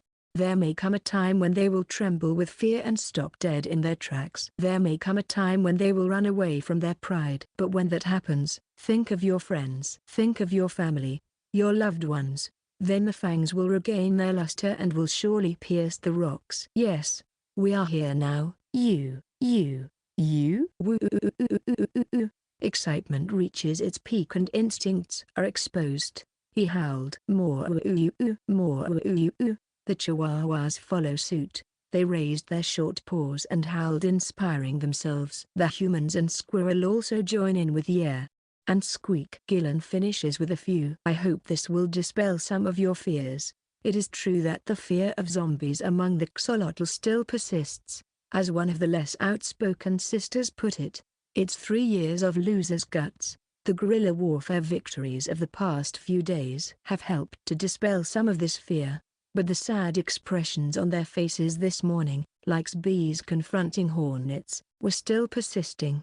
If this was somehow a morale booster for them, it was a great honor for Gurren to be here. The pervert wolf was being a bit unnecessary. It's definitely ripped off someone. Terrorist wolf.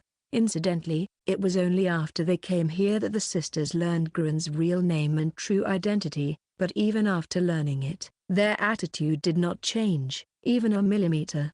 Gurren put a paw on my shoulder. It's time to go, Abe. I'm relying on you, okay? Okay, I'll do my best to help. I am now a powder keg. I will squeeze it out until I am exhausted. That's what I told myself. I was carrying a bag of Sporangium that had been freshly harvested first thing in the morning. I have a pretty good idea of the habits and abilities of Bishop and its zombie minions. The verification team is competent, which makes it all the more reliable. First, the minions are divided into 2 main groups, those in charge of food and those in charge of security. The first group is actively working in the ruined city, and the second group is guarding the city. The former actively leave the ruined city and roam in the jungle. The latter just wander around the ruined city. If there is any sign of life nearby, they will come up to them like sugar cubes dropped in front of an ant's nest and attack them without question. There is no difference in the fact that both kill their opponents and bring them to the boss while they are still fresh. In other words, the only real difference between the two is their territory and range of activity. Next is Bishop. The only thing we know about their abilities is that they generate zombies and use a large number of fireballs, but some hypotheses have been made based on our observations so far. It seems that the grouping of his minions is not done at the time of creation. In one case, zombies marked were assigned different roles. Yesterday they were food gatherers, today they are security guards, and so on. In other words, Bishop is manipulating the zombies as he intended. Is it a kind of telepathy, or are they communicating their intentions through sounds and vibrations that other creatures cannot hear? It does not matter which is the case, but what we do know is that it is one way from Bishop, not two-way, and that the range of operation or command from a distance is just barely within the City of Ruins. The former is based on the lack of coordination and poor formation of the zombies when Bishop does not control them, and the latter is based on the position of the zombies whose movements changed when Bishop is near them. Bishop lurks near the central altar. Basically, it doesn't try to be away from it except for the occasional dive into the ground, leaving empty stone statues behind.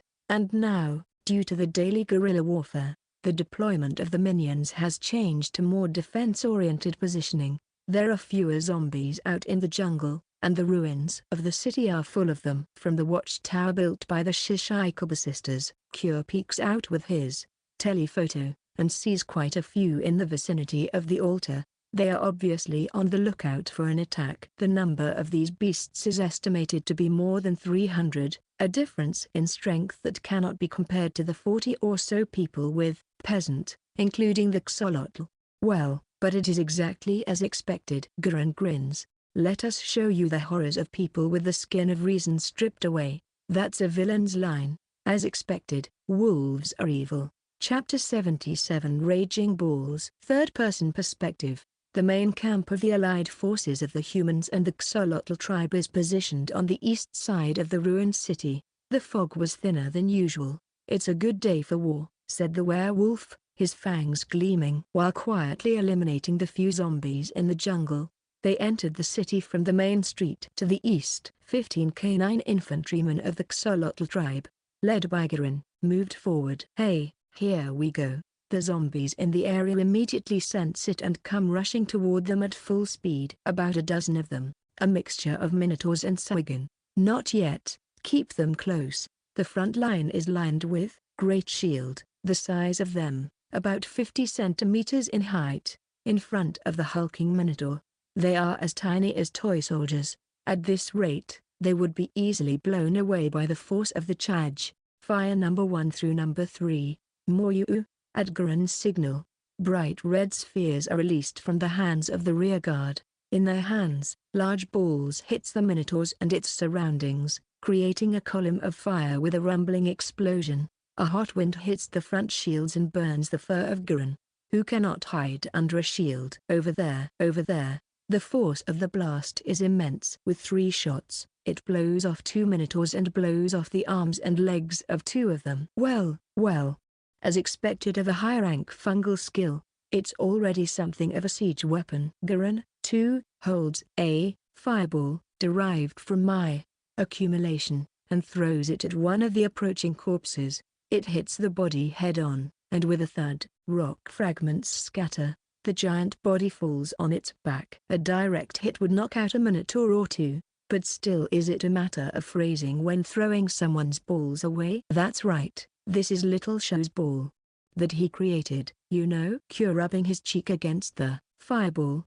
Next to him. Gurren thinks that it might be nice if it exploded while Kyo is doing that. Zombies react to the sound of the explosion and gather one after another from the back. The Xolotl let out a more and a fearful cry. Well, here we go. Gurren just laughs as he thrusts his knight sword forward. Don't be afraid, just keep going. With dignity and gallantry, you will charge headlong through the enemy lines. Let's make sure they know we are here, and let's set off some fireworks with even more flair. More? Yeah.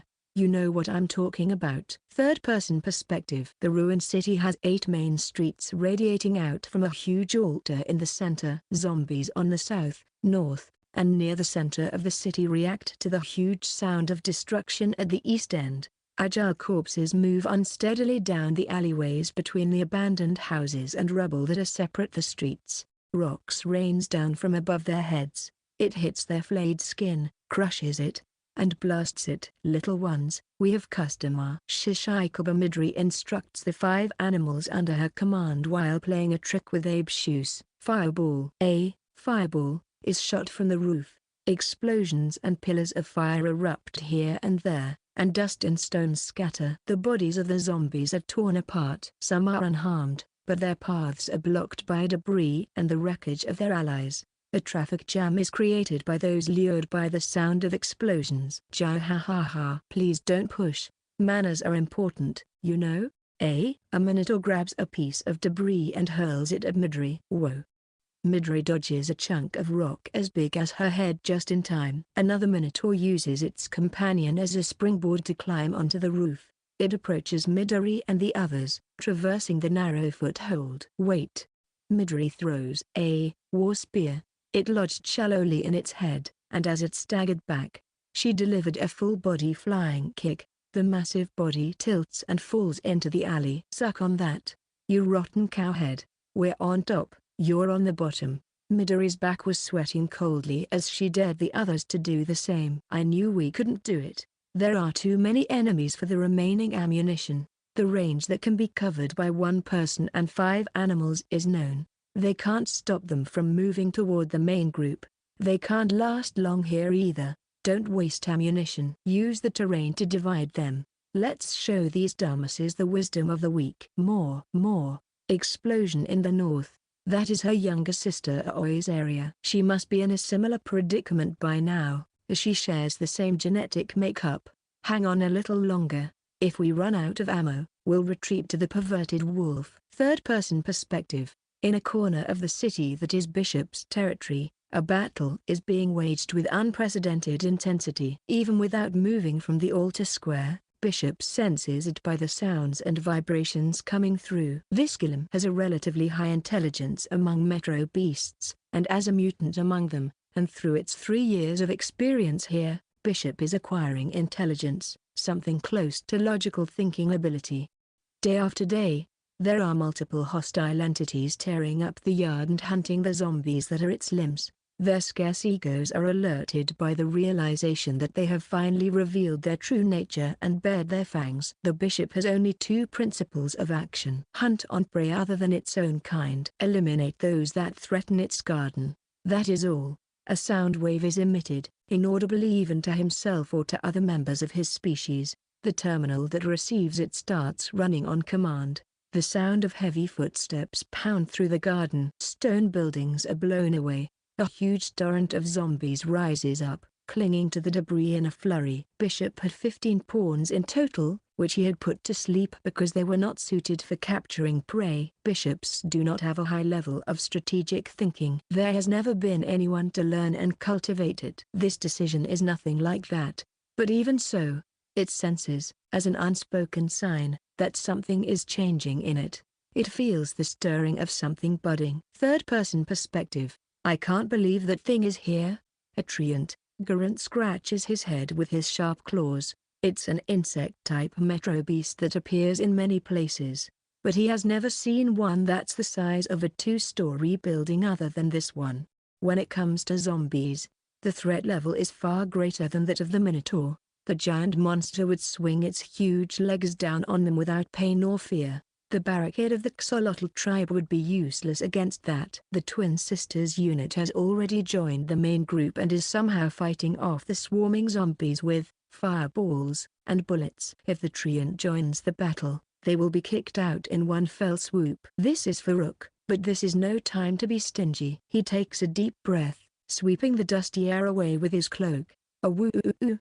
A roar rumbles out, shaking the area. Soon a small shadow crosses overhead. 2 short riders are riding on a bird monster through the sky. Their illusionist system has a rare fungal skill called training.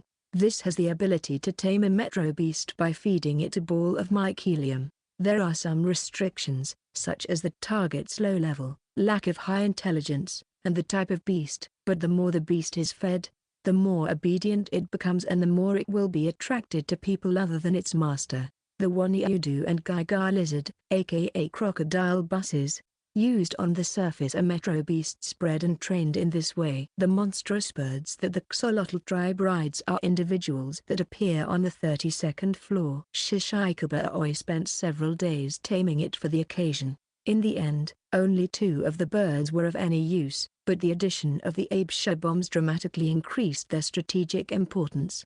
More 3 red spheres, tied together with ropes, were dropped from by rider flying over Treant's head. Aoi's Spartan training had only lasted 1 day yesterday, but it was a success, and the spheres landed on Treant's torso accurately. The Treant's huge body shakes and it is knocked off its feet. Ha.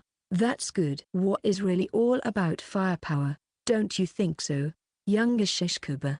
I'm telling you, there's a huge difference in mass. It's good that we were able to bring 2 treants to a standstill, but as time goes on, the zombie army is growing in number. Initially, they estimated 300, but clearly there are probably more than that. On the other hand, Abe Shuu was about to run out of fireballs that he could prepare. No matter how high the level is, it is not possible to create an infinite number of fireball. There is also the time required to produce one and the expiration date. No matter how many spirana one eats, the lost energy will not be fully recovered immediately, and there is also a limit to how much a human stomach can take. It was both amusing and enviable to watch 2 of my fellow girls forcibly stuff Sporangium into Abe Shuu's slack mouth. The younger sister eventually joins the main group, but it seems that they too are poor and cold. Like knights, they pulled out their war spears and jumped over the walls of the Xolotl tribe and cut into the front line where Kyo was struggling. Well, we've done all we can, haven't we? With such a large force, it was worth it to draw them in with such fanfare. Older Shishikuba, take command. Gurren raises their Night sword in front of him and puts his strength into it. His white blade blazes with red flames and burns orange. It's flame blade that only holy knights can learn. Uchi, the king's lair, lifting a sword against a hero's adversary. Naturally, the edges of his mouth lifted and his fangs peeked out. In the end, it all comes down to this. After all the tricks he had, the question to be asked is really a simple one. Which violence is stronger? Well, it doesn't matter. In any case, they are pawns to be discarded. I'm begging you, 13th, Master Threadweaver. The silver wolf runs toward the approaching army of corpses, pointing his red blade at them. Shu's perspective. With a clank, I lift a stone tablet like a manhole cover and steps out onto a deserted southern street. The zombie parade of the past few days, which seemed to be the Halloween of Shibuya, was a complete waste of time and energy. Thanks to Mr. Grun's loud fanfare, I guess. Squeak. No matter how high-level Grun and I are, if we rush headlong toward the opponent's main camp and get surrounded by such a large force, we will not be able to hit the main camp. Therefore, the main force was a diversion. Then, a detached force would attack the main base, which had thinned their defenses. This is a very typical tactic, but one of the worst-case scenarios. The treant zombies are real and rampaging around the place. How long can they endure? Waiting in the dimly lit underground tunnels was also quite a patient experience. Thanks to the zombies, we had time to recover our strength. We ran, our footsteps silent. Soon, we arrived at the plaza surrounding the huge altar. Yo, long time no see. The rock doll, which should have been expressionless, turns its humanoid face to him in surprise. The 5 minotaurs that had remained behind as its cronies brace themselves. Noah and Mako swing their arms holding the enhanced fireball. Tamiko is placed on Noah's head, and Sha holds a huge katana on his shoulder, gazing at the enemy. Sorry, but we're going to end this as fast as we can. Chapter 78, Barrier. It is Noah and Mako's fireball that literally opens the fight. 2 giant hypha balls hit the minotaurs that has become the bishop's barrier. The rotting corpse's flesh exploded. At the same time, my huge katana runs into it. It passes through the rotting muscle body diagonally with a single slash. From the front, left and right, the remaining 3 minotaurs close in. They rush forward with a sharp thrust that does not resemble their heavy bodies. One of them is caught tangling its legs and falls to the ground. It is Noah's sticky thread. I leapt backward at an angle and fire a fireball, which makes a huge hole in the minotaur's chest. Mako jumped around and tossed around lightly, throwing piercing needles one after another. But they only pierced shallowly and didn't reach inside. Sha slashed the zombie's arm from the side while trying to grab hold of Mako's tiny body with a ra. Our eyes widen at the same time as the arm is cut off. Numerous red spheres fall down overhead. It is a rain of bishops, fireball, a chain of small explosions, dazzling flashes, and cheeks burning blasts, including those of its men. I quickly grabbed Noah and Mako by the collar and used leaping, just in time. One step too late and we would all have been burned. Over there. Damn.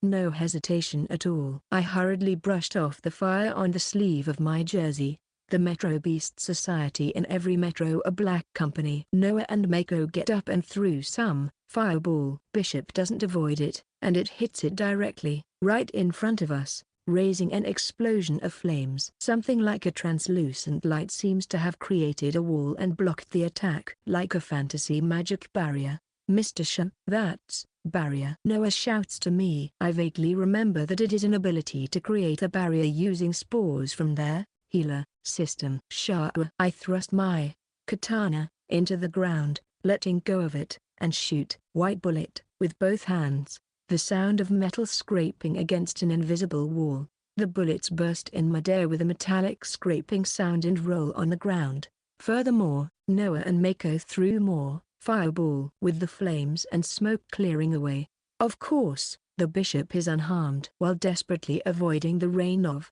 fireball that was scattered in return, I felt a little frustrated, saying, "Cool, I want that too. That's enough. Everyone back off. They were insurance in case there were too many pawns are left. I am not stupid enough to boast about single-handedly fighting against a large number of opponents, including those of higher ranks. Now that I've managed to remove that fireball, doesn't work. There are few more left for the two of them. In addition, it is the ability to control a wide area, so it's hard to take advantage of my skills. I'm more afraid of an accident. I'll take over from here. This is the situation that Garen and his team had earned by drawing the small fires to them and cutting them down. The same tactics would not work against an opponent with a high learning ability. If we don't finish this off here, and in time, we won't have another chance. It is not a matter of just getting smacked around by the twins. Hey, let's settle this in a one-on-one fight. No hard feelings. Did it understand my words? Bishop thrusts its staff into the corpse of the fallen minotaurs with a thud. SHH. The corpses are connected by something mycelium-like, and the two rise up again. Looking back, the obedient girls were already hiding in the shadows and are in spectator mode. Take care, Mr. Shuu. Do your best, squeak. More, I just swallow my spit and words. Well, I'm fucked. Fuck this. With the girls cheering me on, I strained my arms. The enhanced iron fist swells up like a robot's arm, gomma, gomma, and the fists slam together in front of my chest making a dull thud, raising a feeling that is hard to convey to the girls. Round 2, start. Fireball, thunderball, iceball, piercing needle, pour down like rain. The ground explodes and scatters stones and debris. Ear-splitting electric shocks gush out. The spot where the bomb landed instantly freezes. Sharp needles pierce the cobblestones. I desperately dodge the blast, but driven back from the square to the side of an abandoned house. I quickly ducked behind a wall, but the Minotaur's thick arm breaks through the wall and grabbed me. The Minotaur bends down. However, cloaked in glowing spores, I thrust my fist with Iron Fist into the wall. The wall and the Minotaur are blown away. As soon as my vision clears, I see the multicolored mycelium balls glowing above my head. You're a cosplay golem and you're also a villainous type, damn it. The power of each shot is not as powerful as my enhanced fireball, but the rapid fire and continuous fire capabilities are off the charts. The abundance of maneuverability is also bad. It is completely unexpected that it is as good as a bullet shooter so far. It is indeed a level 70 plus monster. It is a relief that the bullet speed is not so fast, but like Knight, it is beginning to learn my movements. It is doing a bombardment that anticipates the position of the target when dodging and time difference. It then uses encirclement bombardment to eliminate my escape route. It was also hard to get close. His jersey and skin are scorched. His arms and back are still pierced with piercing needle. My shoes are already gone because they were frozen. Even if I concentrate on evasion, my vitality is being chipped away. Damn it all. Bishop's instructions or not, I punched down the zombie's position to block my escape route, taking into consideration the power, defensive capabilities, size and balance. The enhanced Iron Fist is my top melee attack weapon. If I am covered with light blade, even a level 40 Minotaur can be crushed with a single blow. A barrage of bullets attacked without a pause. Damn it, let me feel a little smug.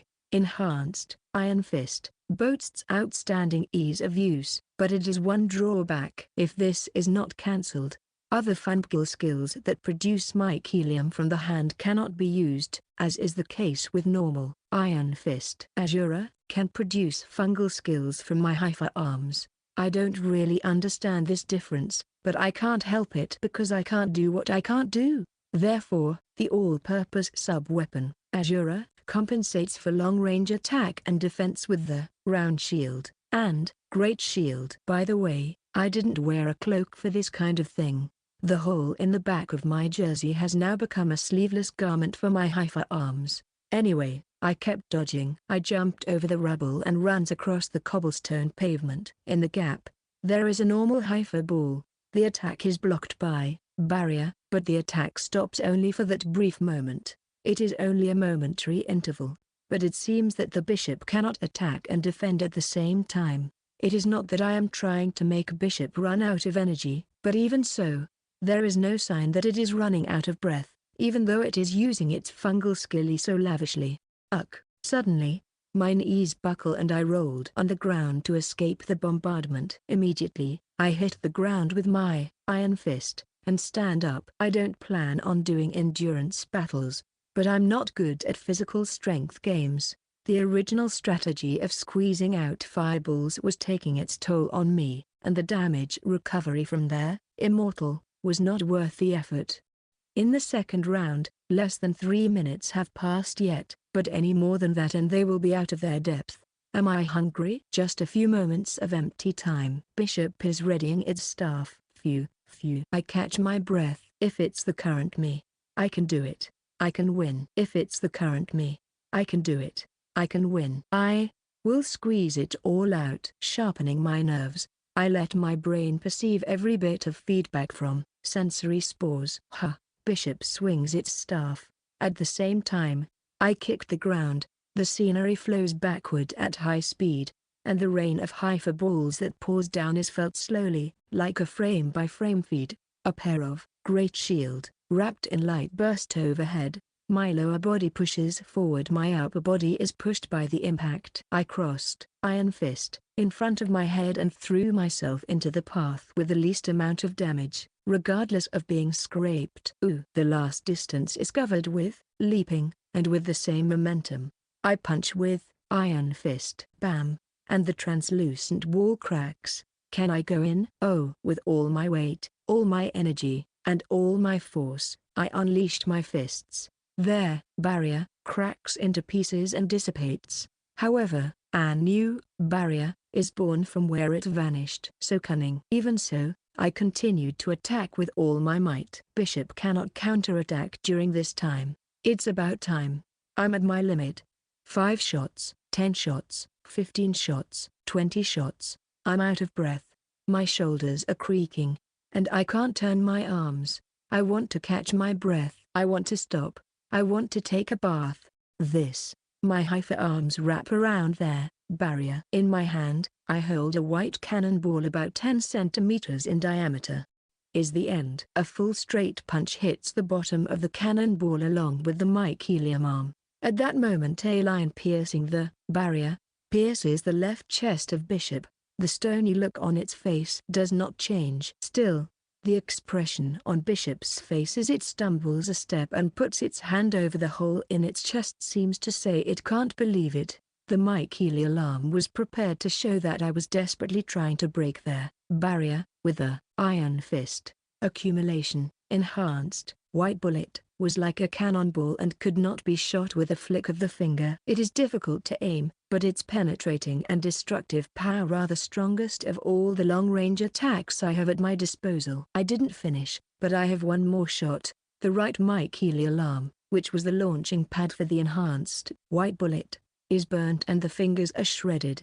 Instead, the left mycelial arm, which held the other bullet, is set in front of me. Bishop raises its gain. At the same time, I laughed. Eat my bullet. A white cannonball is fired straight as if drawn with a ruler. The barrier shatters, shimmering like a scattering of glass. The white line is sucked into Bishop's gut, and then pierces through. Bishop's entire body convulses violently. Thread-thin tentacles and bodily fluids spill from its mouth, from the holes drilled into it, from the cracks all over its body, and then the cracks spread to the rest of its body. I'm sorry, Senior. The face of the master threadweaver, who once descended upon this land, crumbles to the ground with a dry, rattling sound. Abe Shuu, Mr. Shuu. More. 3 girls come running up to me as I fall on my butt. Oh.